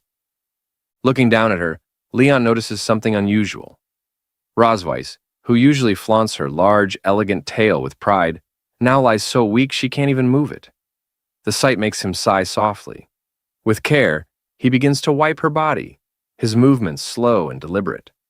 Once he's finished, he hesitates. Should I change her clothes too? The thought lingers, but practicality wins out. His eyes wander around the room until they settle on a nearby cupboard. Curious, he opens it and is immediately taken aback by the sheer number of outfits crammed inside. He thinks to himself that with so many outfits, it should be fine to pick something he likes. He begins rummaging through them, tossing clothes around as he searches for something suitable. Eventually, he selects a few outfits, off-shoulder dresses, boat-neck tops, and elegant gowns. But as he looks at them, he frowns, realizing he has a problem. How should he deal with her ears? Suddenly, he has an idea. Maybe I can use Rosweiss's hair to shape something resembling ears. He proceeds with this thought, but as he finishes, he finds himself feeling oddly embarrassed. Before him, Rosweiss is now dressed in a bunny girl cosplay outfit. He hadn't expected it to suit her so well, and yet, here she was. Seeing her like this, he feels an unfamiliar heat rise within him. Just then, the dragon mark on his body suddenly activates, sending a jolt through him. Startled, Leon stares down at the glowing mark and mutters in disbelief, "Why did the dragon pattern suddenly light up?" A memory flashes in his mind. Rosweiss had once explained that if one of the two people with the dragon seal had that kind of desire for the other, the dragon pattern would react. Realizing the implication, Leon's face turns bright red. He screams internally, trying to suppress the turmoil within him. How could I have such thoughts about Rosweiss while I'm completely sober? He desperately convinces himself that it must be the revealing outfit's fault. In an attempt to calm down, he decides to recite the 3 honors and 3 shames of a dragon slayer in his mind. Pride and loyalty to the Empire, pride in fighting on the battlefield, pride in upholding justice. He takes a deep breath before recalling the shames, repeating these lines over and over until he finally manages to clear his thoughts. However, as he reflects on what just happened, he sighs, realizing something dangerous almost occurred. Yet, as he glances at Rosweiss's current appearance, he hesitates. It would be a shame not to document this rare sight. A sly grin crosses his face as he suddenly remembers that Rosweiss owns a home camera. With newfound excitement, he rummages through her belongings until he finds it. He then begins taking photos from various angles, chuckling mischievously as he goes. Looking at the captured images, he mutters, "Even she has days like this." As he continues, he gently moves her lips into a slight smile to take a picture of her smiling face. Seeing this, he instinctively takes another picture. Thinking to himself that this moment is truly priceless, he decides he will make sure to preserve these historic photos properly. Suddenly, Rosweiss lets out a small noise. Hearing this, Leon nearly jumps out of his skin, screaming internally, "Is she going to wake up so soon?" His heartbeat quickens as he waits in silence. Seconds pass, but Rosweiss doesn't move again. Leon lets out a deep sigh of relief, realizing it was just a false alarm. Deciding not to take any more chances, he quickly changes her back into her normal pajamas and tidies up the room. He decides that tomorrow, he will proceed with the next step of his revenge plan, before finally calling it a night. Later that night at the Dragon Temple, Muan comes running toward Noah, her face filled with panic. She calls out for her sister. Noah turns to her, concerned, and asks what happened.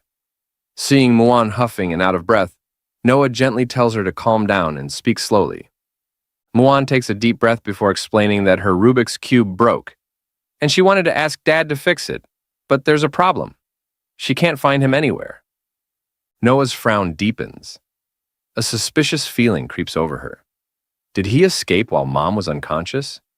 She gently grabs Muan's hand, reassuring her. "Don't worry," she says firmly. "I'll go with you to find him." And then they go to seek their father. As they go, Muan calls out for their father, asking where he is. The scene shifts as no, and Muan continue their search, calling out and questioning where he could be. Finding no sign of him in the bedroom, they decide to check the other rooms. Moving from one to another, Muan remarks that it doesn't seem like he's here. They keep searching, only to realize he isn't in any of the other rooms either. In desperation, Muan even peers into the trash bin. Seeing this absurd action, Noah mutters, questioning how their father could possibly be in the trash can. Muan, however, insists she can't find him anywhere, and wonders if he might be lost. Noah states firmly that some people are kind, but sooner or later they leave, just like last time. Muan, confused, asks about last time. Noah responds, saying she guesses that man is gone. She has always felt that there was something different about their family. On the surface, it appears harmonious. But in reality, many things feel false. For as long as she can remember, that man had been sleeping in the room, and their mother told them he was their father. One day he finally woke up and immediately tried to run away, but their mother caught him without any explanation. Since then, he hasn't tried to escape again, but Noah doesn't believe he truly wants to stay. Later, he began deliberately approaching them, trying to please them, teaching her things, acting like a good father. But she questions whether this is truly out of love or merely part of his plan, a way to secretly find a chance to escape when they let their guard down. She shares that if love carries hidden motives, she would rather not have such impure love at all than become a tool for someone else's escape.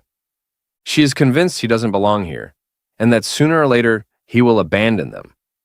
Muan, with tears in her eyes, cries out that their mother won't wake up and their father is gone. Desperately, she asks Noah what they are going to do now. Noah reassures her sister that she will protect her, and they embrace each other. Muan sobs loudly as Noah firmly states that they should prepare a farewell ceremony for that man. The scene shifts to the back hill of the Silver Dragon Temple, near the Plum Blossom Forest. Leon strolls along the path, admiring the scenery and commenting that the servant wasn't lying. This place is indeed beautiful. He recalls how a maid had asked if he wanted to know where Her Majesty the Queen liked to go. Leon confirmed that he wanted to take a walk, and the maid offered to send someone to accompany him. However, Leon declined, asking only for a map marking the location. Now, standing in the serene surroundings, Leon notes that his movements have been restricted, and he only managed to come out now because the mother dragon is unconscious. He decides to use this opportunity to investigate the surrounding terrain and plans to surprise her when she wakes up. Smirking, he admits to himself that pretending to investigate the places the mother dragon cherishes is just a cover. In reality, it's part of his revenge plan. His true intention is to take advantage of her weakness when she wakes up and humiliate her in the place she holds dear, just as she humiliated him in front of his hometown. He walks up to a massive tree, noting that it's thick enough for what he has in mind. Examining the soil, he mutters that it isn't soft enough, and that it would be nice to cover it with flower petals when the time comes. Turning toward the castle, he observes that from this vantage point, one can see the Silver Dragon Temple at the foot of the mountain.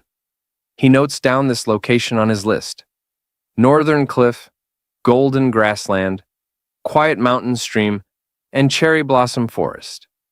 Deciding this spot should be included as well, he smugly states that everything is ready now.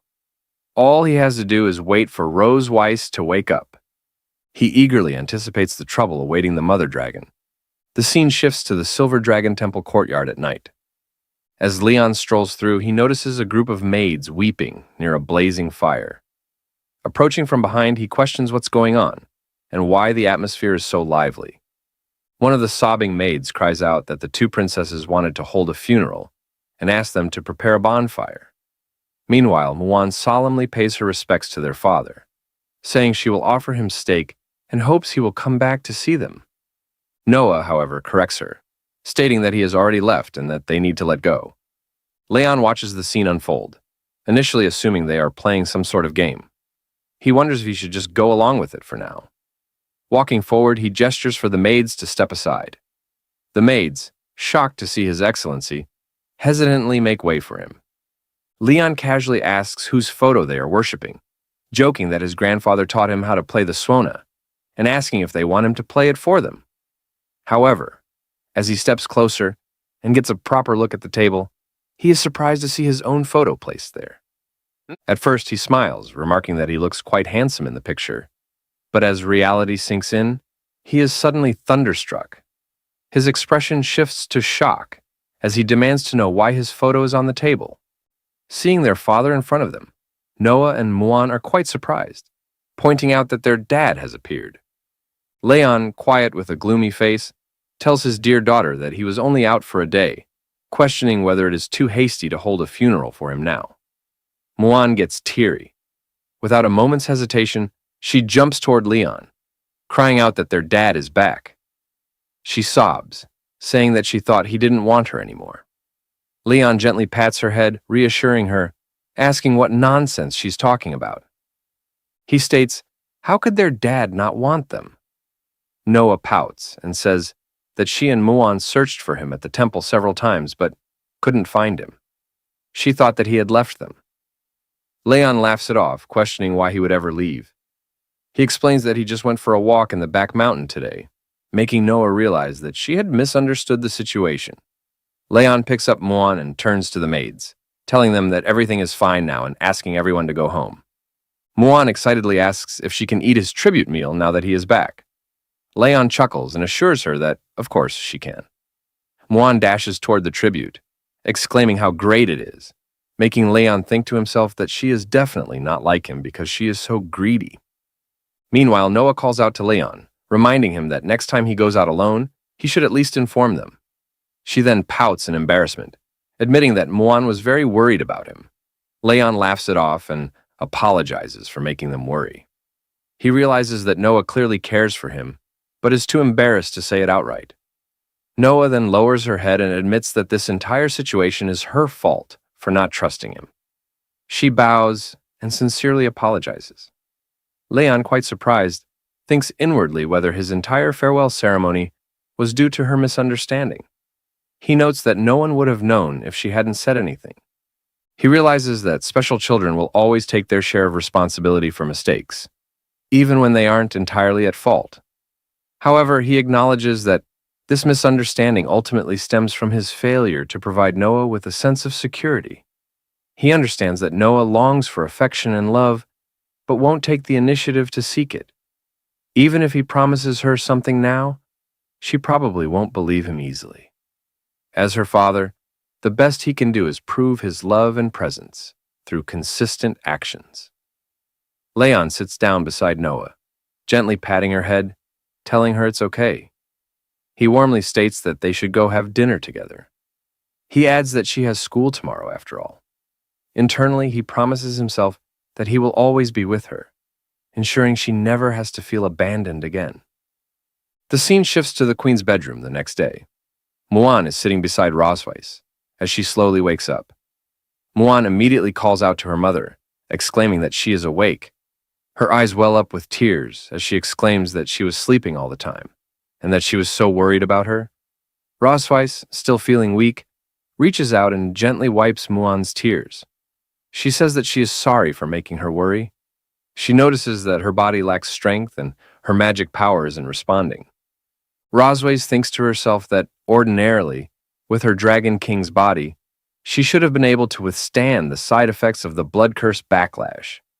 However, she suspects that her current condition is a result of using her power to save that man before. Thinking about Leon, she assumes that, given his personality, he must have escaped by now. Forcing a smile, Rosweiss asks how long she has been asleep.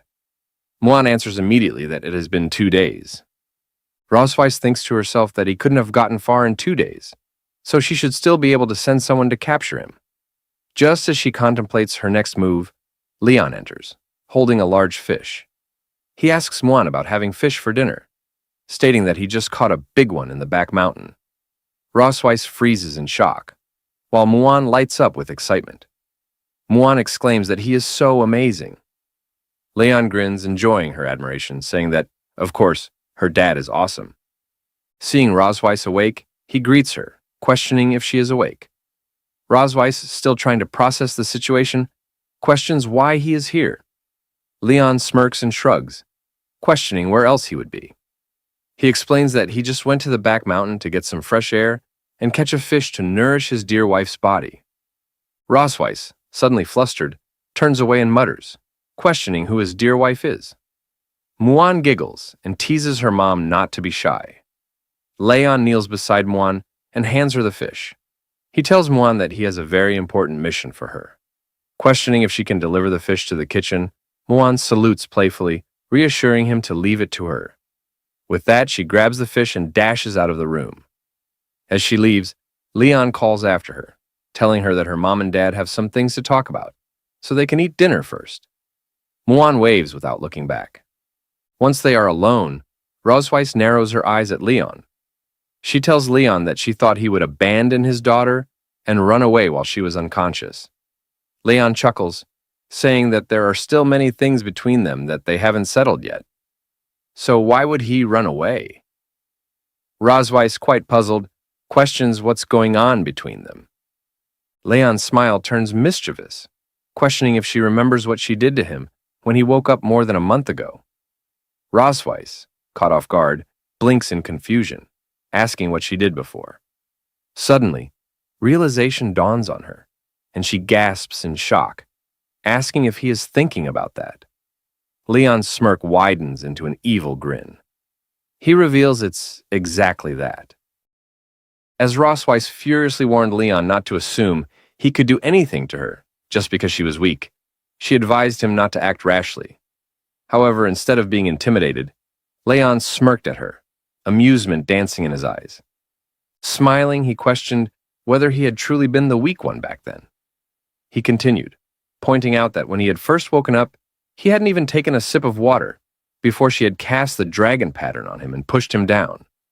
With a hint of sarcasm, he asked whether she had ever given him a chance to refuse. Rosweiss's expression darkened as she warned him to understand what would happen once she fully recovered. There was a clear threat in her tone, making it evident that he would regret his actions if he did not stop now. She did not hold back, ensuring he understood the consequences. Yet, instead of backing down, Leon only taunted her further. Dismissing her warning, he mockingly addressed her as his dear wife. Without hesitation, he picked her up, holding her firmly in his grasp. Then, with unwavering confidence, he declared that this was the best decision he had ever made in his life. He added that this time, the tables had turned. She was now the prisoner of war. His words struck a nerve, but Rosweiss was in no position to argue against him. Later, in the cherry blossom forest in the back hills, Rosweiss continued to struggle against him, trying to push him away. She demanded that he release her, frustration growing with each passing second. However, Leon remained composed, merely warning her not to move. He cautioned that if she struggled too much, she would fall. Grinding her teeth in frustration, Rosweiss couldn't help but think about her situation. If only she had regained her strength, she would have beaten him long ago. Upon reaching the cherry blossom tree, Rosweiss turned to Leon with a sharp glare and demanded to know why he had brought her there. Without hesitation, Leon explained that while she had been unconscious, he had taken the time to carefully investigate the places she frequently visited. He stated that this was her first stop for the night. Rosweiss let out a frustrated groan, clearly displeased with his response. She demanded to know what he meant by first stop, asking if he intended to take her elsewhere as well. Without directly answering, Leon pointed to a specific location in the distance. He explained that it was her temple, and that, from this vantage point, she had a complete view of it. His voice carried a deeper meaning, making it clear that this moment was about more than just sightseeing. Rosweiss narrowed her eyes, immediately suspecting his true intentions.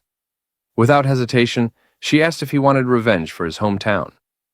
Activating his dragon pattern, Leon met her gaze and affirmed her suspicion. He stated that treating others in their own way was not a privilege exclusive to her dragon clan.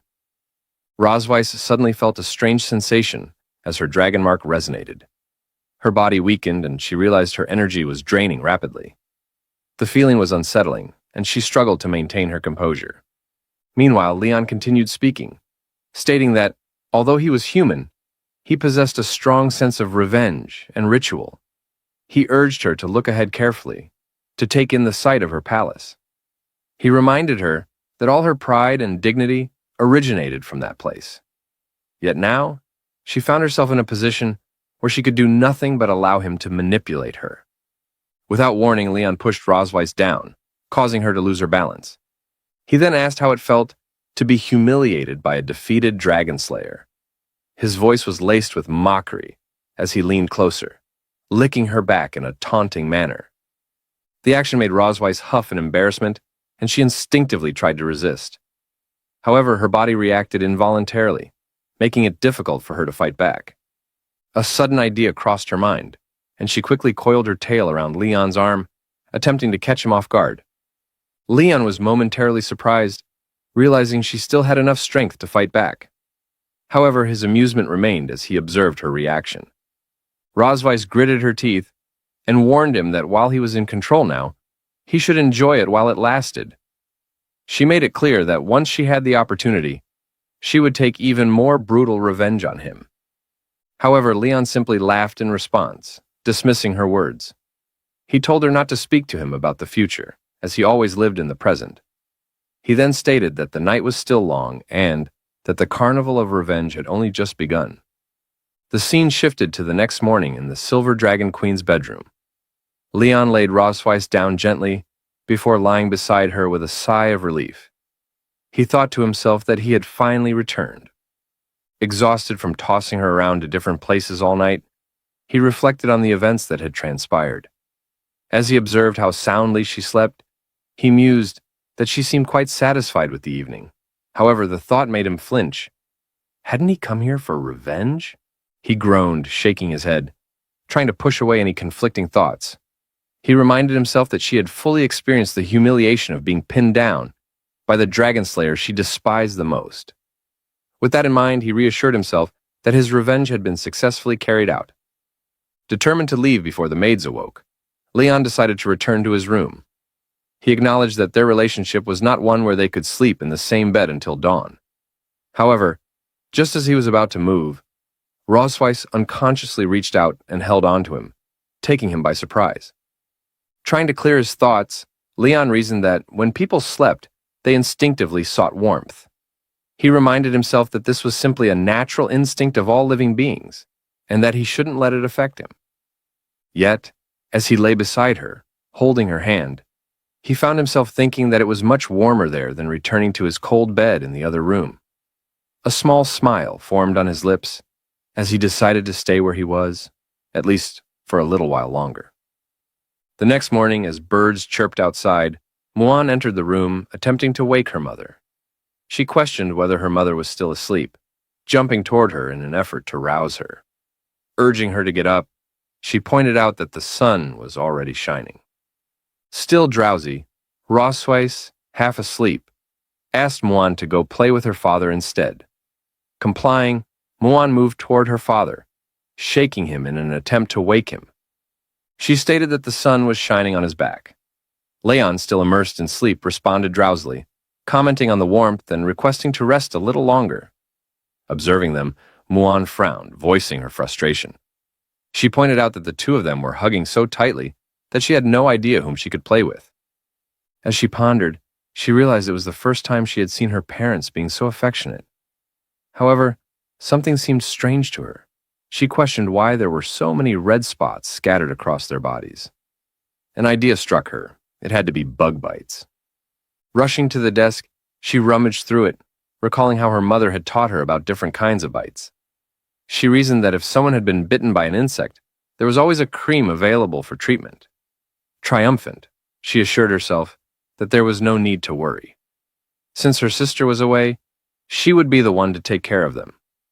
With enthusiasm, she applied the ointment to both Rosweiss and her father, doing so quite cheerfully. After some time, Rosweiss finally called out to wake her husband. As Leon stirred, he immediately sensed something odd. Feeling a strange sensation on his face, he noticed that his entire body was covered in unusual markings. Dazed, he turned to look at Rosweiss's face, and upon seeing her condition, he burst into laughter. Rosweiss, puzzled by his reaction, questioned what was wrong with him. At that moment, Muan excitedly admitted that she was responsible. She explained that, after seeing the numerous red marks on both of them, she had assumed they had been bitten by bugs, prompting her to apply medicine. Both Rosweiss and her husband were left speechless, feeling a mix of embarrassment and disbelief. He reflected on the situation, concluding that some things were indeed better left unknown. However, Muan remained cheerful, proudly claiming that she had done an excellent job. Her father, playing along, praised her efforts, agreeing that she had done well. Muan, feeling even more confident, promised that next time she would help apply the medicine again. At that realization, both Rosweiss and her husband exchanged a glance, silently vowing to ensure the door remained locked in the future. Sometime later, as Rosweiss was resting, Leon attempted to feed her. Startled, she pulled away, questioning his intentions. However, he simply pushed the spoon into her mouth, explaining that since she had not eaten for several days, she needed to regain her strength. Reminding her that dragons could go without food or water during their dormant state, he insisted that she must be hungry. Rosweiss, reluctant, argued that she was fully capable of eating on her own. However, after tasting the food, she hesitantly admitted that it wasn't bad. Observing her reaction, Leon smiled and took a bite himself. He proudly stated that it was fried rice made with love. Rosweiss, confused, pointed out that the meal had been made for her, questioning why he was eating it as well.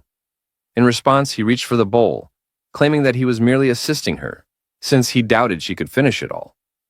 His words, however, sparked irritation in Rosweiss, who immediately challenged his assumption. With determination, she declared that she would finish the entire portion, and that he would not get another bite. After consuming the entire bowl, Leon found himself reflecting on recent events. He had been taking care of her, helping her bathe, cooking for her, and even feeding her. Though she recognized his efforts, she couldn't help but feel conflicted. Sarcastically, she questioned whether he had done all of it just to torment her. In response, he feigned innocence, asking how any of his actions could be considered torture. Instead, he insisted that it was all loving care from a devoted husband. His words, however, only fueled her frustration. As he exited the room laughing, he called out, reminding her to see him in the morning. Rosweiss, clenching her fists, cursed under her breath. She muttered that he truly lived up to his reputation as a damned dragon slayer, always finding ways to irritate her. In frustration, she slammed her fist down beside the bed with all her strength. However, as her hand collided with the surface, An unexpected force surged through her body. Startled, she noticed something strange. As she examined her surroundings, realization dawned upon her. Her strength had returned. Meanwhile, in the kitchen, her husband hummed to himself, feeling content. He delighted in the fact that Mother Dragon had yet to recover fully.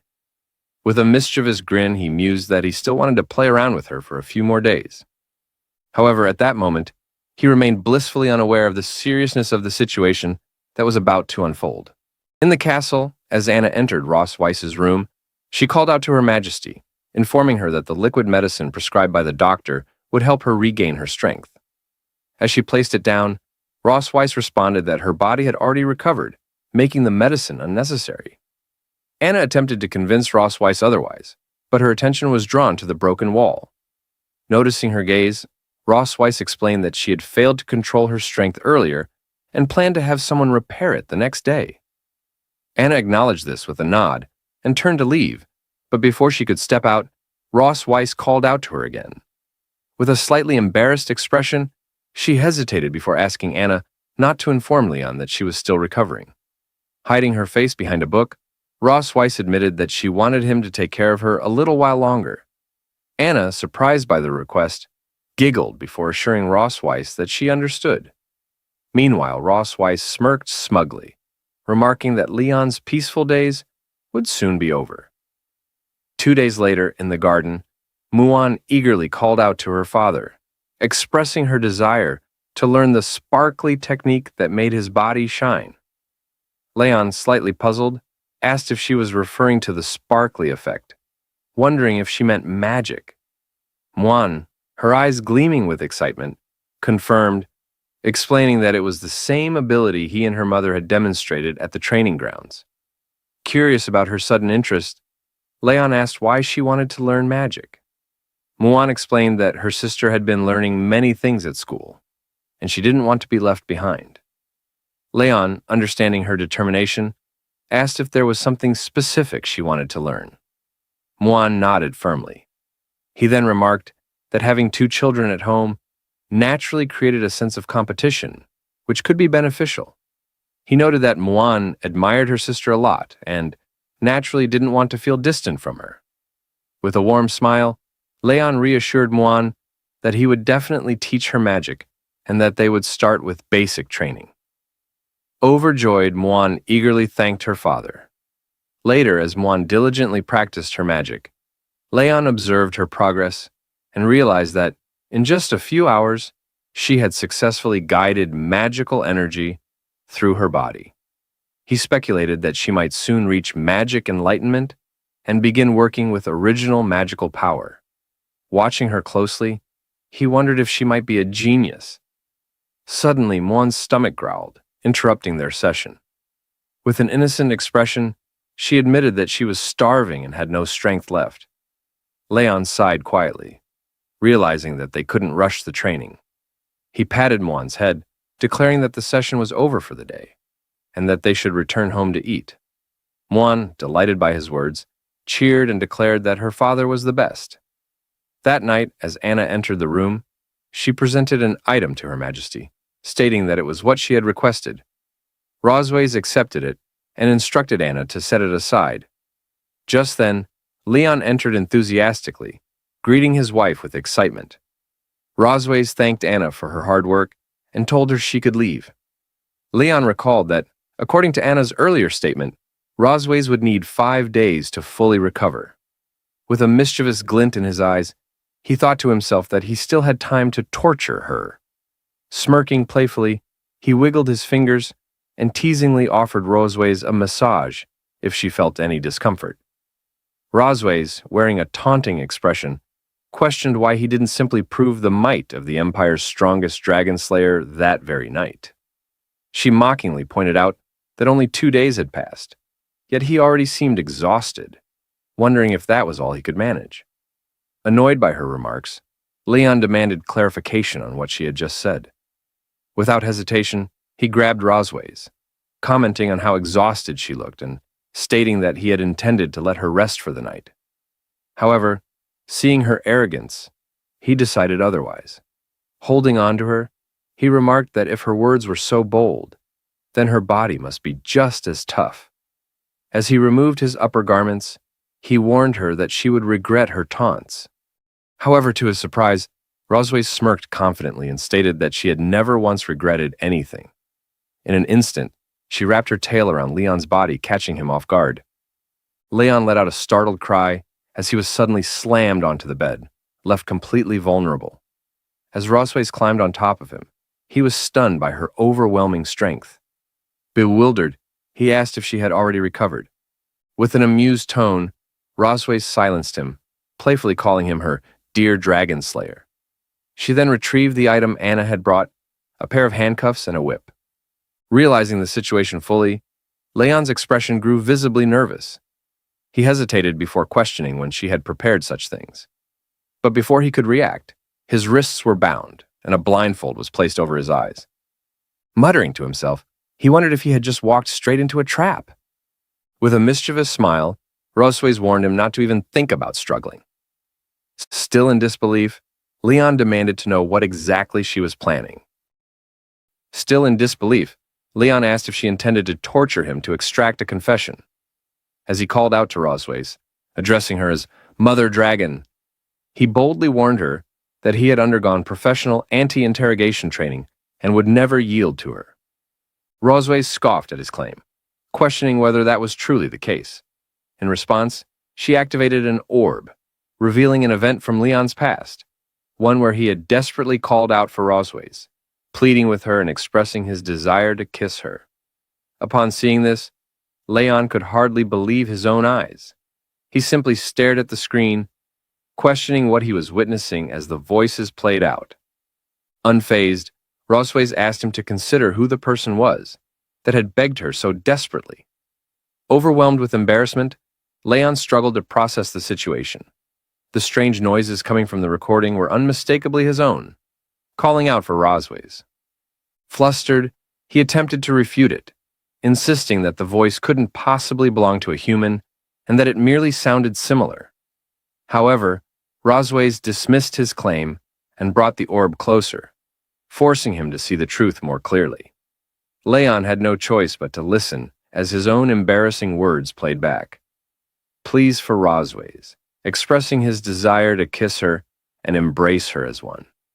Stunned, he was left speechless. Rosways, smirking, taunted him, suggesting that he might recall it all now. Faced with undeniable evidence, he apologized, but Rosways was far from ready to let it go. She took out the whip and ordered him to repeat what he had just said, several times. Then, with a dangerous glint in her eyes, she warned him that if he couldn't remember it clearly, she would gladly replay it for him again. Without hesitation, she whipped him, repeatedly and furiously, throughout the entire night. The relentless punishment left Leon writhing in pain, unable to move properly.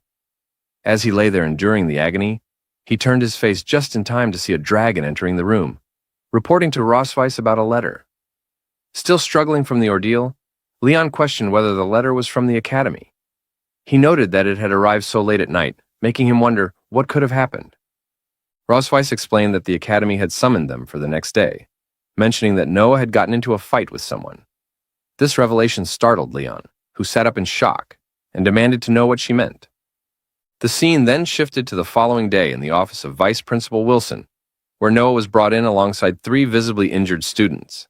The vice principal addressed Leon and Rosways, stating that the reason for summoning them was to resolve a conflict that had arisen between Noah and some of her classmates. With a furious expression, Rosways questioned what he meant, her tone carrying both anger and an implicit threat. She then turned her gaze toward the 3 injured students and accused them of teaming up to bully her daughter. Her words immediately caused the 3 young dragons to recoil in fear. Meanwhile, Leon took a quick glance at Noah, checking for any signs of injury. However, Noah reassured him that she was fine. It was then that Principal Wilson revealed the truth. Noah had actually been the one to beat up the 3 students. This revelation left Rosways momentarily surprised, while the injured students cried out in frustration. Leon turned to Noah, staring at her, before ultimately praising her, acknowledging that she was indeed his daughter. Principal Wilson, however, remained focused on the broader issue. While the fight itself had been a minor incident between young dragons, it also reflected an underlying conflict between cocoon-born and viviparous-born dragons. He knew the two distinct methods of dragon reproduction. Cocoon-born dragons directly inherited their mother's strength, giving them natural advantages in physical fitness and talent, while viviparous-born dragons required time to grow and learn before mastering their strength. As a result, within the same age group, cocoon-born dragonlets generally possessed superior physical strength compared to their viviparous counterparts. Despite this difference, Noah, a viviparous-born dragon, had single-handedly defeated 3 cocoon-born dragons, all of whom were a few years older than her. Recognizing her exceptional abilities at such a young age, Principal Wilson remarked that she had a bright future ahead. Just as the discussion continued, the door burst open. A red dragon entered the room, scoffing as he declared that he had heard his son had been involved in a fight. He dismissed the matter as trivial, stating that he was willing to cover the medical expenses. However, his nonchalant attitude quickly changed when he turned to his companions and saw their children injured. The red dragon then called out for his son, demanding an explanation for how he had been beaten so badly. The 3 injured students rushed toward their fathers, crying out pitifully. Meanwhile, Rosweiss whispered to Leon, identifying the red dragon as a member of the Red Flame Dragon King's faction, Constantine's clan. She explained that everyone from the Red Flame Dragon clan was known for being arrogant and domineering, making it difficult to communicate with them. Leon, reflecting on past encounters, remarked that if all the Red Flame Dragons he had killed were lined up, they could circle the academy twice. The Red Flame Dragon parent, unfazed by the situation, turned his gaze toward Rosweiss and questioned who she thought she was. He scoffed at the notion of her being the queen of the Silver Dragon clan, expressing disbelief that a queen would fail to discipline her own child, allowing her to bully other dragons. His words carried a clear implication, that the Silver Dragon clan was not as strong as the Red Flame Dragon clan, and that they only dared to instigate young dragons to pick fights with his son. Hearing this, Rosweiss's expression darkened. She glared at him and demanded that he repeat himself. However, the Red Flame Dragon showed no fear, even going so far as to threaten that if Rosweiss and Leon did not apologize to his son that day, they would not be allowed to leave through the doors. At that moment, Leon smirked and remarked that the real question was, who should be afraid of whom? His hands, he added, had been itching for a fight anyway. Just before the situation could escalate further, Vice Principal Wilson quickly intervened. He addressed the parents in a firm tone, urging them to remain patient and listen to his recounting of the events. Wilson then proceeded to explain what had happened the previous night. According to his account, in the cafeteria, Lowell and 2 other classmates had an argument with Noah. During the altercation, Noah's plate had accidentally collided with Lowell, staining his clothes. Later that night, on the way back to the dormitory, the 3 students had cornered Noah in the backyard and engaged in a physical conflict. Upon hearing this, Wilson turned to the injured students and gave them a chance to add any details. However, intimidated by the situation, they hesitated and ultimately remained silent. Just then, Noah stepped forward. With a confident expression, she addressed the vice principal and stated that she had something to add. As Principal Wilson asked her to continue, Noah explained that, first of all, it was Lowell who had deliberately provoked her in the cafeteria, and the incident of knocking over the plate had been purely accidental. She further clarified that the second incident had occurred in the backyard of the dormitory where she encountered them again. Lowell and his group had rushed toward her first, startling her, which led to her unintentionally breaking his arm in self-defense. Glaring at Lowell, she demanded that he confirm her version of events. Startled, Lowell instinctively retreated behind his father, ultimately affirming the truth of her words. His father, noticing his reaction, questions why he appears so frightened of her. Leon intervenes, directing his words toward Noah. He remarks that, despite her justification, he believes she handled the situation incorrectly. As Noah glances at him, he continues, advising that if she ever encounters a similar situation again, she should aim for the knee instead. Noah, confused, inquires about the reasoning behind such advice. With a full flex, Leon explains that on the battlefield, if a member of the Red Flame Dragon clan were injured in the knee, they would be easily subdued. As expected, she acknowledges the advice and assures him she will take it into account in the future. The Red Flame Dragon, growing increasingly frustrated, turns to Principal Wilson and demands if he has just heard what transpired. He expresses outrage that Leon would openly teach his daughter to bully his children. He insists that for students with violent tendencies like this, mere apologies are insufficient, and that expulsion is the only appropriate response. Principal Wilson, maintaining his composure, urges patience, explaining that the decision regarding Noah's expulsion lies with St. Heath's College. Furthermore, he points out that multiple students have reported Lyle's behavior, stating that he frequently bullies the viviparous dragons. Additionally, witnesses from the cafeteria the previous night confirmed that Lyle had been the one who deliberately instigated the confrontation. The Red Flame Dragon, unable to contain his anger, exclaims in disbelief. He reiterates that his daughter physically assaulted his son, yet the Academy not only refrains from punishing her, but instead accuses his son of provocation. Leon interrupts him, questioning whether he has any shame. He asks why the Red Flame Dragon is making such a fuss when his son was beaten, especially since he had been overpowered by a 1-year and 2-month-old child. The Red Flame Dragon, refusing to let the point go, insists that his son's age should not be a concern. Meanwhile, Leon shifts his gaze toward Lyle, who, caught off guard, blurts out that he is 7 years and 10 months old. Suppressing a laugh, Leon mockingly states that if he were in such an embarrassing position, he would dig a hole 1,000 feet deep and bury himself, ensuring that this incident remained a secret for eternity. Flinching in both annoyance and humiliation, the Red Flame Dragon's frustration intensifies. He directs his anger toward Leon, labeling him a coward who does not even have the courage to reveal his tale. He then questions what right Leon has to comment on his son. Growing more aggressive, he extends his hand, pointing his finger toward Leon's family, specifically at Rosweiss.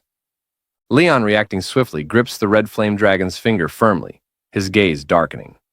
He warns that, while he may tolerate insults directed at himself, the Red Flame Dragon must never point at his wife and children or speak ill of them. The Red Flame Dragon winces in pain, groaning. Observing the interaction, Rosweiss notes Leon's strong protective instinct toward his family. Meanwhile, the Red Flame Dragon, unable to contain his indignation, demands to know if Leon realizes whom he has just laid hands on. He makes a ruckus, arguing that he is the Duke of the Red Flame Dragon clan, and that his superior is none other than Constantine.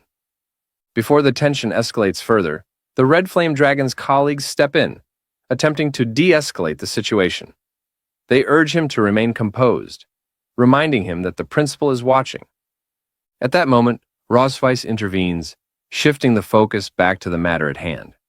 She states that this conflict is merely a minor dispute between children, and that dragging their family status into it will not be beneficial. Addressing the principal, she expresses confidence that St. Heath's College will issue a fair judgment, assuring him that their family is willing to abide by whatever decision is made. Principal Wilson nods in acknowledgement, recognizing the wisdom in her words. He then turns to the Red Flame Dragon, questioning whether he truly intends to escalate matters within the school premises. He warns that if the Red Flame Dragon continues to stir trouble, there is a possibility that his child's student status may be revoked. Realizing the weight of the warning, the Red Flame Dragon reluctantly suppresses his anger, while Lyle also pleads with his father to let it go, saying that he still wants to attend school.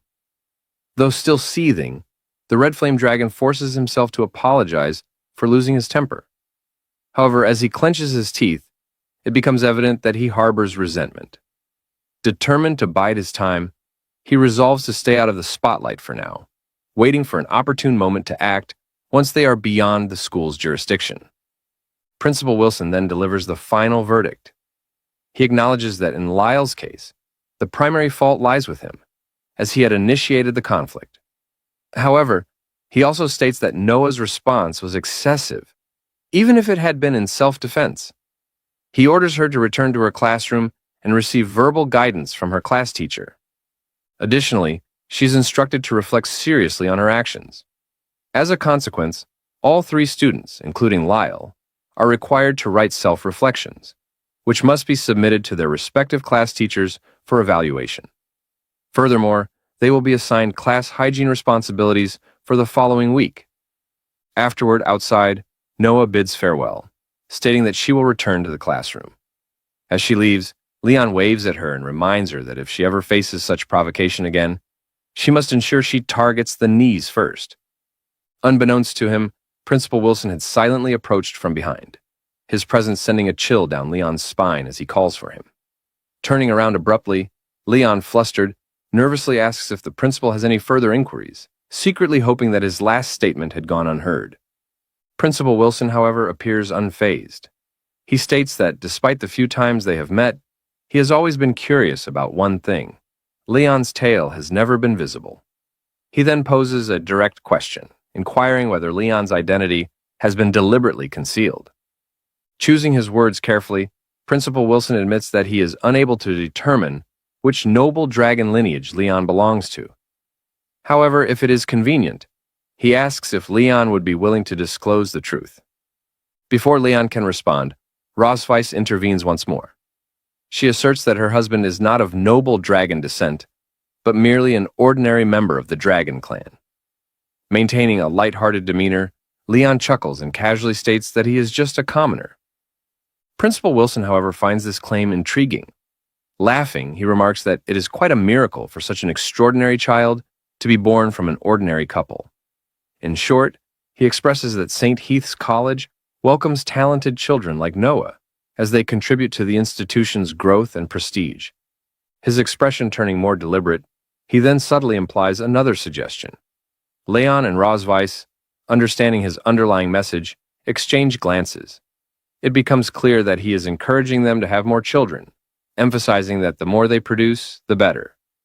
Finally, Principal Wilson expresses confidence that upon graduation, Noah will undoubtedly lead the Dragon Clan to great victories against the Dragon Slaves. Leon, amused, dismisses the remark internally, offering his thanks in silence. Meanwhile, the Red Flame Dragon, having observed the entire exchange, scoffs.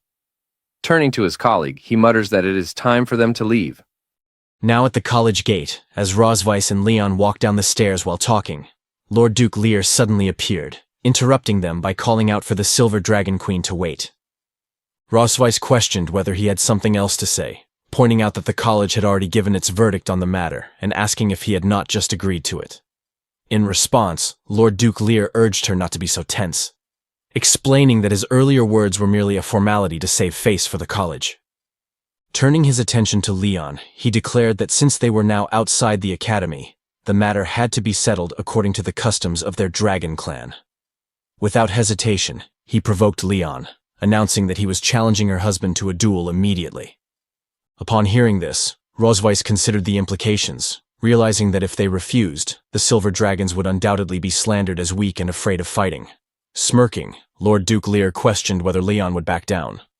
Leaning toward Leon, Rosweiss whispered, asking if he wanted to accept the challenge and whether he was feeling well. Grinning with excitement, Leon replied that since Lord Duke Lear had approached him for a fight, he had no choice but to accept. Rosweiss permitted him to proceed, but reminded him not to beat Lord Duke Lear to death, to which Leon nodded in affirmation.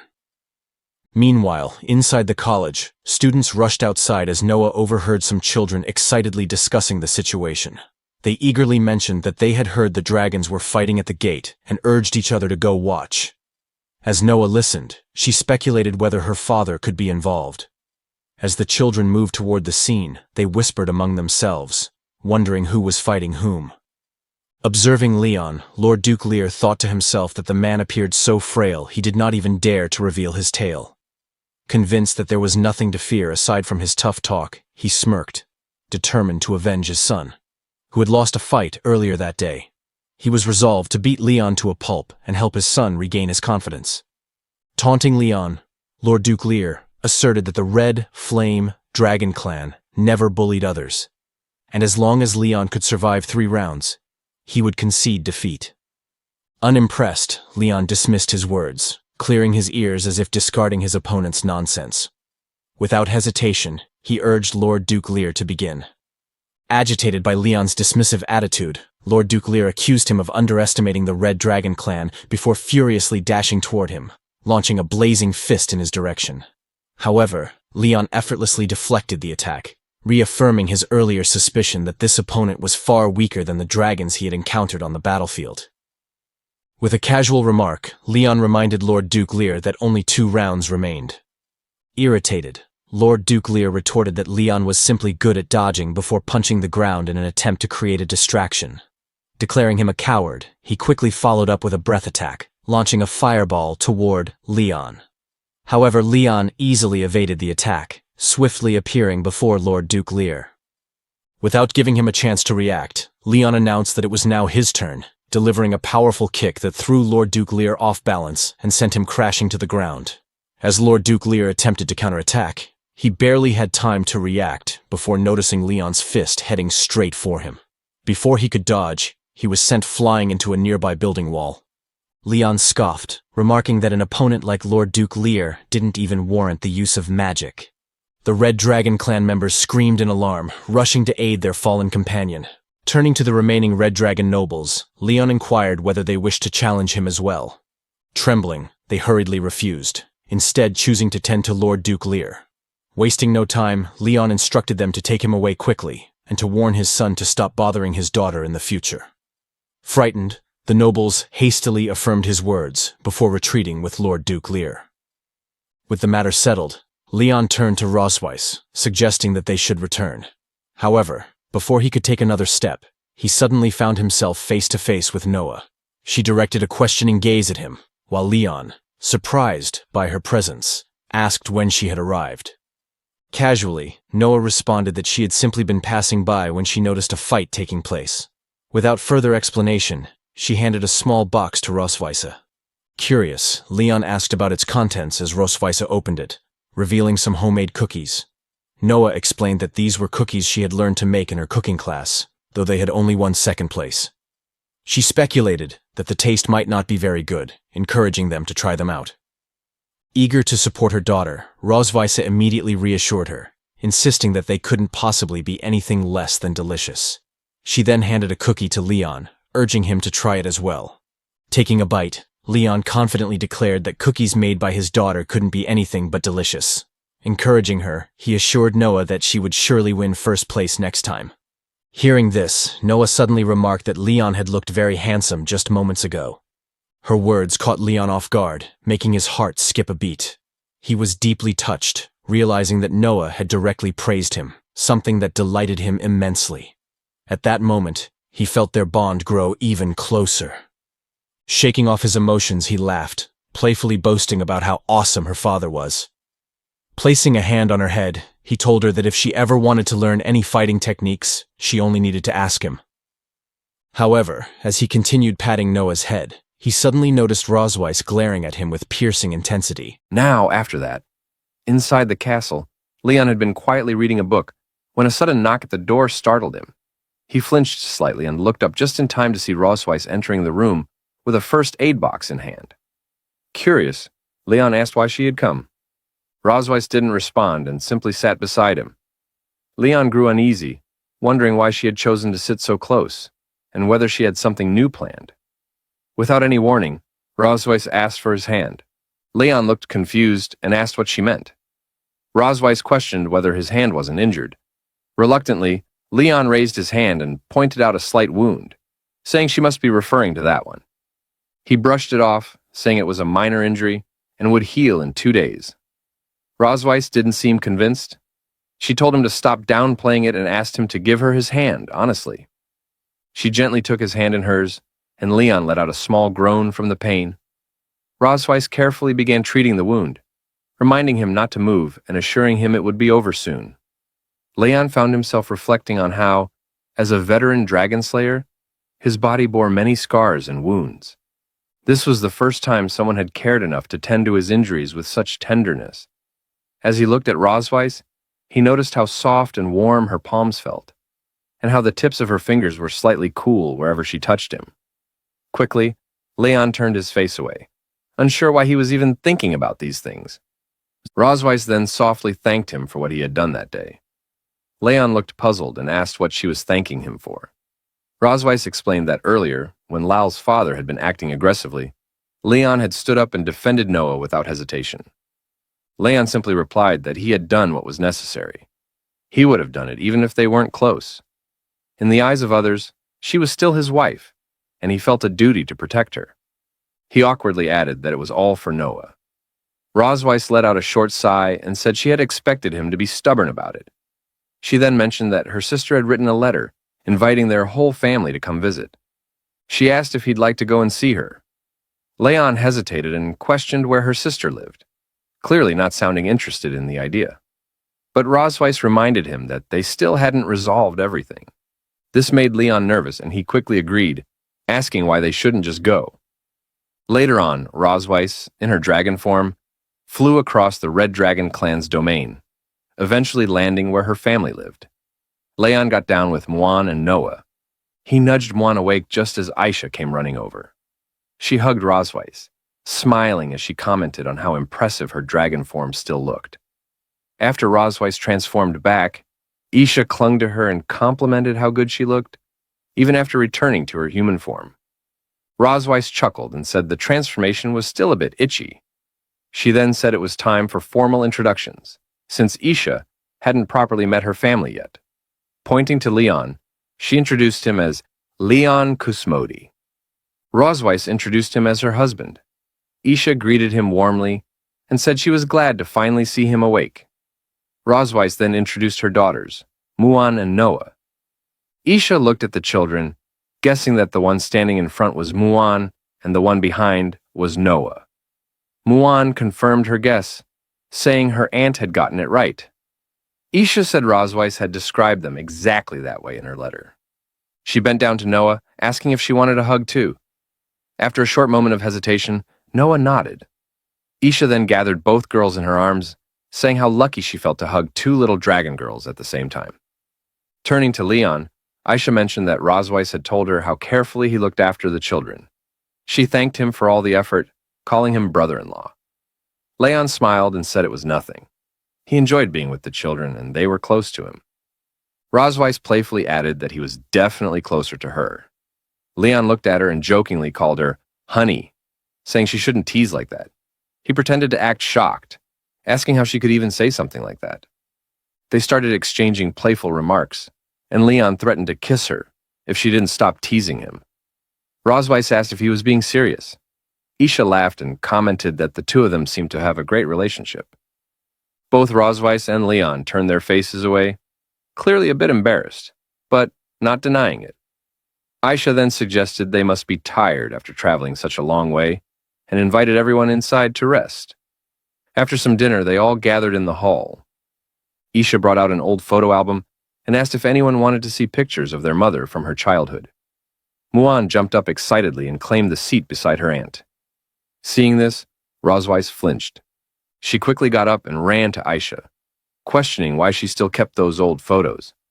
Rosweiss tried to grab the album away, insisting it should be handed over. Isha teased that Rosweiss must be shy about them. She made eye contact with Leon and, with a smirk, tossed the album to him. Leon caught it easily as Rosweiss stood there, embarrassed. He grinned, thinking there was nothing more amusing than seeing someone's childhood photos. He told himself he had to take a look at her past, even if just for fun. As he opened the album, a bright smile spread across his face. As he looked at the first picture, choking him out. As Leon remarked to Rosweiss that he hadn't expected her to have this side to her, Rosweiss, startled by the comment, glanced over at him, unsure of what he meant. Muan, however, seemed quite excited, insisting that they should watch whatever it was he was talking about. Without much of a warning, Leon revealed a photo of Rosweiss in her school uniform. He pointed out how lovely she looked while reading. Isha, ever the helpful sister, explained that the photo had been taken during a speech Rosweiss had given back then, as the outstanding student representative at her school. Leon chuckled at the image, shaking his head in disbelief, and jokingly asked how someone who had once looked so sweet and warm had turned into someone so cold. Rosweiss pressed her foot down on his in a not-so-subtle attempt to make him cry out, which he barely managed to suppress. Leaning in closer, Ross Weiss whispered that he shouldn't act so surprised. He might be the next one she chose to tease, scaring off Leon. Meanwhile, Aisha told them that there were still many more childhood photos of Ross Weiss left to go through. She then called out to Noah and Muan, inviting them to look at the photos of their mother when she was just a child. As the two kids turned the page together, Noah pointed out how Ross Weiss had looked so soft and fair when she was younger. Muan eagerly chimed in, saying she wanted to touch her mother, captivated by how small and adorable she looked in the pictures. Muan suddenly declared that the mother in that photo was beautiful, causing Leon to lean in quickly, asking to let him see the photo too. Isha smiled as she explained that it had been taken on the day Ross Weiss had inherited the title of the Silver Dragon Queen. Leon chuckled and teased Ross Weiss, saying she looked quite handsome in the image, while Noah pointed to the final page of the album, noting that they had reached the end. But Muan, still interested, expressed disappointment that there were no more photos left and said she wished there were more to see. Before anyone could close the album, Ross Weiss reached for it, saying that since they had finished looking, it would be best to put it away and keep it stored safely. However, Isha stopped her and pulled out one last item, a crystal-like object. Holding it up, she asked Ross Weiss if she remembered what it was. Ross Weiss's expression shifted immediately to one of worry, her voice rising as she called out to her sister, asking her not to show it. Leon, however, had already straightened up with interest. He recognized the object right away, calling it a photo stone. Isha nodded and said it could reveal a moving image, which caught the kids' attention. Muan and Noah immediately perked up, their eyes gleaming with curiosity. They both excitedly insisted that they wanted to see the video. Ross Weiss, clearly panicked, turned to Aisha with pleading eyes. She begged her sister not to show it, calling in the favor of being her biological sibling. But Leon wasn't backing down either. He joined the plea, calling upon his status as her brother-in-law and insisting they deserved to see it, while he inwardly thought that Ross Weiss must be hiding something shameful inside that video. Aisha, amused by both their reactions, decided to settle the situation with a compromise. Since it was Leon's first visit to their home, she reasoned that they should listen to him this time. Next time, they would listen to Ross Weiss. That verdict delighted Leon, who chuckled at Ross Weiss's growing frustration. She gritted her teeth and swore to herself that this would be the last time she ever brought him here. As Aisha activated the photo stone, a bright image began to play. Ross Weiss's eyes widened in horror. She scrambled to cover Leon's eyes, insisting he wasn't allowed to look. Leon, taken aback, asked what it was all about. The video played out with a younger version of Isha, asking Ross Weiss what criteria she would use to choose a spouse in the future. Clearly flustered by being on camera, Ross Weiss told her sister to stop filming because it felt too strange. But Isha kept insisting, telling her not to be shy. Eventually, Ross Weiss gave in. She explained that first and foremost, her future husband must have better grades than her. Ideally, he would have won many first-place awards. He must be responsible and, importantly, not hate children. Muan looked up and pointed out that it sounded just like their father, to which Noah nodded in agreement. The video continued. Ross Weiss elaborated further. Her ideal partner must be strong, but should never bully the weak. He needed to have a solid moral compass and resist being influenced by his peers or society's expectations. Leon couldn't help but chime in, claiming that he fit that description perfectly. Ross Weiss turned to him with a glare, asking if he had no shame. The younger Ross Weiss went on to say that all those traits were difficult to find, especially the last one. She mentioned how many people changed after gaining power or success and lost themselves in the process.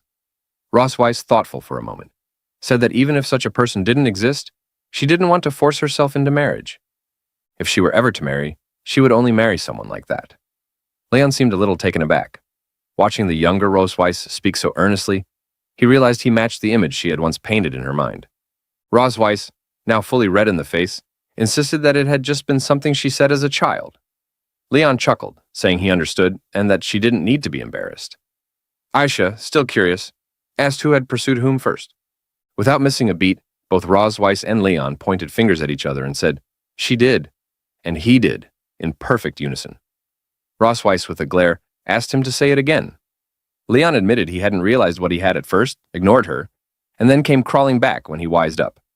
Ross Weiss smiled and agreed. That was basically how it went. Aisha laughed and commented that she was happy the two of them had such a strong relationship. Then, she mischievously pulled out another item and asked if they wanted to read some of the love letters Ross Weiss had received back in the day. Leon, Muan, and Noah all answered enthusiastically in the affirmative. Rosweiss, however, let out a dramatic cry, questioning why those were even kept, and insisted that she would burn them the moment she got the chance. Later, as Leon and Rosweiss entered the guest room, Leon remarked that there didn't seem to be any other option. They would have to share the room. He stated that he didn't want to do that. As they stepped in, their eyes widened in disbelief. The room had been prepared with incredible attention to romantic detail. A luxurious water tub filled with rose petals sat on one side, and the bed was decorated with roses shaped into a heart. The atmosphere screamed romance. Both of them stared, speechless.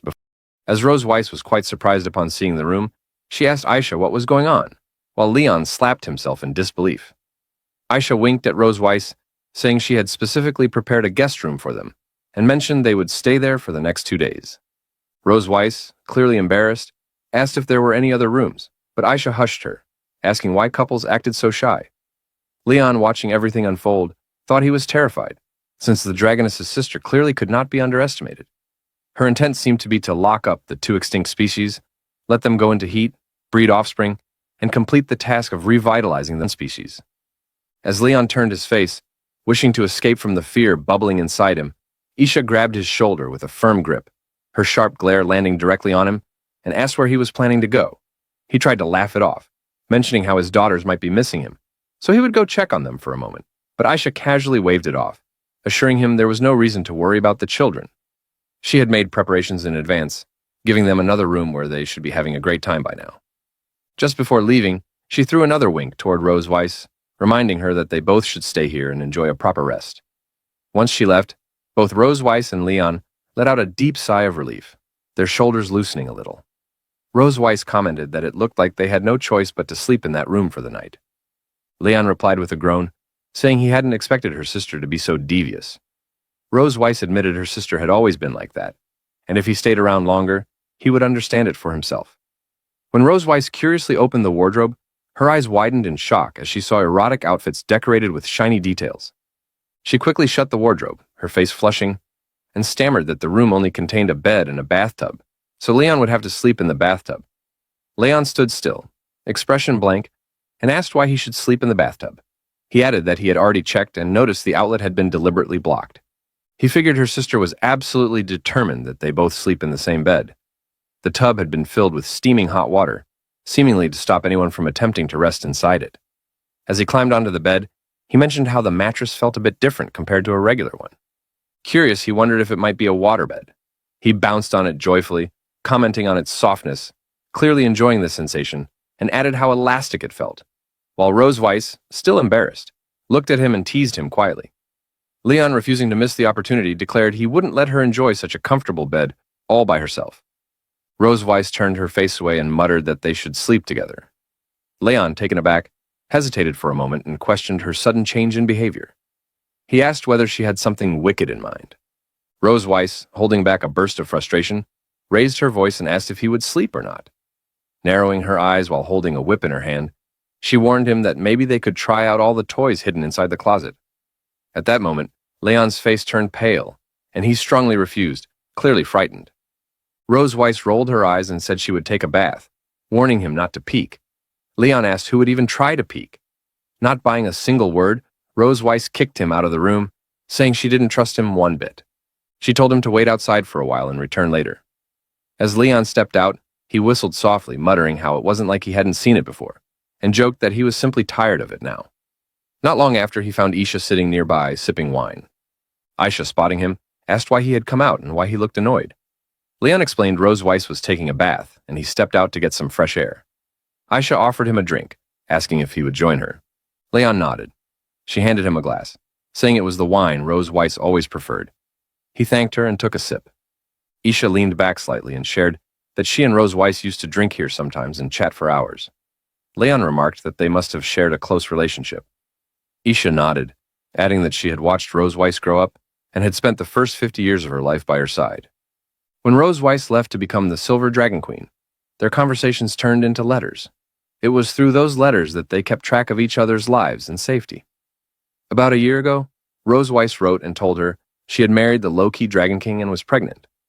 Aisha mentioned that even though her sister was married, her words had lacked joy.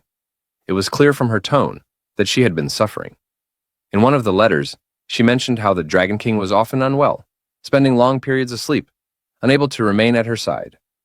Although a maid helped with daily needs, raising twins made everything twice as difficult, both during the pregnancy and after birth. Leon quietly groaned in his thoughts, imagining how Rose Weiss had been forced to bear the child of someone she had as a mortal enemy. She had no choice but to go through everything alone, with only the comfort of letters written to her sister. Those days must have felt unbearably long and full of sorrow. Aisha suddenly patted Leon's back hard and said she had once believed Rose Weiss had ended up with a lazy and useless dragon. Leon paused and asked if he really looked like that kind of dragon.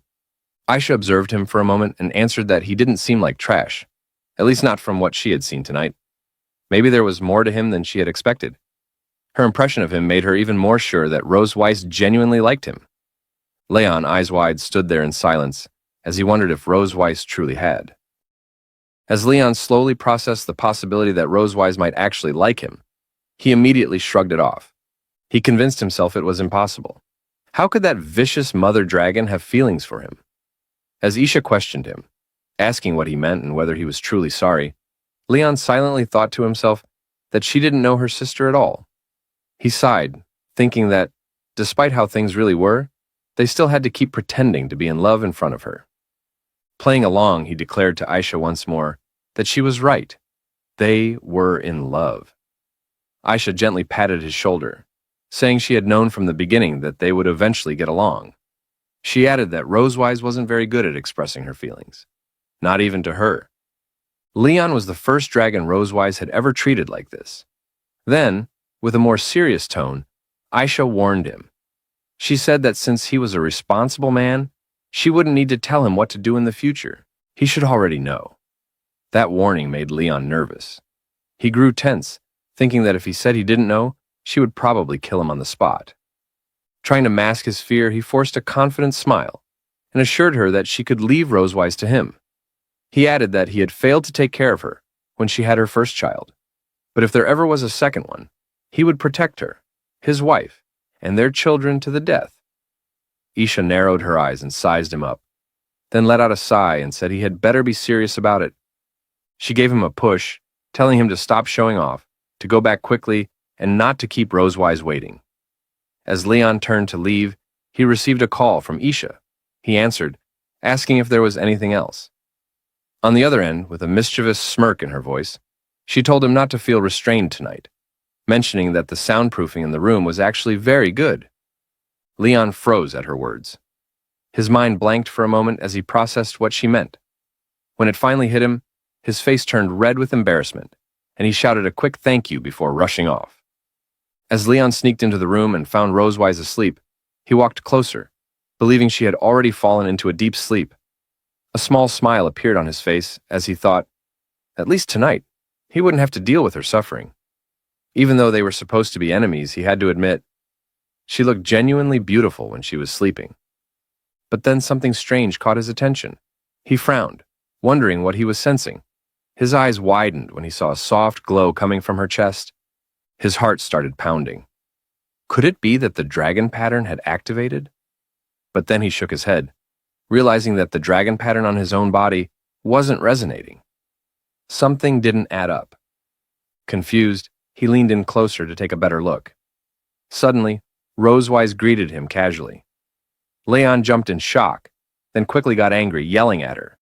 He demanded to know why she had hidden a light bulb under the quilt, and scared him half to death. Amused, Rose Weiss replied that she had found the item among some small toys on the hanger, and thought it was interesting, so she brought it in to amuse him. She smirked, teasing that, judging from his over-the-top reaction, he didn't seem to think it was a pity. Leon grumbled and brushed it off. He got into bed and pulled the blanket over himself, saying he was going to sleep and didn't want to talk to her. Rose Weiss chuckled and told him not to regret it later, especially if he ended up attacking her in the middle of the night. Just then, as Rose Weiss accidentally knocked against the bedside table, a spider dropped down from the ceiling and started swinging in front of her. She immediately froze, horrified, and let out a loud scream. Startled by the sound, Leon sat up and asked what had happened. But before he could finish speaking, Rose Weiss dashed toward him, hugging him tightly and crouching down in fear. She trembled, muttering that there was a spider. Leon thought back to earlier that day, when he had flipped through her old photo album and remembered a childhood picture of Rosewise crying because of a spider. He wondered if this fear was a leftover trauma from her past. Leon laughed confidently, saying it seemed even the mighty Silver Dragon Queen was scared of something. He let out a sigh and walked over to where the spider was, saying there really was nothing he could do with her like this. He offered to catch it for her. Rosewise, still hiding behind him, urged him to hurry up. As he reached for the spider, he suddenly felt something strange. Holding it in his hand, he paused. A thought crossed his mind. Could it be that? As Leon fully examined it and tried to pass the toy spider to Rosewise, he explained that it was just a harmless toy, and there was absolutely nothing to be afraid of. However, the moment Rosewise laid eyes on the spider up close, a scream of terror escaped her lips. Without hesitation, she surrounded herself with a defensive aura, firmly declaring that whether it was real or fake, it needed to be destroyed. Seeing her reaction, Leon quickly took the spider back and tried to calm her, assuring her that he would throw it outside. True to his word, he tossed the spider out, then turned back with a smile, announcing that the spider had been taken care of, and that it was finally time to sleep. Rosewise, still visibly shaken and utterly embarrassed by her reaction, struggled to make eye contact. Leon, on the other hand, suspected that this was another clever design orchestrated by her sister to reveal Rosewise's fearful and vulnerable side. It appeared to have worked perfectly.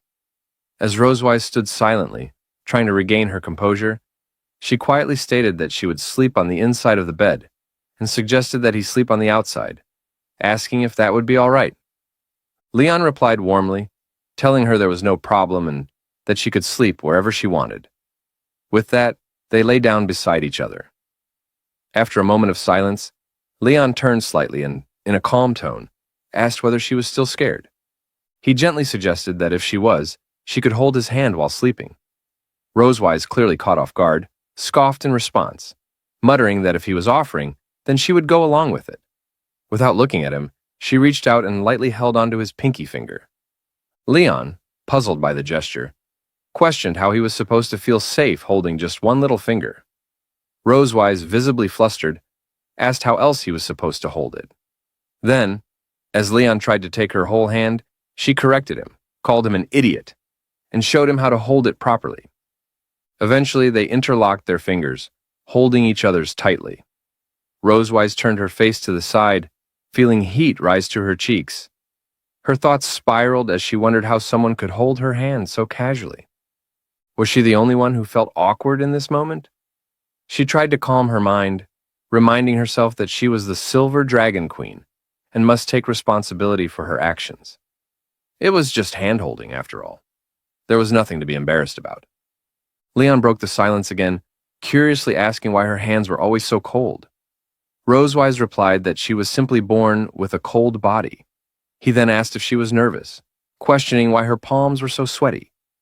Rosewise, now completely red in the face, argued that it was his hands that were sweaty. Meanwhile, her thoughts drifted elsewhere. She had noticed the calluses and tiny scars on Leon's hands, marks left behind from years of holding a sword. Though rough, his hands radiated warmth. Where their interlocked fingers touched, it felt as though electricity was flowing through her skin. The sensation left her heart pounding uncontrollably. Leon suddenly brought up her earlier comment about Mates' selection criteria, asking what she truly meant by it. Rosewise brushed it off, explaining that it had just been a joke from over 100 years ago and not to take it seriously. When he asked what her current standards were, she stated flatly that she had none. With the conversation tapering off, they both tried to fall asleep, though neither one succeeded. Leon lay in silence, screaming internally, unable to fall asleep. He opened one eye slightly, trying to see whether Rosewise had already dozed off. As his thoughts raced, he repeatedly shifted his pinky ever so slightly, wondering if it would be all right to move his hand a little more. Slowly, he began to move his fingers. Rosewise, still wide awake, felt the movement and thought to herself that this guy was absolutely doing it on purpose. She peeked toward him, silently questioning how a captive dared to touch his master like that.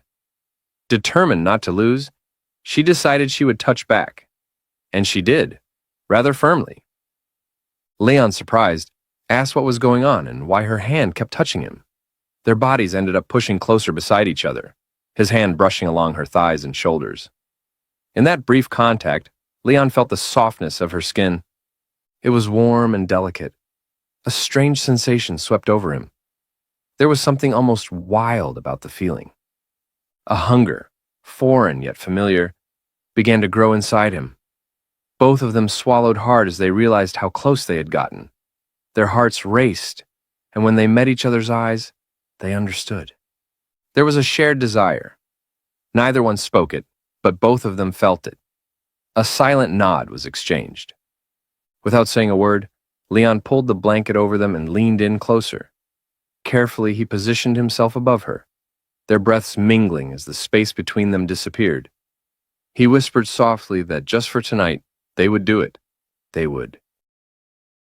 Rose Weiss called out for Leon with an alluring smile, dressed in her whale-mannered clothes.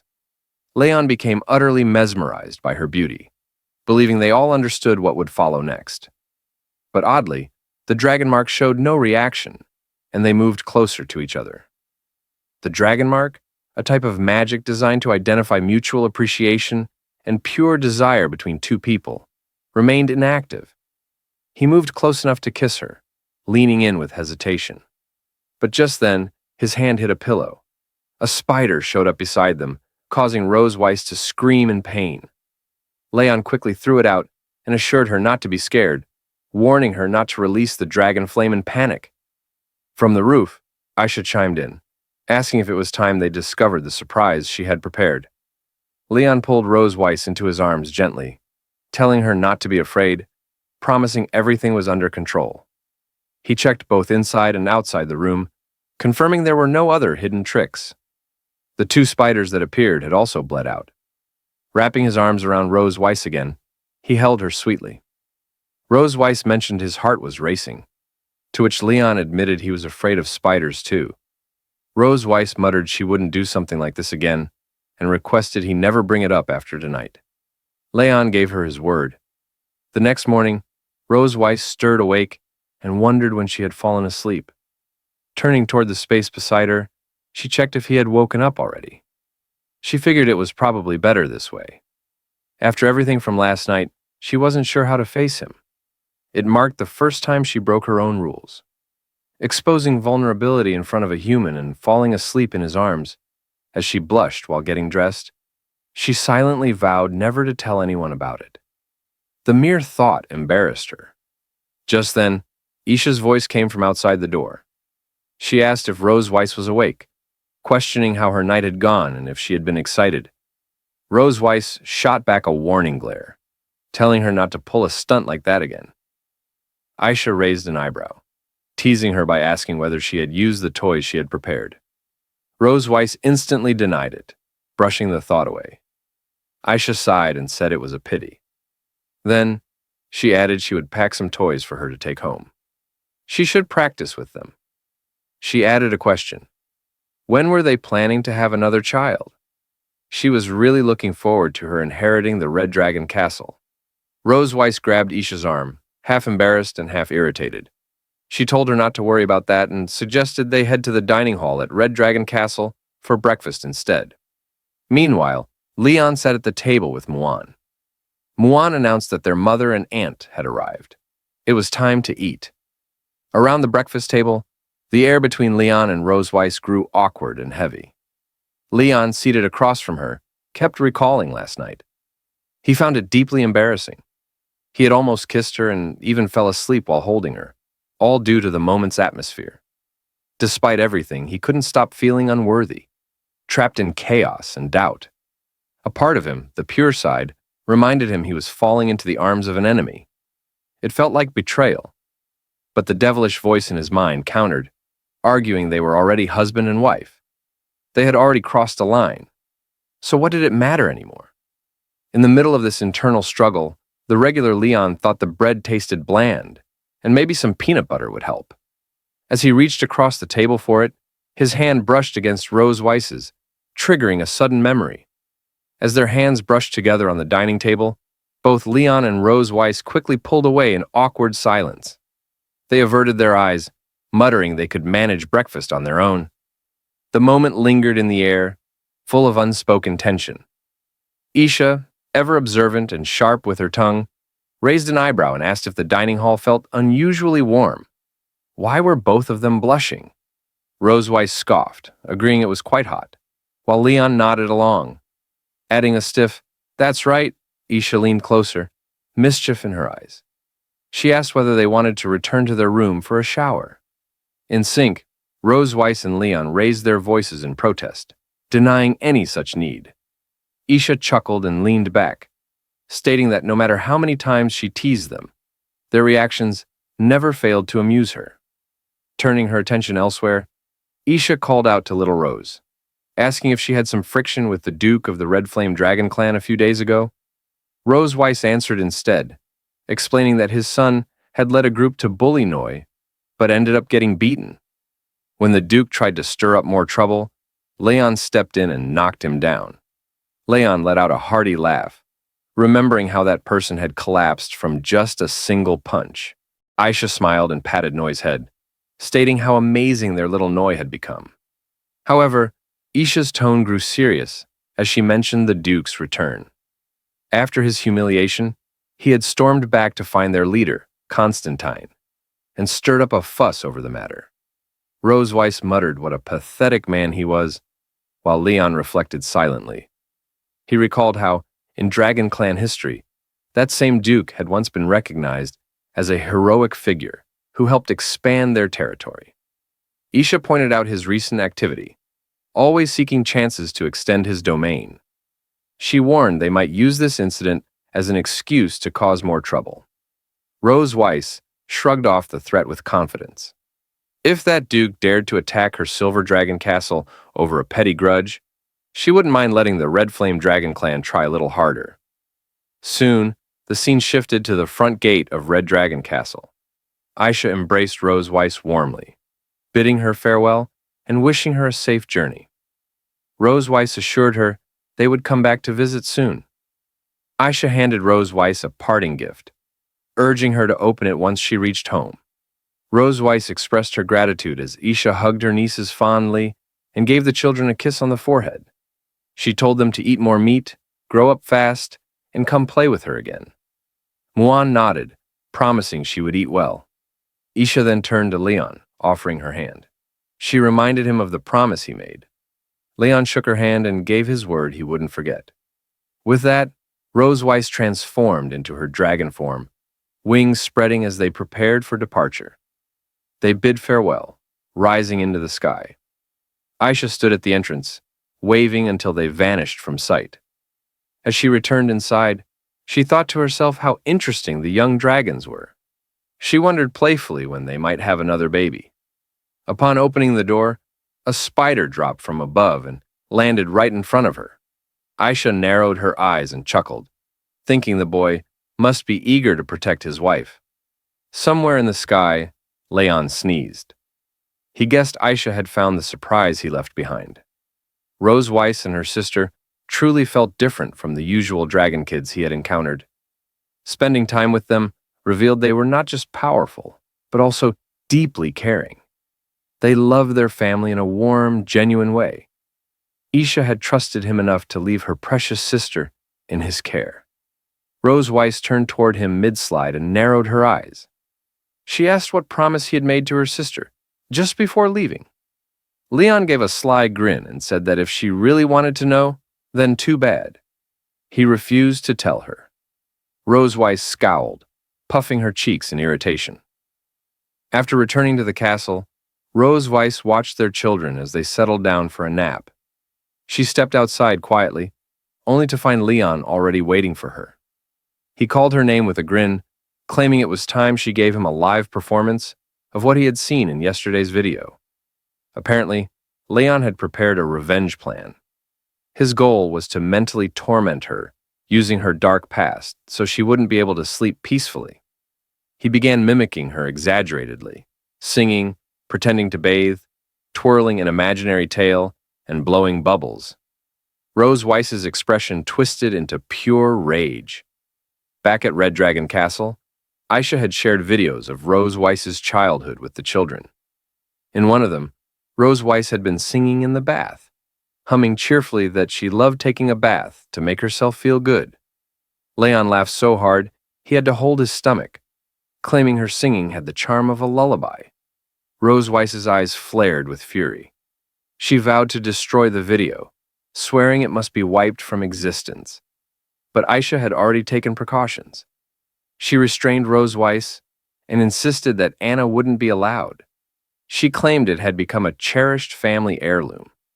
No matter how much Rose Weiss protested, the video remained untouched. In the end, it survived the chaos and stayed preserved. To keep Rose Weiss from having a peaceful night's rest, Leon decided to tease her about her childhood. He mimicked the way Rose Weiss used to take showers as a kid, even singing the same silly song she used to hum back then. Watching her grow increasingly speechless with rage amused him greatly. With a smirk, he leaned in, one hand pressed against the wall, and began to mock her. "You're really stupid." At that moment, Rose Weiss lowered her head in silence, her hands curling into tight fists at her sides. Leon's joke had clearly enraged her, but she didn't explode in fury or lash out with insults.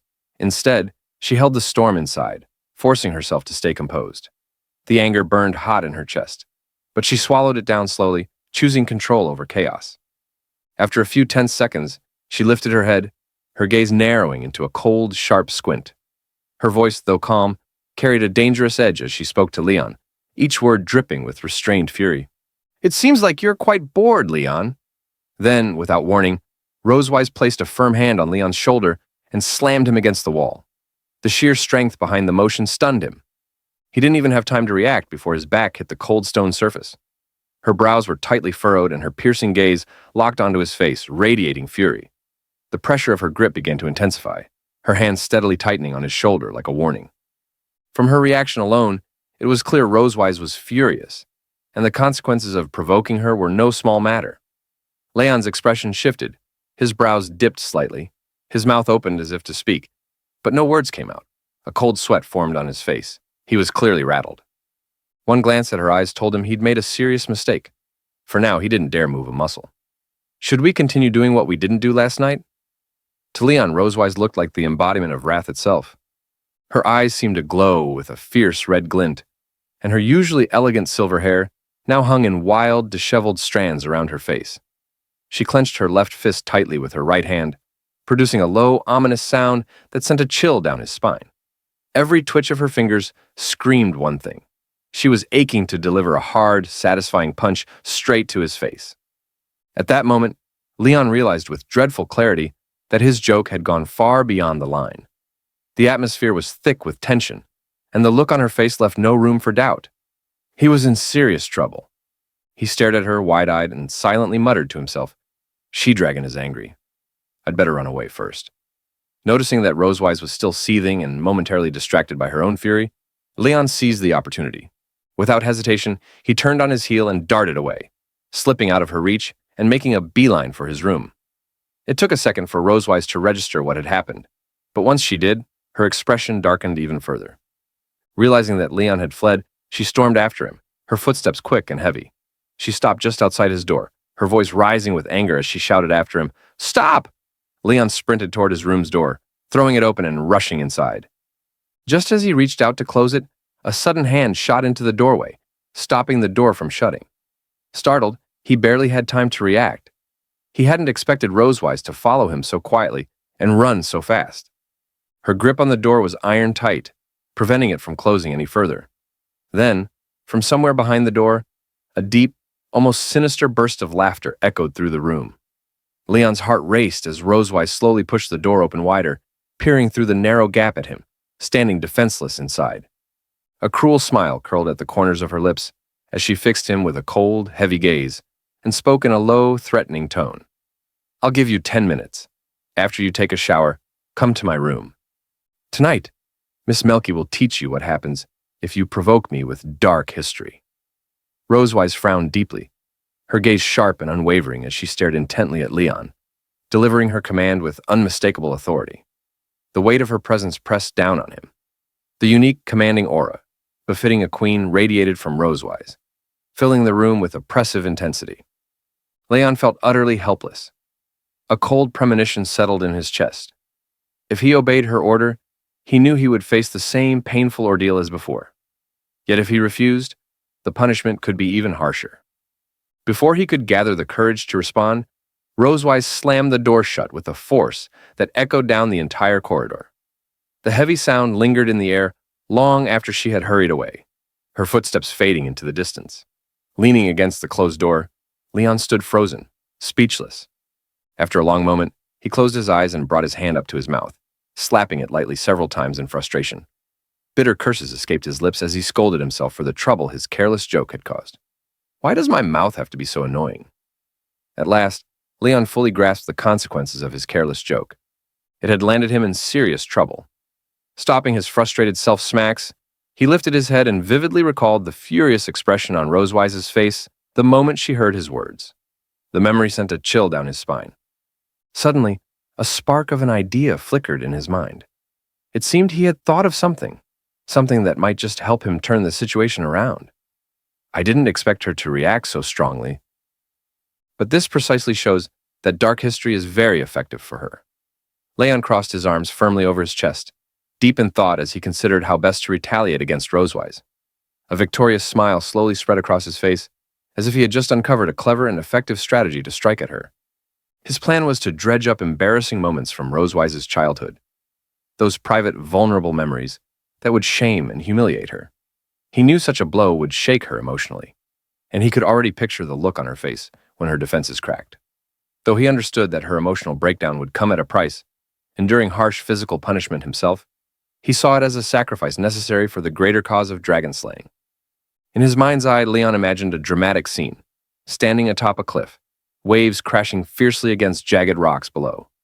Draped in a flowing blue cape, he struck a bold, fearless pose, his hand raised defiantly against the storm. This was his resolve. He was willing to do whatever it took to seek revenge. His expression softened with sadness as he clenched the fabric of his shirt tightly in both hands.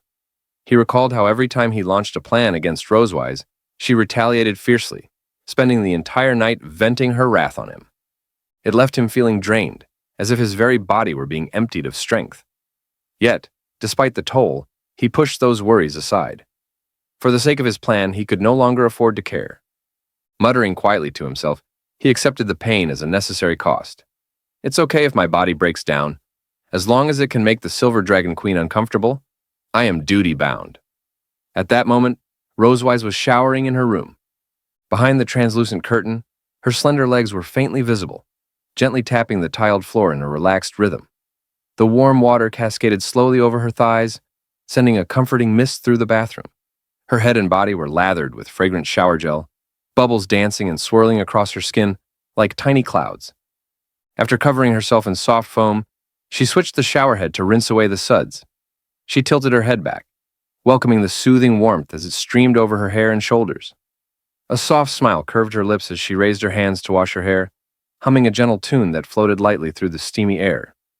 The anger that had once burned in her eyes seemed to have melted away, replaced by a quiet calm, and even a subtle anticipation for Leon's arrival.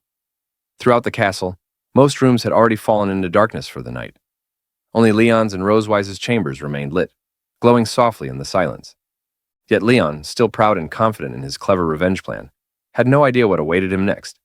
Long after finishing his shower, he stepped into Rosewise's room, confidence still high. But as the minutes ticked by, 10, then more, he saw no sign of her being emotionally shaken or embarrassed by his prank.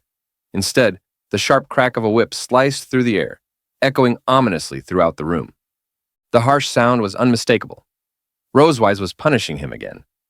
Leon's heart sank. He couldn't endure this kind of treatment any longer. He couldn't help but shout loudly. Leon screamed, Don't be too harsh, Rosewise." At this moment, Leon had already put on his pajamas and was lying on Rosewise's bed. He wore a very uncomfortable expression. He furrowed his brows, then opened one eye to look up.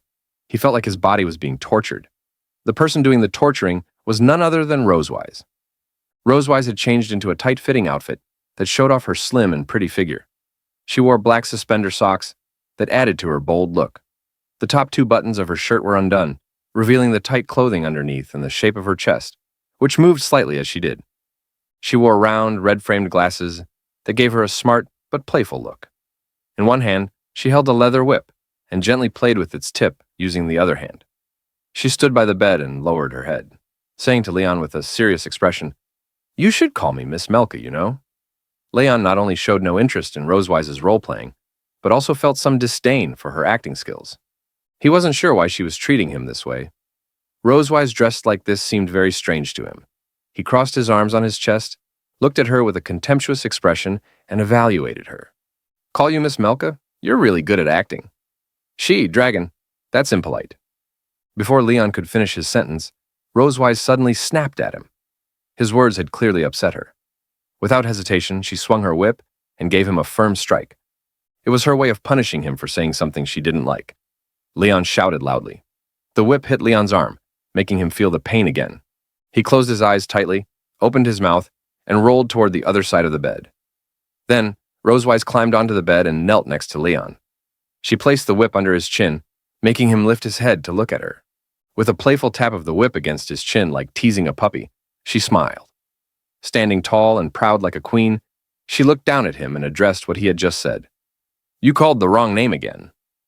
It seems that you haven't fully understood your current situation, Leon." Leon looked uneasy. He didn't dare to speak freely for now. If he argued again, she might whip him once more.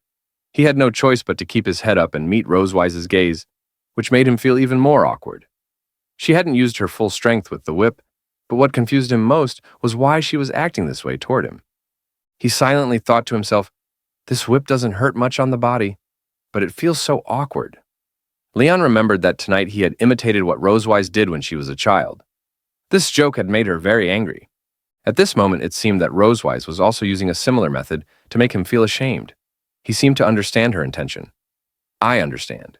She wants to make me feel ashamed through this role-playing game." Rosewise was acting like a strict teacher, while Leon played the role of a student who made mistakes and didn't listen. In his imagination, she wore a tight uniform and pushed up her glasses with one hand. She gave him a soft smile and slowly leaned down to look at him. Her chest moved slightly with each motion. The way she treated him felt just like a teacher, punishing a misbehaving student. If I want to finish tonight's game as soon as possible, I must fully cooperate with Rosewise. Seeing that Leon didn't speak again, Rosewise got out of bed. She thought he was reflecting on his behavior. She lightly tapped her palm with the whip while looking at him with serious eyes and asked, "Do you know where you went wrong?" At that moment, Leon pushed himself up on the bed with both hands and slowly sat up. Wanting to finish this awkward roleplay quickly, he gritted his teeth and went along with it. Thinking about the words he had to say made him feel shy, and his face slowly turned red. He looked away, not wanting Rosewise to see, and whispered, "I'm sorry, Miss Melka. I will definitely study hard in the future, listen to you, and not make mistakes again." Upon hearing Leon's answer, Rosewise smiled with satisfaction. She took off her glasses and looked at Leon, telling him the next step of her plan. "All right, are you ready to submit your homework?" At that moment, Leon was stunned. He wasn't sure what Rosewise meant by what she said. He stared at her blankly and blinked his eyes, asking her in a puzzled tone, "Homework? What is that?" Regarding Leon's reaction, Rosewise's face showed an unhappy expression. She felt displeased that Leon didn't realize what she meant. She raised an eyebrow and said in a serious tone, "Don't you even know what homework is? Do you still dare to say that you want to study hard?" Leon really didn't know what Rosewise meant by homework. He felt a bit embarrassed by her unclear demands. He asked her to explain it to him. "Could you please say it again, Miss Melchiv? I will listen carefully." Upon hearing Leon's sincere question, Rosewise did not refuse. She commended his studious attitude. She placed her glasses and whip on the cabinet and said to him, "Okay, after all, I'm also very reasonable." Then Rosewise sat on Leon's waist, her long, shapely thighs brushing slowly and teasingly against him. She looked down at Leon lying beneath her and gently placed her hand on his chest, as if inviting him closer. With a playful smile, she grew more excited, ready for what was coming next. Then she revealed the specific details of the homework to Leon. "Today's homework is to make my dragon mark light up." When Leon heard Rosewise's words, he was surprised. He hadn't expected that the homework she gave him would be something like this. Rosewise leaned down and pressed her body close against Leon's. She gently ran her fingers around his bare chest, teasing him softly. Then, moving closer, She looked at him with a playful but serious expression and warned him, "If you can't do it, you will face even harsher punishment." Leon looked nervously at Rosewise, but he didn't feel scared. He gathered his courage and accepted the challenge of this homework. Who said I couldn't do it? Leon raised his hand and gently touched Rosewise's thin, soft waist. He started in a familiar spot, then slowly moved his hand up along her waist, exploring other parts of her body. As he touched her more and more, Leon felt his own body growing hotter. He breathed in sharply, his face flushing bright red. He knew Rosewise's body very well. After all, during the past few nights when she had let out her emotions, he had slowly become familiar with every part of her. He thought confidently, "We have experienced countless nights." It seemed Leon had touched a very sensitive spot on Rosewise's body. Suddenly, her whole body trembled. She lifted her head and stretched her neck, closing her eyes tightly while blushing deeply. She tried hard to hold back her voice and not cry out. Rosewise felt a warm, pleasant sensation spreading through her. She wanted to push it away, but also wanted it more than anything. The feeling was so strong, she almost felt like fainting. She opened one eye and parted her lips slightly to catch her breath, then praised Leon's skill. "Leon, you've mastered the essentials so quickly." Rosewise couldn't hold back the comfortable feeling any longer. She looked up, her face flushed, and let out a soft, happy sigh. At that moment, she was enjoying Leon's touch like a soothing massage, a big smile spreading across her face. Then she gently took Leon's head and pressed it against her twin peaks, wanting to make the feeling even stronger. Her head started to feel dizzy, but she didn't want him to stop. She was lost in the moment, completely caught up in the pleasure, and couldn't pull away. Rosewise straddled Leon's body and gently twisted her waist. She thoroughly enjoyed his massage, feeling her body gradually relax and soften. A warm blush spread across her cheeks from his touch. Lifting her head, she let out a contented sigh and wrapped her arms tightly around Leon's head, deepening her sense of happiness. Leon gently embraced Rosewise's body and slowly guided her down onto the bed. The frequent contact with her soft form caused his own cheeks to flush even more, leaving him feeling shy and self-conscious. After finishing the massage as requested, he lifted his head and rested his chin on her elastic chest. With his eyebrows lowered, he looked up at her with a pleading expression. I have completed my homework. Is this okay?" Upon hearing Leon's words, Rosewise let out a soft chuckle. She narrowed her eyes and flashed a mischievous smile. Raising a hand to her cheek, she appeared lost in the lingering sensation of his touch. In her heart, she felt that Leon's massage hadn't been enough to satisfy her desires. She said to him, "Just now was only some pre-class exercises. Your real homework hasn't been submitted yet." Rosewise pressed her body firmly against Leon's, reaching out to gently stroke his chest a few times.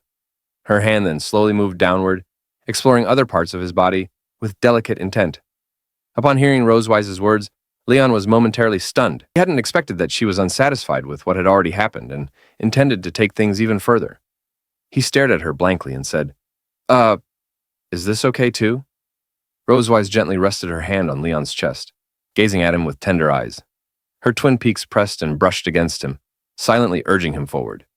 Leon lifted his head to watch her approach slowly, and as her teasing grew more intense, he felt himself gradually losing control. He silently said in his heart, "Damn it, I knew she wouldn't let me go easily." He found himself more and more drawn to her and the atmosphere they created. At that moment, a sentence flashed through his mind. The great dragon-slaying hero Leon is once again defeated by the she-dragon. In such an ambiguous atmosphere, a dragon mark slowly appeared on Leon's chest. It kept flashing with purple light, as if reflecting Leon's current mood. Leon lowered his head to look at the dragon mark and thought to himself, "Is it because of the dragon mark? My mouth is getting drier and drier." At that moment, Leon felt something was wrong with his body. He opened his mouth and began panting. He seemed to want to relieve his dry mouth by breathing fresh air, but it didn't help. The more he breathed, the drier his mouth felt. His body also started to feel restless, moving uncontrollably. This physical reaction stirred his desire, making Leon increasingly eager to be close to Rosewise. He sat up from the bed and slowly lunged toward her. Rosewise did not reject his advance. On the contrary, she reached out her hands and gently cradled his head, guiding him back onto the bed. The soft mattress welcomed the two as they sought to entwine with each other. Leon pressed Rosewise beneath him, their bodies flushed together. He propped himself up with one hand to avoid sinking too deeply into her embrace. Rosewise placed one hand on Leon's head, stroking him gently, while her other arm wrapped around his waist, pulling him closer. Leon rested his head on Rosewise's neck and took a deep breath. Her scent sent waves of excitement through his body. He then gently kissed her neck and the surrounding skin. How could Rosewise resist such stimulation? The blush on her face deepened. She lifted her neck and let out a contented sigh.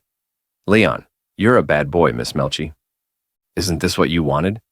Leon closed his eyes, reached out, and gently cupped Rosewise's head, deepening the intensity of his kisses. Rosewise could clearly hear the sound of his kisses in her ears, which made her body grow increasingly excited. She couldn't resist Leon's advances.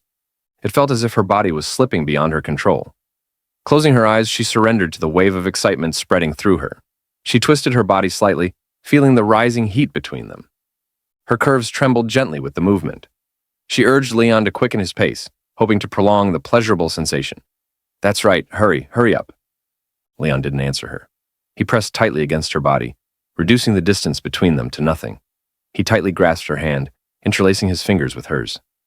Rosewise's body felt soft and comfortable, as if it were about to melt into the bed. She felt like she had entered heaven. She let out a moan of comfort. Ah! Their bodies overlapped, sharing each other's warmth and breath. After being carried by Rosewise for a while, Leon finally managed to rest. At that moment, his body felt utterly exhausted. He leaned back against the bed, closed his eyes, and let out a slow sigh. Silently, he stared at the ceiling, lost in thought. His clothes had been tossed onto the floor. Rosewise lay beside him with her eyes closed, resting. Having removed all her clothes as well, she simply covered herself with a blanket. Seeing that Rosewise was ready to rest, Leon picked up the pajamas that had fallen under the bed and put them on. While dressing, he asked Rosewise in a tired voice, Miss Melchi, my homework has been submitted. Can we finish class now? He had been tormented by Rosewise for some time, and was now both physically and mentally exhausted. He didn't want to continue what had just happened. He planned to leave her room and return to his own to sleep. Just as Leon was putting on his pajamas and preparing to leave, Rosewise reached out and grabbed his sleeve, stopping him. Leon furrowed his brow and looked down at her hand, a growing sense of unease stirring in his heart. Rosewise opened her eyes and stretched comfortably. Unlike Leon, she didn't seem tired at all. She smiled mischievously and revealed her next plan. The homework you submitted was only for one subject. There are still 6 subjects left. She gently twisted her body, revealing her snow-white curves and thighs. The purple blanket faintly outlined her slender figure. She seemed to be tempting Leon to continue the same kind of homework with her. Upon hearing her words, Leon was stunned once again. He hadn't expected her to pile on even more homework for him. He stared blankly at Rosewise lying in bed, unable to find any words to protest. Ah! Leon let out a mournful wail. His cry echoed through the Silver Dragon Castle, piercing the dazzling starry sky. Tonight, his body was no longer his own, but a hollow shell. He could already imagine that tonight would be another sleepless night. As soon as he thought about being repeatedly tortured by Rosewise, like on countless nights before, Leon felt his body and mind quietly begin to shatter. For him, this was destined to be another long and arduous night. With Rosewise by his side, time slowly passed from evening into morning. Leon was quite displeased with Rosewise's extra homework assignment. He spoke to her with noticeable irritation in his voice. Miss Malkivi, you are truly a homework maniac. Rosewise paid no attention to his complaints. If he had been able to do it before, he could manage the extra homework she assigned him that night. She closed her eyes and said to Leon with a smile, No more excuses, Leon. Pull yourself together and get ready to pull an all-nighter on this homework. Outside the Silver Dragon Castle, the sun gradually rose and illuminated the dim sky. After a night of Leon taking her seriously, Rosewise felt that her body and mind had been thoroughly purified. Her previously negative emotions had been completely washed away. Her skin had become much whiter than before and even more elastic. She closed her eyes and gave a satisfied smile. Crossing her hands in front of her chest, she walked to the gate of Silver Dragon Castle in a very good mood. Her mental state had improved significantly compared to the night before, and even her temperament seemed somewhat different. She appeared to be very satisfied with the homework and additional services submitted to her by Leon. However, Leon, walking beside her, stood in stark contrast. He had dark circles under his eyes and no trace of a smile on his face. Although he walked in front, his steps were unsteady, as if he might collapse at any moment. It was clear his mental state was in very poor shape. Dragging his exhausted body, Leon finally reached the gate of the Silver Dragon Castle. Noah and Muan looked up and saw Leon in a very poor mental state. They were very curious about this. Noah asked in confusion, "Why do you look like you haven't slept all night?" At that moment, Muan found Leon's appearance very interesting. She raised her hand, pointed at Leon's dark circles, and laughed heartily. "Ah, Dad's dark circles are really dark because he couldn't rest well all night." Leon felt his head spin, but he could still hear what Noah and Muan were saying clearly. Upon hearing Muan's words, he calmly pointed to the dark circles under his eyes and explained to them, "I stayed up too late doing homework." Leon was already an adult and didn't have to go to school, so there shouldn't be anyone assigning him homework. Muan was a bit confused by Leon's answer. She raised her hand and tapped her chin, then lifted her head and pondered for a moment. Do adults also have homework? In order to prevent Noah and Muan from knowing what had really happened last night, Rosewise came up with another explanation. She said to them with a smile, "Children have homework for children. Of course, adults also have homework for adults." Noah and Muan lifted their heads together and looked at Rosewise, momentarily speechless. They still didn't quite understand what she was saying. After exchanging a glance, they both fell into deep thought. Just then, Muan seemed to have an idea. She perked up, raised her hand excitedly, and shared her thoughts. Muan had discovered a curious pattern. Whenever Mom was in good condition, Dad would become very weak. And whenever Dad was doing well, Mom would suddenly become very weak. Am I right? While explaining to Leon and Rosewise, Muan excitedly pointed at them with her finger. Leon and Rosewise were both surprised by her discovery. They hadn't expected Muan to figure out their physical condition based on their mental state. Leon, impressed by her sharp observation skills, reached out and gently patted Muan's head, offering her a faint smile. He said to Muan, "Good girl, you're so clever." Although Leon and Rosewise hadn't told Muan what had happened between them, Leon couldn't help but admire her keen observation. Silently, he thought to himself, she easily saw through the truth that ordinary people couldn't discover. Upon hearing Leon's praise, Muan was overjoyed. She looked up at him with a bright smile, her tail wagging excitedly. Standing behind her, Leon took a protective stance, raising his hand and gazing ahead with determination in his eyes. If anyone says you're only cute in the future, Dad will be the first to fight with him. Muan stood proudly in front of Leon, hands on her hips, wearing a cheerful expression. She looked ahead with determination, mirroring Leon's gaze. Just then, Noah heard a sound coming from the sky. She tilted her head upward, eyes fixed on a distant point. "It's here," she said. It was Leviathan, the school bus that came to take her to school. With massive wings beating steadily, it flew toward them, letting out a cry as if to announce its arrival at the castle gate.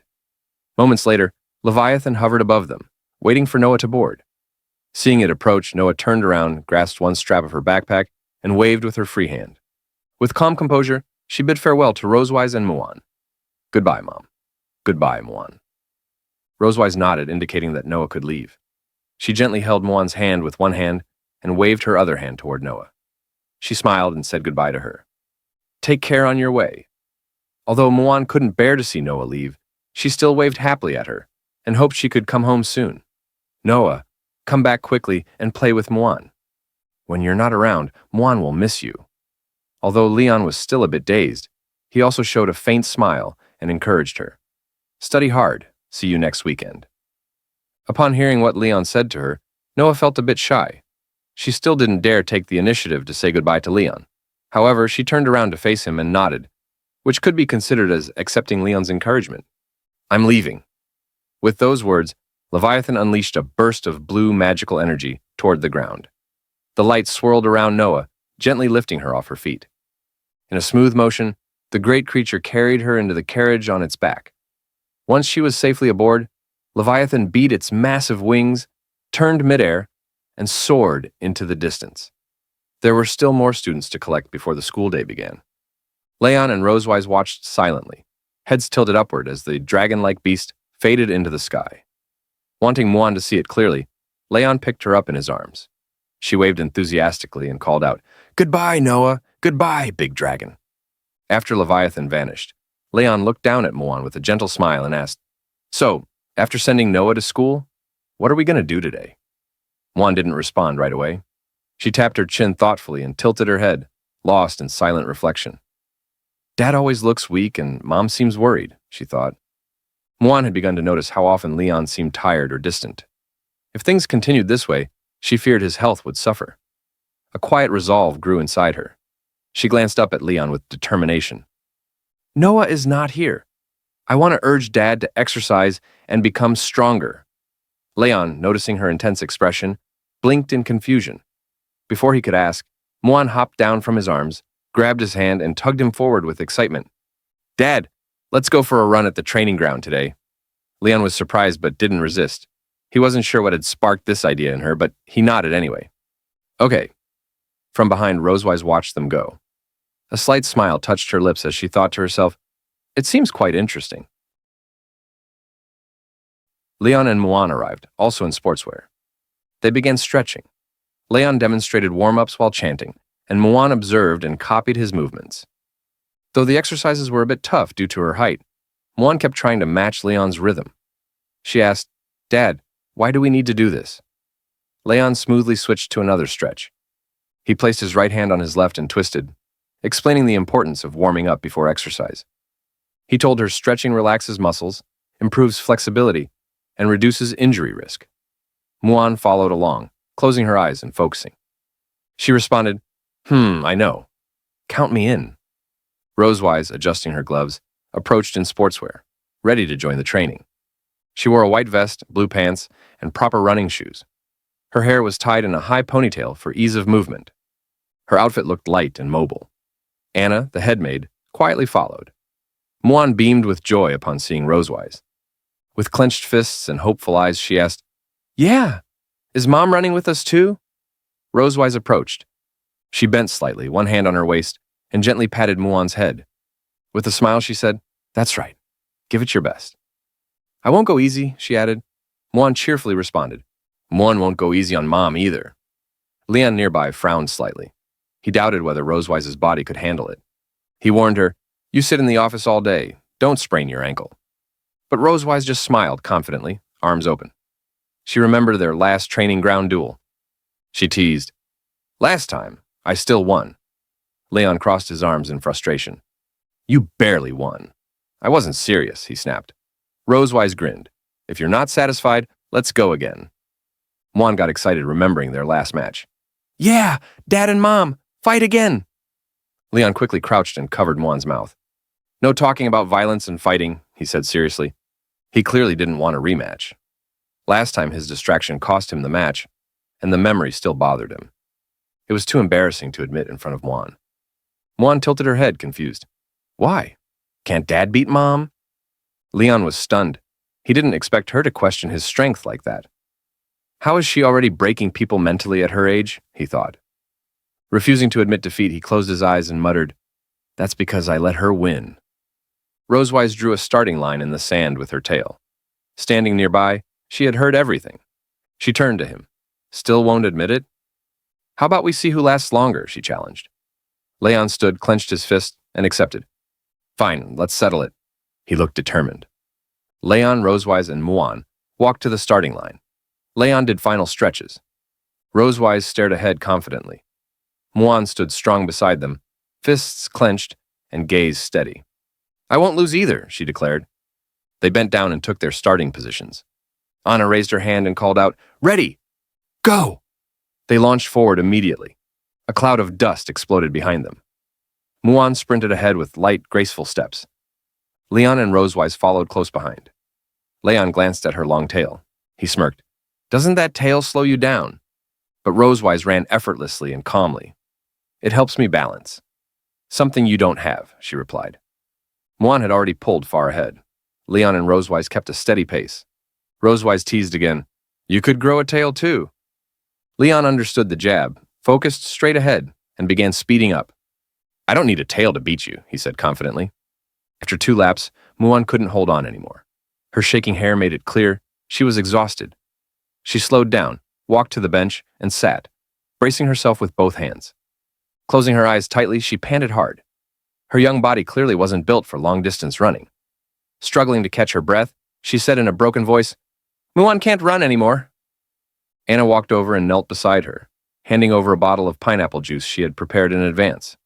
She gently stroked Muan's head and smiled, praising her. Your Highness already did very well.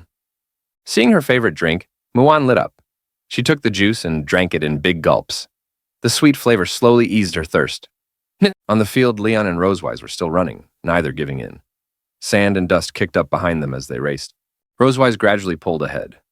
Anna looked toward the two and encouraged Muan, "Let's cheer for Her Majesty and the King." Watching Rosewise pick up speed, Leon began to feel pressured. Breathing heavily, he focused on her figure ahead. The silver dragons are naturally fast. I don't stand much of a chance in a foot race, but once I'm at the starting line, I can't back down. Suddenly, Leon pushed harder and started closing the distance. I'm a dragon slayer. I can't lose like this. Determined, Leon furrowed his brow and glanced at Rosewise. He couldn't lose again, not like last time. With a loud shout, he rammed into her, refusing to fall behind. A dragon slayer never gives up until death. Rosewise wasn't backing down either. She bumped him back, and they raced at full speed, pushing one another to go faster. Neither wanted to be outdone. The sun began to set, casting golden light across the training ground, as if watching the duel unfold. 20 minutes later, the race ended. Leon collapsed, arms spread, lying flat on the ground. He couldn't even speak, gasping for breath, drained of all strength. He had given it his all just to beat Rosewise. She approached him, still looking energetic. Smiling as she looked down at him, she bent slightly. "So? Do you concede?" Leon refused to admit defeat. Still gasping, he muttered, "No, no." Rosewise giggled. "No? Then do you want to get up and keep running?" She tucked a lock of hair behind her ear, her figure swaying slightly. Leon's pathetic state amused her. Just moments ago, he was full of bravado. Now he couldn't even get off the ground. Rosewise had clearly won. Leon, covered in sweat, frowned at her words. He wasn't willing to believe this was all he was capable of. Still panting, he wiped his face. "Give me 2 days," he said, "and I'll beat you." Rosewise squatted down, resting her chin on her hand as she studied him with interest. "With a human body like yours? I don't think even 2 years is enough." She wagged her tail in amusement.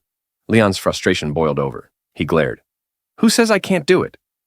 Rosewise stepped closer and playfully poked his face with her tail. Leon scowled but lacked the energy to react. Grinning mischievously, she said, "So, Mr. Leon, our defeated challenger, can you perform now?" She added teasingly, "I love bath time. It keeps me fine." Leon was stunned, speechless. She still remembered his joke from that night. This race was clearly her payback for that joke and the homework session she had put him through. Pushing himself up, Leon glared at her. "If you keep holding grudges like this, one day it's going to backfire." Rosewise walked away, her back to him. She was clearly pleased with her victory. "Thanks, I'm good at holding grudges," she said with a smile. She waved to Muan. "Come on, sweetie, Dad's too weak. I'll do the rest of the training with you." Muan lit up. "Yeah, Mom, wait for me." She sprinted over to Rosewise, thrilled she'd join her. Rosewise took her hand and led her to the other side of the training field. Muan suddenly remembered something. She turned back with a happy grin and called out, "Dad, your body's too weak. You need to exercise more." Leon froze. Speechless, he stood in place, Muan's words cutting deep. "Even she thinks I'm weak?" His image in front of Muan shattered. He clenched his fists in frustration. With a loud shout, he called after them, "Fortune ebbs and flows! Don't underestimate your dad's body." Rosewise held Muan's hand and walked forward, chatting and smiling. Muan looked up at her mother, excitedly talking about their next plans. Neither of them seemed to hear, or pretended not to hear, Leon's desperate cry behind them. It was now dinner time. After the competition, Leon, Rosewise, and Muan returned to Silver Dragon Castle. They changed into fresh clothes and headed to the dining room.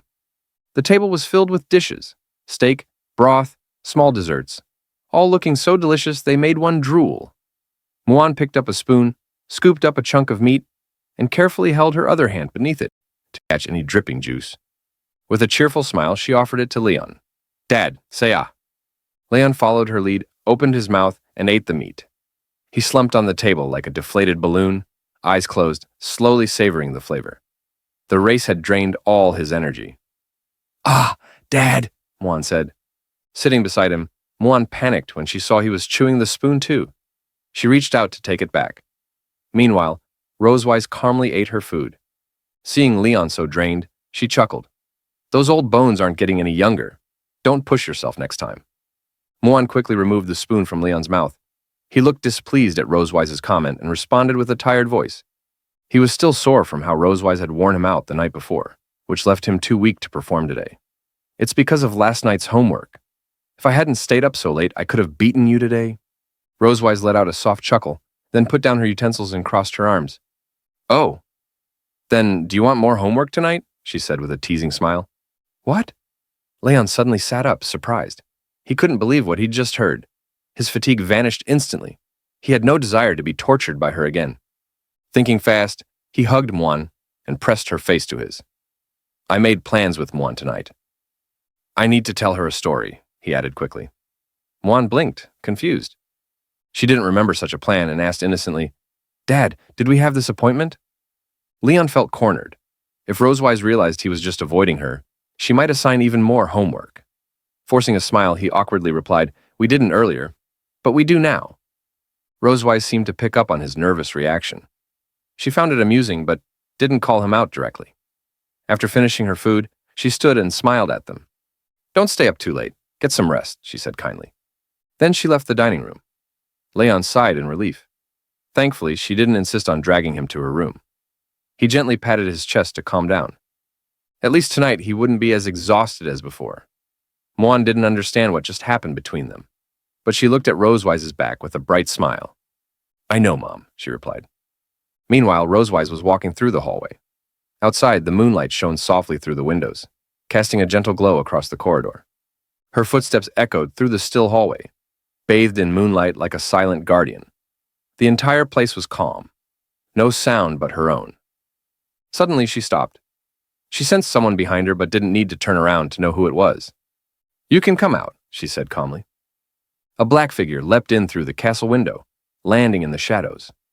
It was Sherry, who had been investigating the whereabouts of Leon's master. She now wore clothes suited for sneaking into human territory. She placed one hand over her chest and the other behind her back, then bowed slightly. Your Majesty, she greeted. Rosewise turned to face her. Any news? Expressionless, Sherry began her report.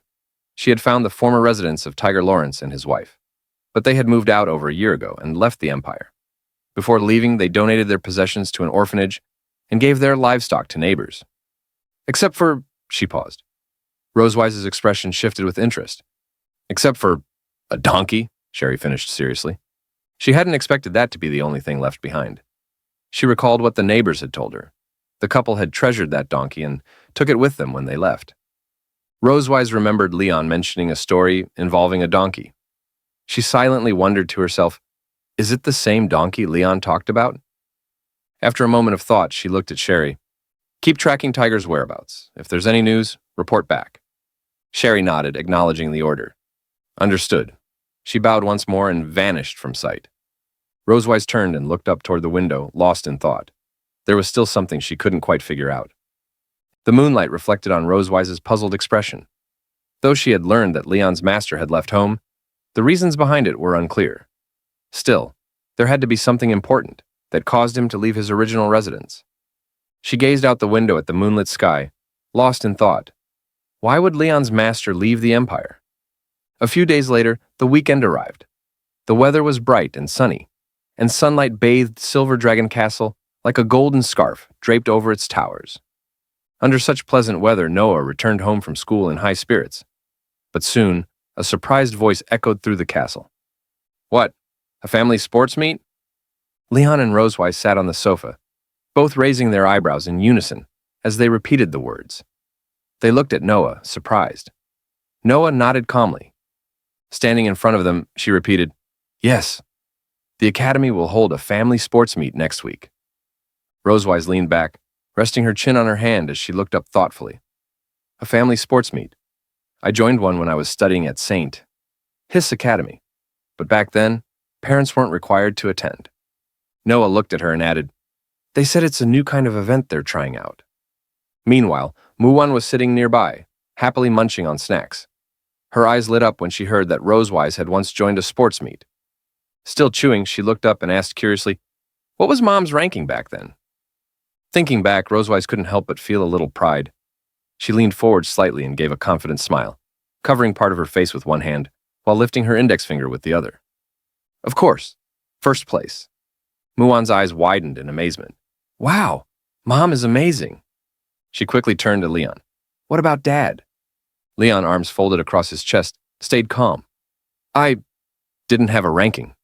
Muan blinked, confused. Why? But you're super strong. Leon closed his eyes and smirked. Because my score was always much higher than second place. The Academy suspected I was cheating and didn't include my results in the rankings. Still confused, Muan asked innocently, Did Dad cheat? Leon didn't respond right away. He walked up to her and gently flicked her forehead. Ah, Muan leaned back, startled. Leon frowned slightly, a bit irritated by the implication. Of course not. He placed his hands on his waist and explained, Later, the Academy secretly gave me a medal. I melted it and turned it into a gold bracelet for your grandmother. Muan, now covering her forehead, looked a little pitiful. But after hearing the explanation, she nodded in understanding. Rosewise was surprised. You? Melting a medal? You've always cared about honor and championships. Leon shrugged, opening his hands casually. I don't want any glory that can't be publicly acknowledged. He preferred official recognition and achievements, not secret awards. Rosewise turned to Noah. So, are you planning to join the sports meet? Noah paused in thought. Well, it's just for fun. Grades don't count for anything, but I want to take first place. She looked forward, eyes full of determination. She wanted to prove herself, just like her parents once did. Clenching her fists, Noah stood tall. Her drive reminded Leon of something. Her determination to be the best is even stronger than that of most young dragons, he thought. She really inherited that fire from both of us. Leon glanced at Rosewise. Without speaking, they both understood. They nodded to each other and placed a hand on Noah's shoulders. Together they said, Let's participate. Noah's mouth opened in surprise. She hadn't expected them to agree. A small, joyful smile appeared on her face. Muan, watching the scene, was thrilled. Noah, Muan wants to join too. But Noah hesitated. Her expression dimmed slightly. This sports meet only allows 3 people. Muan puffed up her cheeks and looked down, clearly disappointed. But she didn't give up. She still wanted to support her family. Leon walked over and gently placed a hand on her head. Muan can be our biggest cheerleader. With your support, Dad, Mom, and Noah will definitely win. Hearing this, Muan perked up again. She clenched her fists and raised them to her head, saying brightly, Yeah, Muan will cheer super hard for you. Leon, standing behind her, raised his fist too. Together, we'll win this thing, no problem. Muan joined in with excitement. Yeah! Noah, though a bit shy, also raised her fists and whispered, Yeah! Rosewise stood behind them, arms crossed, watching the excitement on all their faces. A slow, warm smile formed on her lips. The scene shifted into a crisp, refreshing morning at Silver Dragon Castle.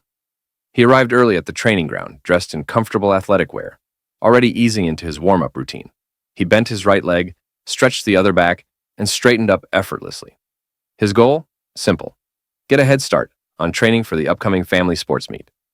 As Leon continued his stretches, a familiar figure came into view. Rosewise was approaching with a relaxed smile, dressed in sleek, lightweight sportswear, her hair tied into a high ponytail. She raised her arms above her head, stretching with elegant ease, her posture exuding calm confidence. Leon, still mid-stretch, blinked, just briefly, slightly dazed. She really does have the figure of a model. She could wear anything and still make it look stunning, he thought. Rosewise, unaware of his thoughts, stepped forward with a cheerful suggestion. The kids are still asleep. Let's do 2 laps to warm up. Leon nodded, more than ready. Sure, sounds good. They began a slow jog around the training ground, the silence broken only by the rhythm of their footsteps and the soft rustle of wind. As they ran, Leon glanced at Rosewise. By the way, what kind of events are in a Dragon Clan sports meet? Rosewise looked straight ahead, answering casually. When I was in the academy, we had triathlons, running, high jumps, long jumps, things like that. Leon chuckled. So, not that different from our human events. Doesn't sound too hard. Rosewise's eyes narrowed slightly. She shot him a sideways glance. Don't take it lightly. Our sports meets are anything but simple. Leon thumped his chest with confidence. Well, I'm a dragon slayer. Taking first place in those events should be easy. Rosewise let out a short laugh. Then suddenly she picked up her pace. Oh, that confidence is cute. But wasn't it you who collapsed after just a couple of laps the other day? Leon's cheeks flushed. He remembered that day all too well. Hey, that was because someone kept me up late with homework. he called after her, jogging to catch up. Rosewise glanced back with a sly smile. His flustered look was just too entertaining. Suddenly, she stopped, turned around, and began jogging backwards, still keeping pace with him. Want some motivation? She teased. Leon eyed her, cautiously intrigued. Rosewise raised a single finger, her expression playful but firm. If our family wins first place, I'll give you 1 week of rest. No training, no lessons. Just peace. Leon's eyes widened. A whole week off? Seriously? He asked, hopeful. Rosewise nodded slowly and confidently. Yes, 100% real. Something lit up inside Leon. He clenched his fists, his eyes gleaming with energy. All right, the champion title is ours. Let's go. With a loud shout, Leon blasted forward like a rocket, clouds of dust rising in his wake. Before Rosewise could even respond, he had disappeared into the distance, leaving only a trail of swirling sand. She blinked in mild disbelief, then laughed softly. 1 sentence was all it took, huh? She muttered, amused. Well, that worked better than I expected. Later, after their warm-up, Leon sat on a bench catching his breath. Sweat glistened on his forehead, but his eyes were sharp with focus. Rosewise strolled over, composed as ever. Feeling awake now? She asked. Leon shot up, full of spirit. Awake? I feel like I just ate black dragon bolognas. Rosewise smiled, clearly pleased with his enthusiasm. Then, she walked over to a nearby bag and pulled out a rope. Since this is a family-based sports meet, some events might require team coordination. Let's work on physical training and teamwork. She carefully began straightening out the rope, but Leon took one look and froze. His eyes narrowed, arms crossing suspiciously. What are you doing with that? You already tortured me with teacher homework. Now you're pulling out rope training games? Rosewise crossed her arms, unimpressed. What are you imagining? Have you ever heard of a 3-legged race? Realization hit Leon. His cheeks turned slightly red. Yeah. I've seen it at the Dragonslayer Academy. He quickly grabbed the rope, trying to hide his embarrassment. The two stood side by side on the training field. Leon bent down and tied his left leg to Rosewise's right, the space between them uncomfortably close. Leaning away slightly, Leon sneaked a glance. She's really close. This is awkward. Meanwhile, Rosewise stood calmly, eyes closed, hands folded, completely unbothered. Leon cleared his throat and focused. Let's just get this over with, he muttered. He stepped forward, but Rosewise didn't move. Why are you just standing there? He asked, frowning. Rosewise cracked one eye open. And how exactly am I supposed to know where you're going if you don't say anything? Leon sighed, then pointed toward a patch of soft grass. There. At least if we fall, it won't hurt. He stepped again, too fast. Rosewise stumbled, nearly falling backward. Leon lost balance and bumped into her. Hey, don't push me. You pushed me first. After a clumsy shuffle, they finally made it to the grassy area. Both took a deep breath and got into position. Leon narrowed his eyes. Just don't slow me down. Rosewise raised an eyebrow, amused. Thank you. That was a great morning joke. Leon counted down. 3, 2, 1, go. Rosewise burst forward with energy. Leon, not so much. Wah!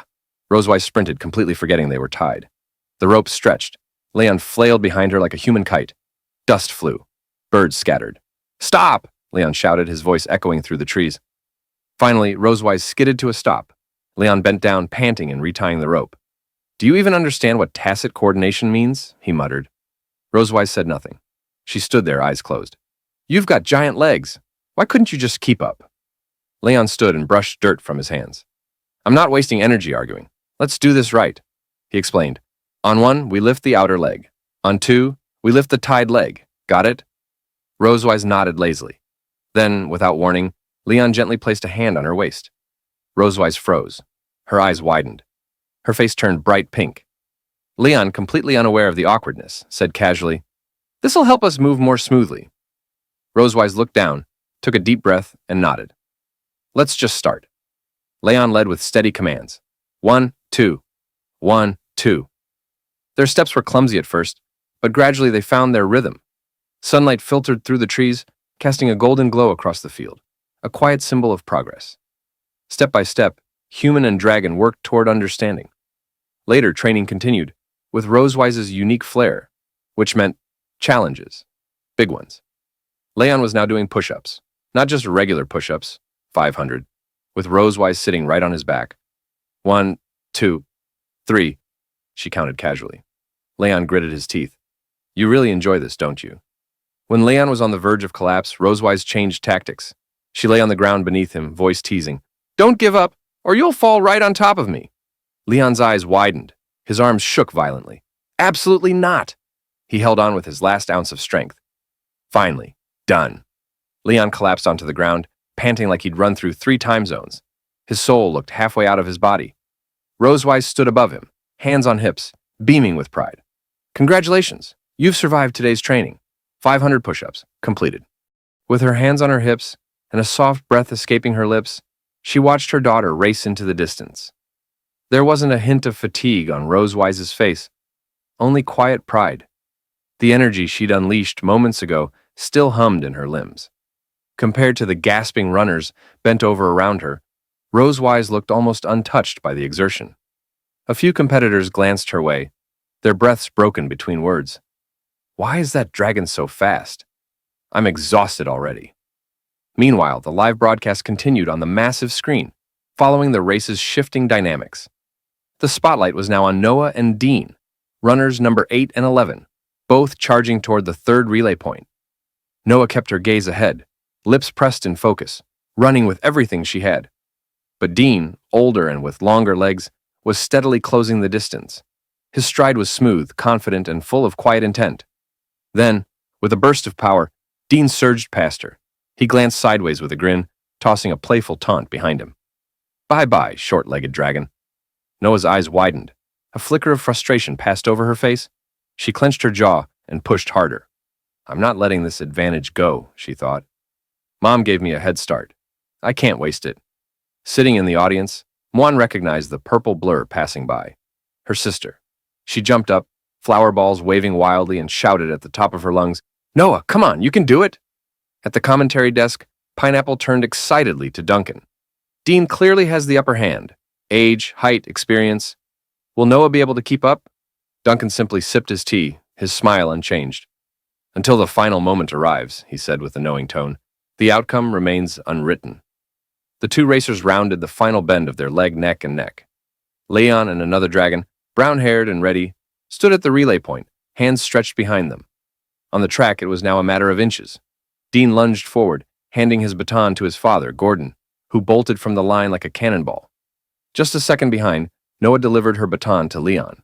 He grabbed it firmly, barely breaking stride, and launched forward to chase down the advantage. Pineapple's voice rose with intensity. Dean completes his pass just a step ahead, but Noah doesn't fall behind. Leon is now in hot pursuit. Rosewise had moved near the 3rd relay point just in time to see Noah jog toward her. Noah's head was slightly lowered, her expression tight. She walked over with hesitant steps, voice quiet. Mom, I'm sorry I lost the lead. But Rosewise knelt gently and placed a hand on her daughter's head, smiling with warmth. You did amazing, she said.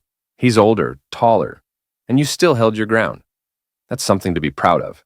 Then she added, let's go cheer for your dad. Noah nodded, her eyes lighting up just a bit. Together they headed toward the finish line. Out on the field, Gordon maintained his lead, a smug smile on his face. Every step he took seemed full of confidence. He glanced back, spotting Leon gaining on him. You're 5 seconds too slow, Silver Dragon, he called over his shoulder with a smirk. Leon's brows knit in frustration, his breathing deepened, legs moving like pistons. 5 seconds, he muttered under his breath. Try telling that to someone who's desperate for a vacation. The screen showed both dragons accelerating, now running at full tilt. Gordon let out a few confident laughs as he pulled ahead again, but Leon wasn't giving up. The crowd noticed the shift, even Muan, who jumped up again, waving her flower balls furiously. Dad, come on, you're the best! Rosewise and Noah had reached the edge of the track near the finish line. Noah pressed her hands around her mouth and called out a bit shyly, Come on, Dad, you can do it. The words cut through the crowd noise like a bell. Leon's eyes widened just slightly. Noah had just called him Dad. A flicker of surprise crossed his face, then turned into something deeper. His expression hardened, in a good way. He leaned forward and pushed off the ground with new strength. Since Noah encouraged me, he whispered under his breath, there's no way I'm losing now. With renewed energy, Leon surged forward. His feet pounded against the track with force and rhythm, and in mere seconds, he had drawn neck and neck with Gordon. Gordon, still grinning from his earlier lead, suddenly saw Leon beside him, not falling behind but matching his pace. His eyes widened in disbelief. What? That disbelief quickly turned into irritation. He hated losing, especially to someone who was supposed to be behind him. Gritting his teeth, Gordon thought bitterly, if I let him pass me now, I'll never hear the end of it. He glanced around. No referees watching, no cameras too close. He pressed his shoulder subtly, summoning a crackle of lightning. Desperate times, desperate methods. He sidled closer to Leon, preparing to fire off a low-grade shock to trip him up. But Leon had already noticed the shift in energy, the faint buzz of electricity. As a seasoned dragon slayer, his senses were sharp. Without missing a beat, Leon slammed his foot down, launching forward and away from Gordon's reach. Try dirty tricks again, he growled, and don't blame me for what comes next. As he darted ahead, his heel kicked up a spray of dust and loose gravel from the track. Not on purpose, but not entirely accidental either. The dust hit Gordon square in the eyes. Oh, that stings. Gordon staggered, blinking rapidly. He hadn't anticipated that. Blinded, he tripped, one foot catching over the other, and went sprawling, face first onto the track. Thud. Gasps erupted from the audience. With no one in his path now, Leon shot forward like an arrow, arms stretched wide as he charged through the red ribbon at the finish line. Pineapple's voice burst through the loudspeakers. Leon crosses the finish line first. The Malibu family wins the championship. The crowd roared, flower balls flew, applause shook the stands. Leon lifted his arms in a triumphant gesture and ran toward Rosewise and Noah, joy lighting up his face. Noah and Rosewise met him halfway, running with wide grins and open arms. Leon scooped Noah up and spun her once. Hey, what did you just shout to me back there? He asked playfully. Noah's cheeks turned pink. She looked away shyly, then murmured, Dad. Leon froze for just a second, then broke into the biggest grin of his life. He pressed his cheek against hers, rubbing affectionately. That felt good, he teased softly. Say it again. Noah huffed and crossed her arms, still hiding her smile. Win the next race too, then I'll think about it. Rosewise chuckled gently, but her expression turned more serious as she approached. Her eyes scanned Leon's form carefully. You're not hurt, are you? Leon met her gaze and nodded. I'm fine. Meanwhile, at the sidelines, Misty helped a limping Gordon toward the referee's stand. His uniform was stained with dirt, and his pride clearly more bruised than his body. Dean rushed up, concern written all over his face. Gordon, still fuming, pointed angrily toward Leon. Referee, I'm filing a complaint. He fouled me. He threw sand in my eyes. Leon crossed his arms, expression flat. Really? That's what we're doing? He replied dryly. Then, without missing a beat, he pointed right back. He tried to zap me with lightning mid-sprint. You'll find traces of magic on his shoulder. Gordon froze. The confidence on his face vanished. The referee stepped closer, raising an eyebrow. Is that true? Leon put on a theatrically scared expression, wrapping his arms around himself and swaying like a helpless victim. I was so scared. I just ran faster. Maybe my foot stirred up a little dust. You can't really blame me, right? The referee blinked, part skeptical, part amused. Still, he nodded. We'll need to check both sides. Please cooperate. He turned toward Gordon. But before the referee could proceed, Misty stepped forward, eyes blazing. My husband is the victim here. Why are we being inspected? Just as tensions mounted, a deep, calm voice cut through the noise. What's going on here? Everyone turned. Walking toward the referee's stand was an elderly dragon with a long white beard, flanked by 2 guards. His robe shimmered in silver and electric blue, the same colors as Gordon's uniform. His eyes were sharp, commanding. This was Saul, the chairman of the arbitration committee and the leader of the Electric Dragon clan. Leon leaned slightly toward Rosewise and asked under his breath, Is this old guy also from the Electric Dragon clan? Rosewise nodded, barely glancing over. It didn't take much to guess Gordon's plan. Lean on clan loyalty, twist the facts, and get the race result overturned. After all, Saul was his clan's leader. Surely he'd take their side, right? Saul listened without expression. Then he raised a hand, summoning a referee who carried a crystal ball. They reviewed the race footage with the committee, eyes flicking across the magic screen with intense focus. A brief discussion followed, whispers, nods. Finally, Saul turned back to Gordon, his face like carved stone. I've reviewed the footage thoroughly. The evidence is clear. Contestant 12, Gordon, committed a foul during the race. According to regulations, your family's eligibility is revoked. All existing points are invalidated. The words hit like a thunderclap. Gordon's jaw dropped. Misty's smirk vanished. Dean froze, stunned. Gordon stepped forward, his voice cracking. What? Chief? He reached out, eyes pleading. But Saul didn't flinch. Shut up, Saul barked, his voice sharp and final. With solemn steps, he approached Leon and Rosewise. He lowered his head ever so slightly, a gesture that carried the weight of pride being set aside. I deeply apologize on behalf of my clan member. He has brought dishonor to us, and I take full responsibility. Rosewise offered a calm, composed smile. I hope you'll discipline your members properly, Chief Saul. Luckily, my husband wasn't injured. If he had been, she added, an apology might not have been enough. Leon, standing beside her with arms folded and eyes closed, nodded in agreement. Saul's gaze flicked to Gordon, now visibly trembling, and his voice dropped, sharp and resolute. I understand. I will make sure he receives the proper lesson. As if on cue, his bodyguards flanked Gordon and his team, quietly ushering them away. Saul didn't miss a step, his cane tapping against the ground as he lectured Gordon in a low, controlled tone. Gordon, head bowed, said nothing, shrinking under the weight of his chief's words. Watching this unfold, Leon glanced at Rosewise, genuinely impressed. Wow, my wife is so generous. Rosewise turned slowly. Her expression did not scream amusement. Wait, wife? Who told you to call me that so casually? Leon smirked. Just complimenting you. Back at the announcer's booth, the ever-energetic Pineapple raised the mic. Ladies and gentlemen, the family relay race has concluded.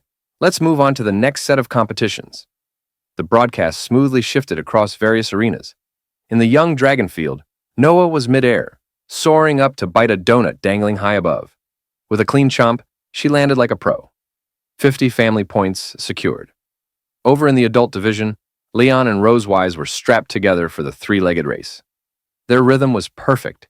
Years of coordination and maybe a few arguments had paid off. While other dragons stumbled and toppled, Leon and Rosewise dashed across the finish line, picking up another 50 points.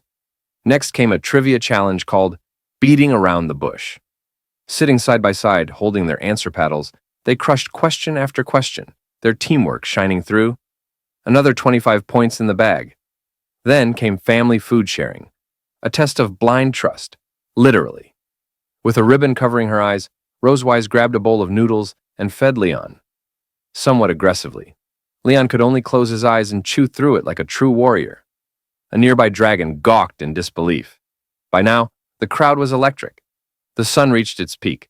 Shining like it too was cheering them on. Slightly out of breath, Leon and Rosewise supported each other as they arrived at the final event, Cooking of Love. The referee greeted them with a warm smile. Welcome to the final stage of the three-legged race. You'll now cook a family meal. The dish will be chosen by lot, and you have 1 hour. Judges will score your work. On the judging panel sat Vice President Wilson and 2 faculty members, clipboards ready. The female referee gave Leon and Rosewise a warm smile as they approached the final challenge. She lifted the microphone with practiced grace and announced the rules, a playful glint in her eye. During the cooking, you may not untie the rope on your ankles. Let this love be conveyed to each other through the rope. Leon and Rosewise blinked at her.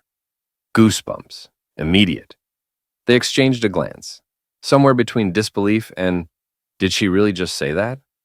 Still tied together from the previous leg, they made their way, awkwardly in sync, to the lottery table. Leon shut his eyes dramatically, murmuring a soft prayer as he reached into the box. Please, just something simple. Rosewise leaned in as Leon pulled out the slip. Their eyes dropped to the paper at the same time. Cream puffs. Rosewise's shoulders stiffened. Leon blinked. Do you know how to make this? He asked. Rosewise offered a tight smile. Leon. No. Sensing their silent panic, the referee kindly stepped in again, reminding all participants that recipe instructions were provided. Armed with a step-by-step guide, Leon and Rosewise shuffled over to the kitchen station. Aprons on, ropes still tied, expressions determined. They were ready, or so they hoped. Leon fired up the small stove and poured milk into a saucepan. All right, he muttered, reading aloud. Pour milk. Add butter. Rosewise? Butter. Rosewise snapped into action, digging through the supplies and handing him a neatly wrapped piece. Here. The rhythm had barely begun when a thunderous cheer erupted across the arena. Leon paused. Rosewise glanced up. They turned to the giant screen, and there she was, Noah, their daughter, standing poised in the center of the balloon battle royale. From the commentator's booth, Pineapple's voice was buzzing with excitement. 4 dragons remain, 2 from the Claw Dragon clan, 1 ice dragon, and 1 silver dragon. Contestant 8, Noah. On screen, Noah stood alone, her balloon tied securely to her back. Surrounding her, 3 much larger young dragons, with unmistakable intent in their eyes. It was a textbook ambush. One of them sneered, "You might as well give up." But Noah didn't budge. Her eyes stayed sharp, her stance light. She waited. Then, movement. 2 clawed dragons lunged. With a swift pivot, Noah planted her hand and side-slipped between them. Before they could blink, her fingers jabbed forward. Pop! Pop! 2 balloons gone. The crowd gasped, then erupted in cheers. Not missing a beat, Noah launched toward the last opponent. The ice dragon barely saw her coming. Another quick bend, another pop, and it was over. Noah K. Melvick, champion of the Balloon Battle Royale. Even Pineapple could barely contain her excitement. She's the youngest in the Young Dragon division, and she just took down all 3 on her own. In the stands, little Muan jumped up proudly. "That's my sister," she shouted to anyone who'd listen. Back at the cooking station, Leon let out a proud laugh as he stirred the milk. "Knew she could do it. That's my girl." Rosewise smirked and tapped her nose smugly. "Of course, she takes after her mother." Leon turned to her, smiling, but then his gaze paused. "Wait, you've got something. Here." He leaned in and gently wiped a bit of flour off the tip of Rosewise's nose. Her cheeks immediately colored with a soft blush. Where?" she mumbled, suddenly a little shy. What neither of them realized was that their little moment had just been caught and broadcast on the big screen for the entire arena to see. From the commentator's seat, Pineapple nearly squealed with delight. "Oh my goodness, look at that! What a loving couple!" Rosewise and Leon froze, their hands still mid-motion. From the commentator's booth, Pineapple nearly leapt from her seat. "In the heat of the culinary showdown, they still don't forget to take care of each other," she beamed. "Everyone, please give it up for this lovely couple from the Melvick family of the Silver Dragon clan." Down at the judges' panel, Vice Principal Wilson adjusted his glasses. He'd seen countless dishes over the years, but this moment caught his attention. He nodded thoughtfully. "A true family dish," he remarked, "shouldn't just be about flavor or presentation. It should reflect care and shared spirit." Pineapple picked up the mic again, her excitement spilling into her voice. "Let's give a warm round of applause to this exemplary dragon couple." And the crowd delivered. Loud, thunderous clapping echoed throughout the entire stadium. The applause rolled like a wave across the field. On the receiving end, however, Leon and Rosewise stood frozen in place. Leon, waving half-heartedly, leaned sideways to whisper, "Which dragon must I slay to end this sports meet early?" Rosewise replied through gritted teeth, still smiling at the crowd, "Kill all the witnesses. Clean sweep." Minutes later, a tray of perfectly golden cream puffs sat proudly on their table. The shells were crisp, round, and generous. The aroma alone made stomachs grumble. The judges leaned in, visibly intrigued. "Oh," Duncan muttered as he and another judge scooted closer. Leon and Rosewise presented their work confidently. "This is cream puff," Leon said, raising a hand with showmanship. "Please enjoy." Vice Principal Wilson took a puff with a fork, examining it like an ancient artifact. Then he took a bite, a satisfying crunch. His eyes lit up. He nodded with delight. Crispy shell, smooth filling, balanced sweetness. Very impressive. Then, with a curious smile, "You must make these often at home?" Rosewise hesitated. She looked at Leon, then casually nudged his arm. "Your turn." Leon caught the cue, flashed a diplomatic smile, and replied, "Yes, my wife loves cream puffs. We often make them at home together," which was only half true. In Leon's mind, a vivid scene took shape Rosewise in a fitted apron, whisking cream at the kitchen counter, licking a dollop off her finger and teasing, "Oops, got cream here." He blinked hard and shook the image out of his head. "Puffs are pure," he reminded himself. "Only my thoughts are not." Rosewise glanced at him, mildly alarmed by his sudden trance. Wilson chuckled. "Sounds like your home life is very colorful." He leaned in again. "So, any secret ingredient?" Leon and Rosewise responded in perfect sync. They held each other's hands, turned toward the judges, and smiled. "It's love," they said together. We've added a whole lot of love. After a quick round of judging discussion, the scorecards were lifted. All three judges gave top marks, Pineapple announced. It's the highest score of the Cooking of Love round. Leon grinned broadly, hands on his waist, triumphant. That's it. We've secured first place. With all competitions concluded, the final rankings of the St. H family sports meet lit up the big screen. Pineapple's voice rang through the stadium. In third place, the Alex family of the Claw Dragon Clan. They win a Tsar Noodle redemption voucher, 10 cases valid for 50 years. The Alex family stepped up proudly, waving bronze medals and holding their oversized noodle certificate like it was treasure. In second place, the Rose family of the Wind Dragon Clan. Their prize, a Class B magic tome. The Rose family held up their glowing purple book, silver medals shining around their necks. And now, our champions. Leon Rosewise and Noah stepped onto the highest podium. Gold medals were placed around their necks by Vice Principal Wilson himself. Pineapple's voice echoed one final time. In first place, the Melvick family of the Silver Dragon Clan. Their reward, a luxury 7-day hot spring tour. Leon held the certificate in his hand and stared at it in disbelief. 7 days, he murmured. A luxurious 7-day hot spring tour. It should have been good news, except for one detail. Those exact 7 days were supposed to be his long-awaited, Rose-wise promised vacation. Alone. Leon froze in place, eyes hollow, posture limp, as if life had quietly exited his body. Rose-wise, however, didn't notice his existential crisis. She crouched beside Noah, gently taking the certificate and scanning it with a pleased smile. Not bad, she said warmly. Noah, do you want to go on vacation? Noah nodded, excited. Yes! Behind them, Leon slowly dropped to his knees, reaching both hands toward the sky in quiet despair. Why? Why didn't anyone tell me this was the prize? But the sky offered no answers. His vacation had taken flight. Night came, painting the sky in deep blues. After the ceremony, the family returned to the Silver Dragon Castle. Seated around the table, glasses were lifted. Wine for Leon and Rosewise, sparkling juice for the girls. Cheers!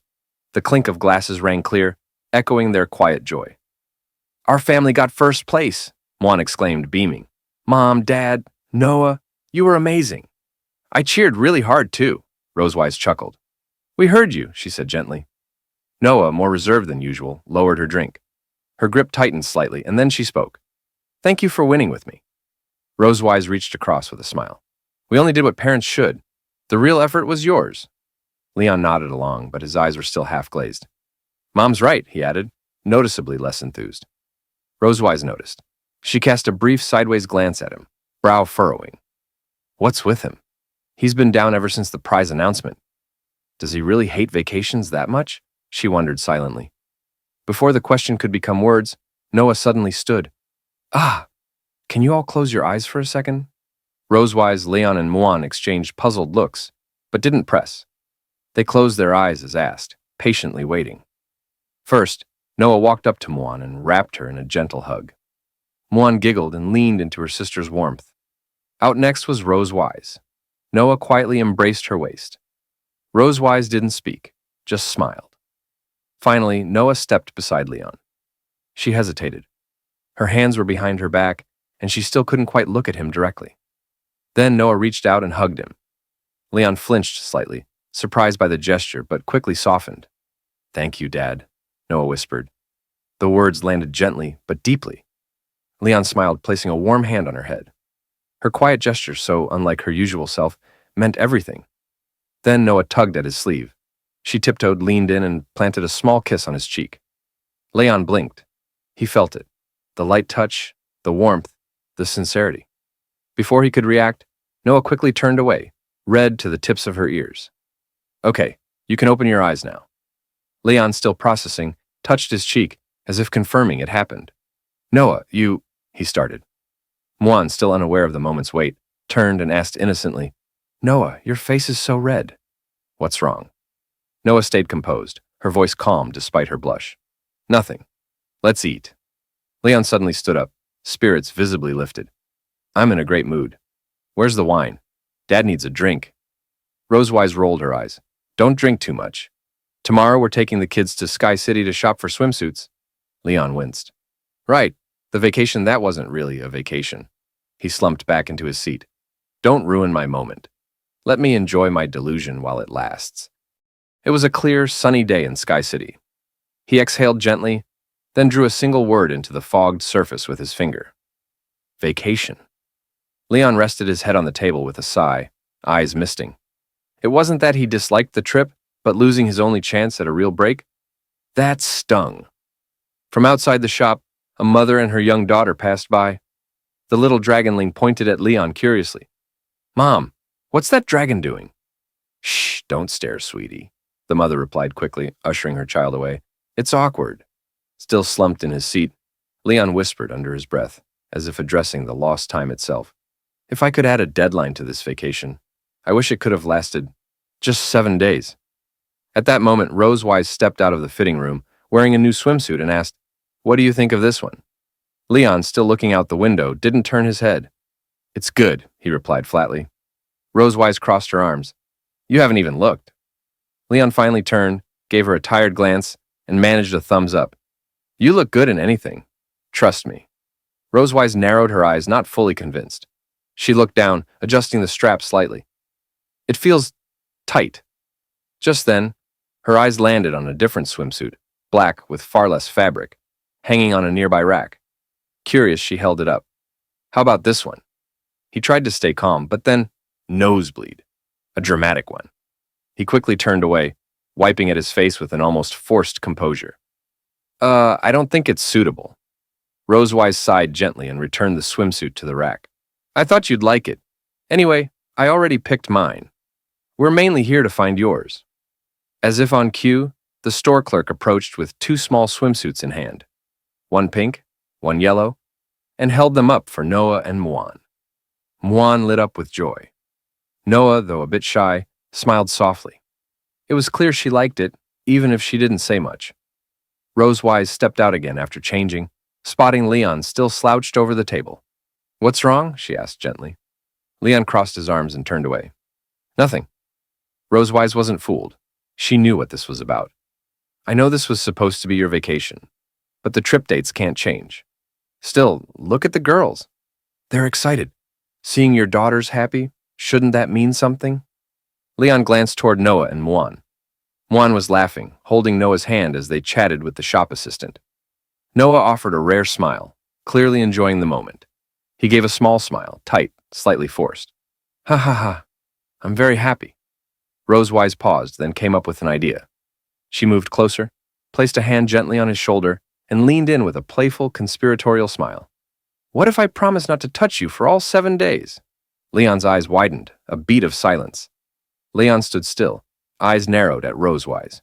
I don't believe you, he said bluntly. Hands on me? You're probably planning to touch wherever you want. Rosewise, unfazed, casually raised 3 fingers and her tail, like a pledge before a celestial court. I swear on the reputation of the Silver Dragon Queen. He narrowed his eyes, thinking it over, and finally exhaled. All right, it's settled then. Suddenly, Rosewise closed the distance. But if you can't hold on, don't blame me. Are you kidding? He said confidently. I'm a dragon slayer. I'm not going to touch you without a reason. Rosewise smiled, finding no further argument, and let the matter rest. The next morning, the group, Leon, Rosewise, and their 2 daughters, Noah and Muan, arrived at Flowing Cloud Valley, their hot spring getaway. At the lobby, a cheerful front desk clerk received their voucher with both hands, eyes scanning it quickly. Then, she looked up with a bright smile.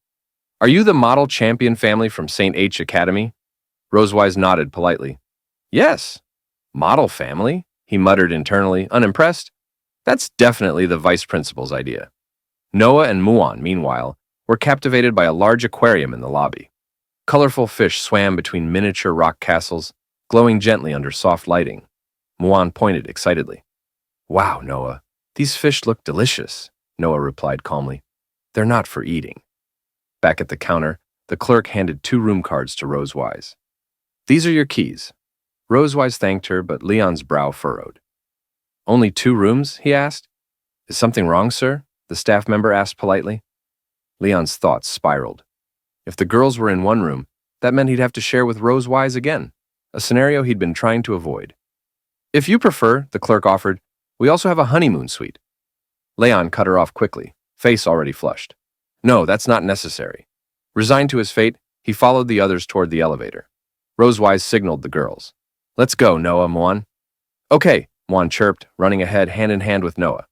The front desk clerk bowed slightly. Enjoy your stay. The girls dashed out first once they reached their floor, laughter echoing through the hall. Rosewise smiled softly, watching them. Leon, however, wore a far gloomier expression. He stared at Rosewise's back, already calculating escape routes. Trying one last time, he caught up to the girls.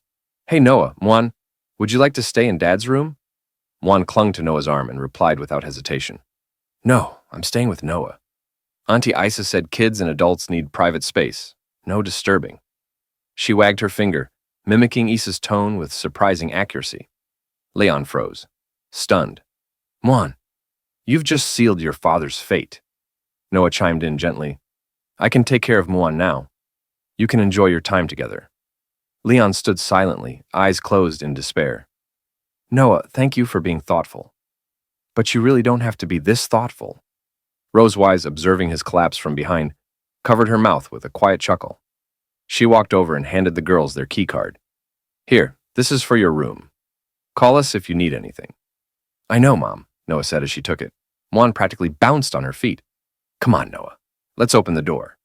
Leon watched them disappear down the hall, then lifted his hand with melodramatic sorrow. The kids are all grown up now. They don't need me anymore. Rosewise turned back, dangling the room card in front of him with a teasing smile. Well, why are you still standing there? Let's go. In the stands, Muan sat beside Anna, both holding pom-poms, their excitement barely contained. When Muan spotted familiar figures stepping onto the field, she jumped up. Dad! Mom! Noah! Come on! She yelled, shaking her pom-poms with all her strength. Anna joined in, equally animated. Their support added a cheerful rhythm to the growing roar of the audience. To help narrate the event, a dedicated commentary booth had been set up. With a bright smile and her headset in place, the commentator addressed the crowd. Hello, everyone. I'm Pineapple, your favorite commentator. I'll be guiding you through all the excitement today. She continued, Our first event is the family relay race. Each team has 3 members, including at least 1 current student. The total distance is 3,000 Viec meters. Fastest family wins. As she explained, participants began arriving at the track in colorful uniforms. Among them, the Electric Dragon clan stood confidently in brown sportswear, warming up with big smiles. Just then, the referee, wearing a crisp red uniform, raised a hand and called out, Time to distribute number plates. Each family sent 1 person to retrieve their team's numbers. Noah, quick and composed, returned with 3 cards, 7, 8, and 9. Mom is first, I'm second, and Dad, you're third, she said as she handed them out. Rosewise took her number with a smile, nodding at Noah. But when Noah turned to Leon, her voice softened. Her gaze flickered for a moment. She looked slightly flustered, as if she had almost called him something else. Can you be the third one? She asked shyly, handing him the card. Leon accepted it with a warm smile. Of course. Noah turned her head quickly, pretending to be indifferent. But the subtle blush on her cheeks spoke louder than words. Leon glanced at her, his thoughts quiet. Did she almost call me Dad just now? I wouldn't mind hearing it again. The referee called out again, urging runners to take their positions. Rosewise adjusted her number plate and turned to Leon. Noah, the race is starting. My place is here. You two should head to the next zone. Leon nodded silently, his eyes calm but determined. Even without words, Rosewise understood and nodded back with the same resolve. She held her baton and gave it a small twirl before pointing toward Noah. Don't be nervous. I'll make sure you get this baton first. Noah responded with a confident nod. Leon and Noah then walked together to the second relay point. They didn't talk along the way, both lost in thought, but there was no tension, only quiet focus. At the second relay zone, the referee reminded the next runners to gather. Leon gently helped Noah stick her number plate in place. I'll be waiting at the third point. Be careful, all right? Noah nodded calmly. Then Leon held out his fist and smiled. How about a bit of encouragement? Noah looked at him, startled at first, then glanced away shyly. Still, she raised her little fist and bumped it gently against his. Okay, she whispered. Their smiles met briefly, quiet but genuine. The moment was small, yet full of warmth. The distance between them had shrunk, if only a little. All first runners, please take your positions. Rosewise stepped forward, joining the others on the starting line. She crouched down, baton in hand, eyes fixed forward. In the stands, Muan stood up again, waving her pom-poms. Mom, you can do it! The referee stepped forward, his hand raised high as magical energy gathered at his fingertips, glowing like tiny stars ready to burst. In his other hand, he held a silver horn. "Take your positions. Ready?" His voice echoed across the track. Then, with a sharp flick, the referee launched a glowing fireball into the sky. It soared upward and, with a pop, exploded into a burst of golden sparks. The relay race had begun. In a blink, the runners shot forward.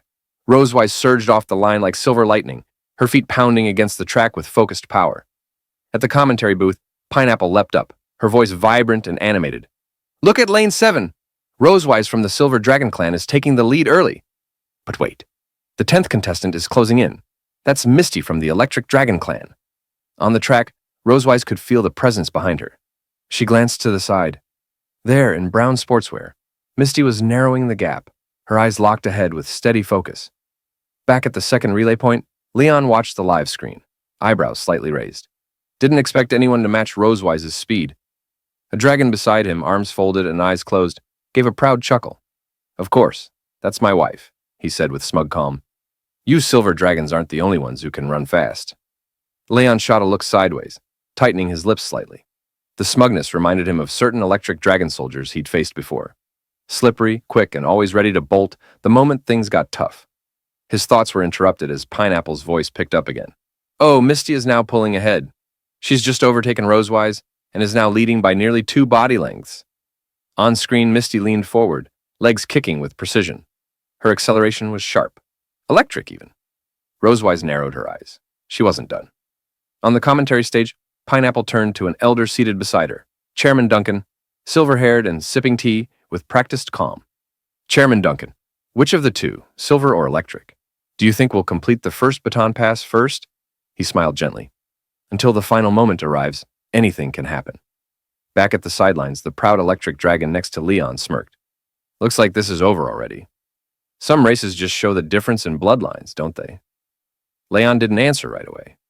He just smiled lightly and closed his eyes, arms crossed. "Sure," he said dryly. "Your wife is great." The dragon nodded proudly.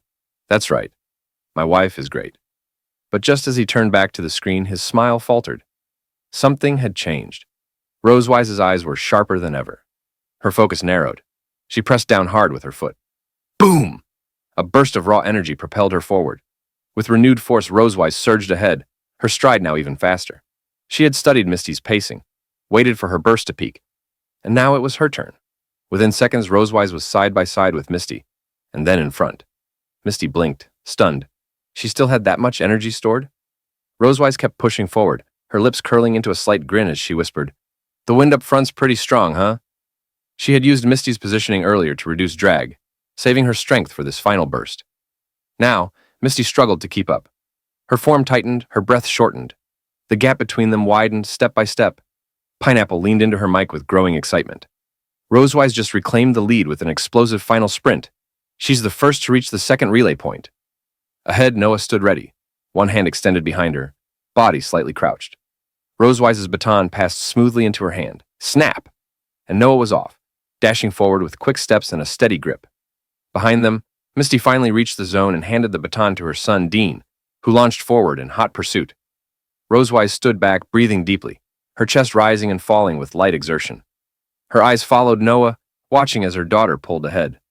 A smile formed on Rosewise's face, quiet and proud. She had done her part. Just then, she turned slightly, her eyes catching a familiar figure across the field. Leon stood at the third relay point, hands in his pockets, giving her a confident thumbs up and a smile that said, "Told you so." Rosewise chuckled softly. She raised her fist in return, silently cheering him on. "The rest," she thought with quiet conviction, "is in your hands now." After we entered the room at the Hot Spring Hotel, Rosewise pulled open the curtains. Sunlight streamed in through the window, brightening the entire room. Right outside the back door of the bedroom was an enormous hot spring. Clear spring water trickled down from a rock formation. The sound of the flowing water created an incredibly soothing atmosphere. The room itself felt spacious, and the decor was elegant and refined. The ceiling featured a dominant brown tone, accented with beautiful decorative patterns. A massive French window overlooked the scenic view outside, giving visitors a glimpse of the stunning natural beauty. Rosewise turned to Leon and said, The scenery here is quite nice, isn't it? Leon walked into the room, carrying both his and Rosewise's suitcases. He glanced around and agreed. The environment really was excellent, but something about what she said confused him. As the Silver Dragon Queen, Rosewise should have had plenty of chances to visit this place. He asked her, "You've never been here before?" Rosewise folded her arms in front of her chest and gently shook her head, her gaze still fixed on the view outside the window. "No, this is also my first time. I've been so busy handling affairs of the Silver Dragon clan, I rarely had the chance to take Noah and Muan out to have fun." For the past few years, Rosewise had been tied up managing the clan's matters, leaving her little opportunity to relax and travel with her daughters. Thanks to winning first place in the recent sports meet, she was finally able to clear her schedule and spend time with them. Knowing how rare this outing was, Rosewise made a decision. "So this time I brought a camera. I'm going to take some special commemorative photos for them." She said it with a smile, as if already imagining Noah and Muan's joyful laughter echoing around her. When Leon heard her mention the camera, his suitcase slipped from his hands. His expression turned uneasy. He had suddenly remembered something dreadful. In his heart, he panicked. "Camera? Is it the one I used before?" Leon quickly opened the suitcase on the floor, desperate to check if it was the same camera he had in mind. Besides their clothes, a black camera sat in plain view. Spotting it, Rosewise said, "Yes, that's the one. I got it as a reward for taking first place in the school sports meet." Leon nervously picked it up. He examined it closely and confirmed. This was the very same camera he had used before. Back when Rosewise had fainted, in a moment of petty revenge, Leon had dressed her up as a bunny girl and secretly taken photos with this camera. And those photos? They were still saved inside. "This is bad," he thought. "Those pictures are still in here. If she finds them, I'm done for." That's the kind of ironclad evidence that gets a guy executed by the she-dragon herself. Seeing that Leon had already taken out the camera, Rosewise reached out her hand. "Give me the camera." Leon glanced back at her, quietly panicking. "I need to develop and hide those photos before she sees them. Then erase everything on the camera." He crouched down and clutched the camera tightly in his arms, refusing to let go. Rosewise frowned at his odd behavior. "What are you doing? Why are you guarding the camera like it's some kind of treasure?" Trying not to seem suspicious, Leon forced an awkward smile and stammered, "Let me help take the photos. I'm very professional." Rosewise raised an eyebrow, surprised. "Aren't you a professional dragon slayer? Since when did you become a photography expert?" Leon patted his chest and tried to sound confident. "Don't worry, leave it to me. I've been taking pictures of my master's donkey since I was a kid." Strangely enough, Rosewise didn't seem too concerned by his odd comment. She simply closed her eyes and said, "Fine. You can take the pictures. Tonight there'll be an outdoor barbecue and a fireworks show. Let's go for a walk first." Relieved that she agreed to let him keep the camera, Leon breathed a quiet sigh of relief. "No problem," he replied. After resting in the hotel room for a bit, Leon, Rosewise, Noah, and Muan headed out to explore the area. They wandered into a lush garden, with Noah and Muan leading the way, and Leon and Rosewise trailing behind. Leon raised his camera and called out to the girls, "Dad's your photographer today." Muan happily waved. "Yeah!" They passed a statue of a female knight radiating a solemn presence. She wore heavy armor and had plunged her sword into the ground, her hands resting on the hilt. Her gaze was unwavering, determined, like she was staring down fate itself. Drawn by the statue, Muan pulled Noah toward it. She struck a pose beside it, mimicking the knight's stance. Leon raised his camera and captured the moment. Soon, they entered a quiet forest, where adorable spotted deer wandered about. Some grazed slowly, others wandered aimlessly, and a few allowed visitors to gently pet them. Muan rushed over to one and gently hugged it. "It's so cute," she exclaimed. Noah walked up to another deer, holding out a carrot. "Do you want to eat?" Rosewise followed them in, reaching out to softly pat one of the deer on the head. Sunlight filtered through the canopy above, casting dappled light on her. From a distance, her majestic aura as queen shimmered even more vividly. Noah and Muan stared in awe at their mother's radiant presence. "Mom is so beautiful." After spending some time with the deer, the family left the forest and soon came across an amusement park. Outside the amusement park stood several rows of doll machines. Muan's eyes lit up with excitement. She pointed and exclaimed, "Mom, let's play that!" Inside the machine were colorful plush toys of all shapes and sizes. Rosewise inserted a coin and focused intently on the claw. Her serious expression showed she meant business. Muan stood beside her, cheering her on. "Mom, go for it." Leon watched Rosewise's intense expression. He quietly raised the camera and whispered in his heart, "Nice face." Before long, Rosewise successfully snagged a doll with the machine. She turned to Leon with a joyful smile and exclaimed in triumph. He seized the moment, capturing her rare and radiant smile perfectly through the lens. Leon glanced down at the picture he had just taken. It was flawless. Rosewise walked over to Leon's side. She leaned in slightly and looked at the photos on the camera screen, a flicker of surprise in her expression. She said to him, Your photography skills are actually pretty good. I thought you'd make me look terrible." She hadn't expected Leon to capture her expression so well. Leon seemed a bit flustered by Rosewise's sudden closeness. After all, he didn't want her to see certain photos in the camera. He replied, Don't underestimate me." After exploring so many places, Noah and Muan began to feel a bit tired. They mentioned wanting something cold to drink. Leon quickly agreed. He headed off to a beverage shop inside the amusement park. However, due to the crowd, he had to line up with other tourists. While waiting in the queue, Rosewise suddenly appeared beside him and stood in line. Leon looked over, puzzled by her actions, and asked, "What are you doing here? I can queue up by myself." Rosewise averted her gaze, not meeting Leon's eyes, and mumbled softly, "Not worried, just, you'd be bored." At that moment, she lowered her head to look at the teddy bear she held in her hands, the same one she had just won from the claw machine. But as she looked at the little bear, her expression turned hesitant.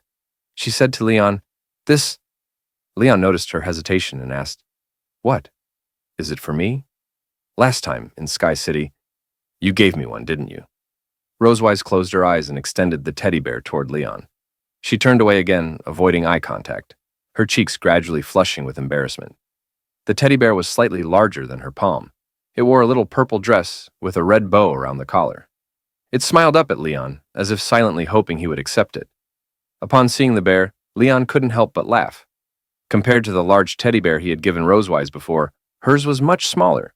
He reached out, took the bear from her hands, and joked, "The one I gave you is the Bear King. Yours is just a little bear." Rosewise's expression darkened at once. Clearly unhappy with his response, she glared at him and clenched her fist. She hadn't expected Leon to mock the gift she had shyly given him. With an angry huff, she reached toward Leon, trying to snatch the bear back. "You don't want it? Fine, then. Do you know how hard it was for me to catch that doll?" Her tone was sharp and upset. Leon hadn't expected her to take his teasing so seriously. He quickly hid the little bear behind his back and tried to explain, "I didn't say I didn't want it." While Leon and Rosewise waited in line, Noah and Muan sat on a bench in the amusement park, taking a break.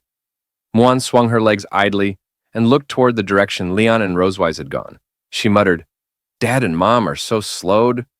When will Muan finally get to drink pineapple ice?" Noah sat with her eyes closed, resting. Hearing Muan's complaint, she slowly opened her eyes and looked at her sister. "Actually, sometimes I envy you, Muan." Muan blinked, surprised. She turned toward Noah and asked, "You envy me? Why?" Noah didn't look back. She lowered her gaze to her shoes, her expression filled with quiet longing. Her legs swayed gently as she spoke. "I envy that you can talk to Dad and Mom about anything, without holding back." Muan tilted her head, confused by Noah's words. As daughters of Leon and Rosewise, both of them had always been free to say whatever was on their minds, happy or sad. She replied, "But Noah, you can do that too." Noah gently shook her head. "No, I can't. I've grown up now. I can't just say whatever I want anymore." Her voice carried a seriousness that didn't suit her age. She stared ahead, her tone mature and restrained. So different from Muan, who could still act spoiled around their parents. But does Noah really seem like a child who can shoulder everything? In truth, she isn't.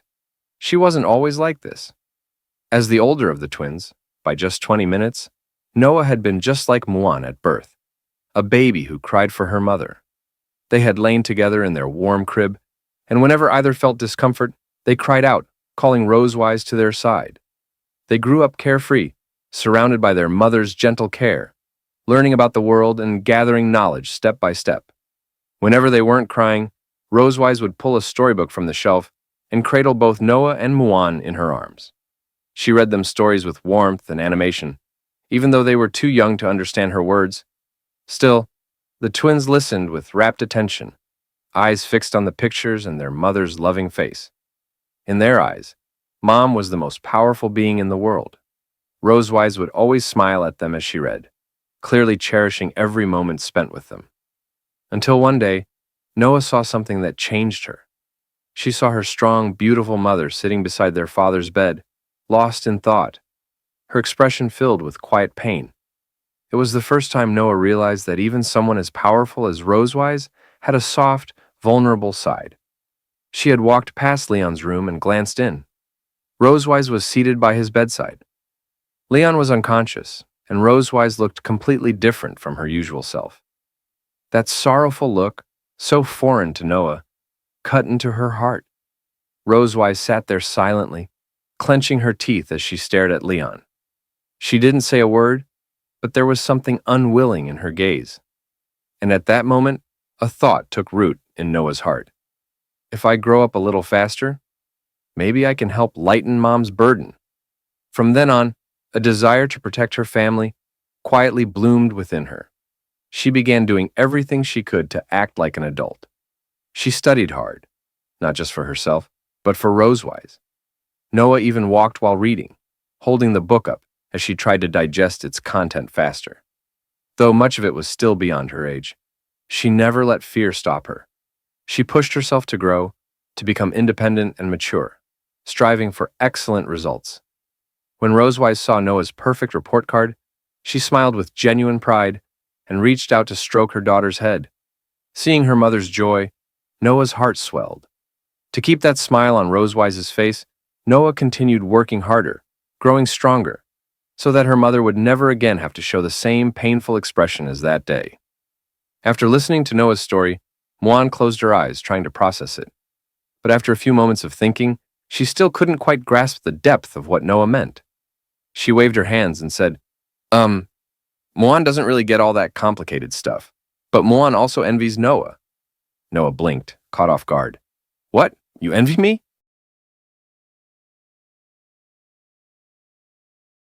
During a chat with her younger sister, the eldest daughter learned how her sister truly felt about her.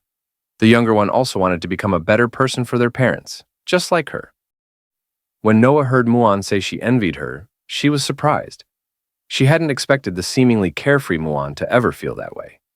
Pointing to herself in confusion, Noah asked Muan, "How could you envy me?" Seeing Noah had misunderstood, Muan hopped off the bench, bounced a few times, and shook her hands excitedly. She explained, "Noah's got it wrong. Noah's smart, capable, takes care of me like an adult, and has won so many first places." Muan began praising her. She listed Noah's strengths, waving her hand happily. She'd been watching Noah improve step by step. Even if Noah hadn't noticed, Muan remembered every little detail. Having such a powerful sister made her proud. Muan wanted to be like Noah someday. She raised a hand full of excitement and told Noah her true feelings. Hearing all this, Noah's eyes widened slightly and she blushed.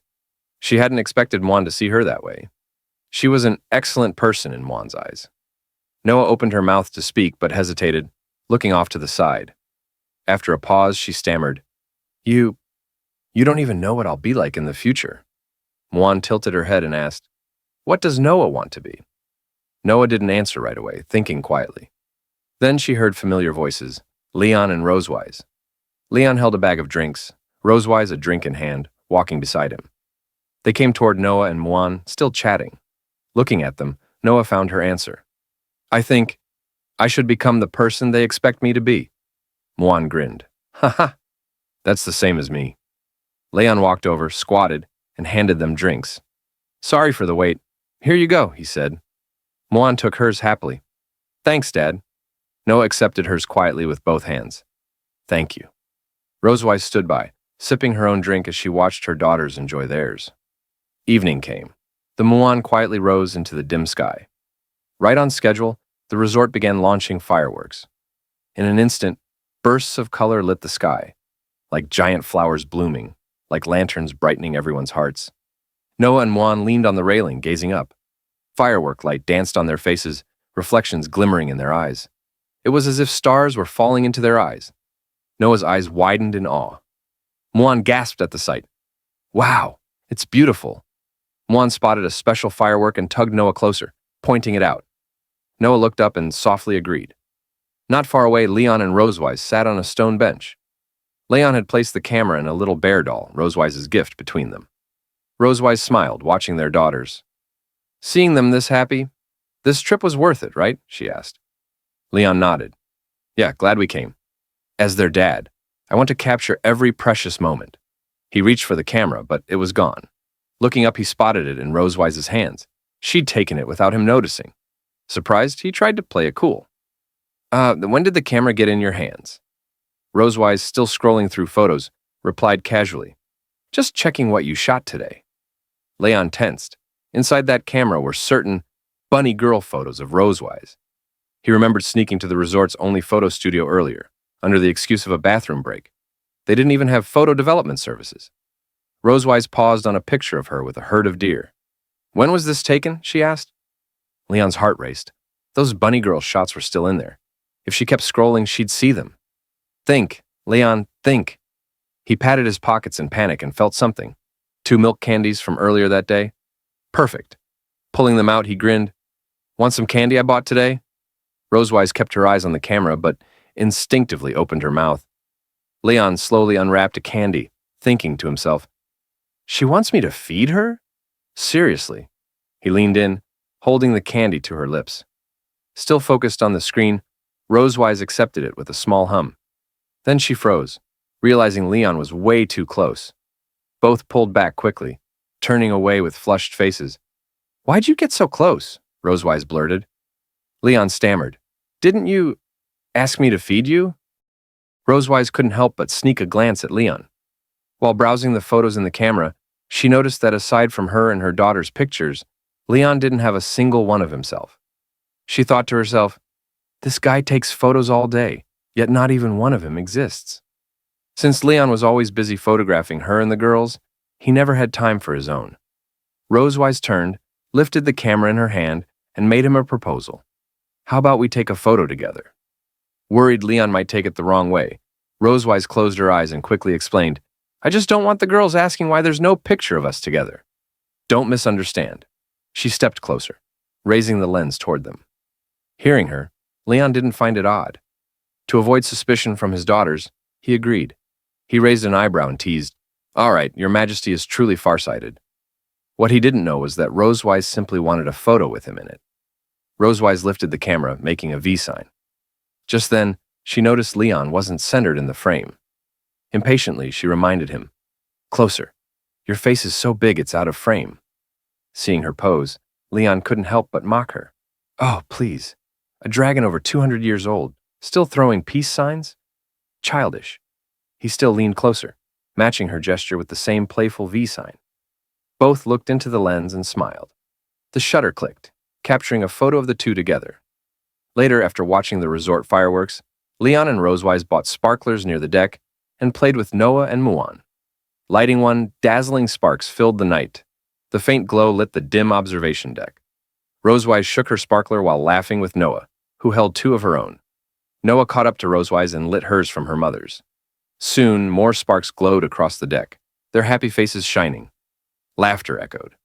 Leon and Muan sat on stone benches, the little one clearly worn out. She closed her eyes, resting in Leon's arms. As the mountain air cooled, Leon slipped off his coat and tucked it around her. He held her close, keeping her warm. Looking up, he saw Rosewise and Noah playing joyfully. He whispered, Rare to see those 2 serious ones smile like that. Lowering his gaze to Muan, Leon thought how she'd usually run to join them, but tonight she stayed curled in his arms. Confused, he asked, Muan, why not play with Mom and Noah? She snuggled deeper into him and whispered, Muan's tired. Muan needs to rest. Noah has school. Mom's always busy. They rarely get time like this. So, Muan wants them to enjoy it longer. Nearby, Noah leaned against Rosewise, sparkler in hand, smiling. She chatted about fireworks knowledge. Rosewise nodded, impressed she remembered such details. Hearing Muan, Leon stroked her head gently. You've grown up, Muan, he said with a smile. She shook her head, eyes opening. No, Muan hasn't grown up. Muan doesn't even know what that means. Muan just wants Noah, Dad, and Mom happy. Leon's heart softened. His eyes closed as quiet tears fell. He hadn't expected her love to be so pure. Though Noah and Muan are different, both cared deeply in their own way. He realized she pretended to rest just so Rosewise and Noah could play more. He reached to lift her, saying, Muan, want Dad to take you to play? But he heard only her steady breathing. She'd fallen asleep mid-conversation. Her hand clutched his clothes. Her lips parted slightly, a soft snore escaping. Leon was surprised at how fast she drifted off. You really were tired, huh? By then, Rosewise and Noah had finished the fireworks and walked over, noticing Muan asleep in Leon's arms. Rosewise peeked at her and whispered, Asleep? Leon nodded. Yeah, let's head back. He wrapped her snug in his coat and carefully carried her. Noah said nothing, arms crossed, eyes fixed on Muan with a quiet envy. Rosewise noticed and lowered her gaze to Noah. Though Noah's face was calm, Rosewise sensed her feelings. She bent down slightly and Noah lifted her head, unsure of what was coming. Mom will hold you too, okay? Rosewise offered. Noah froze, eyes widening, cheeks turning faintly red. She hadn't expected Rosewise to read her so easily. With a shy smile, she lowered her head. Okay. On the walk back, Leon noticed Noah nestled against Rosewise's shoulder, hiding her expression. She pressed closer, not wanting anyone to see her face. And so, the first day of Leon's hot spring trip ended in warmth. Or maybe not. Back at the hotel, Rosewise grabbed her camera to review Leon's photos. Meanwhile, Leon stripped down to shorts and called, Let's soak in the hot spring. Behind him, fireworks lit the sky in brilliant colors. Rosewise blinked in surprise. Wait, how did things end up like this?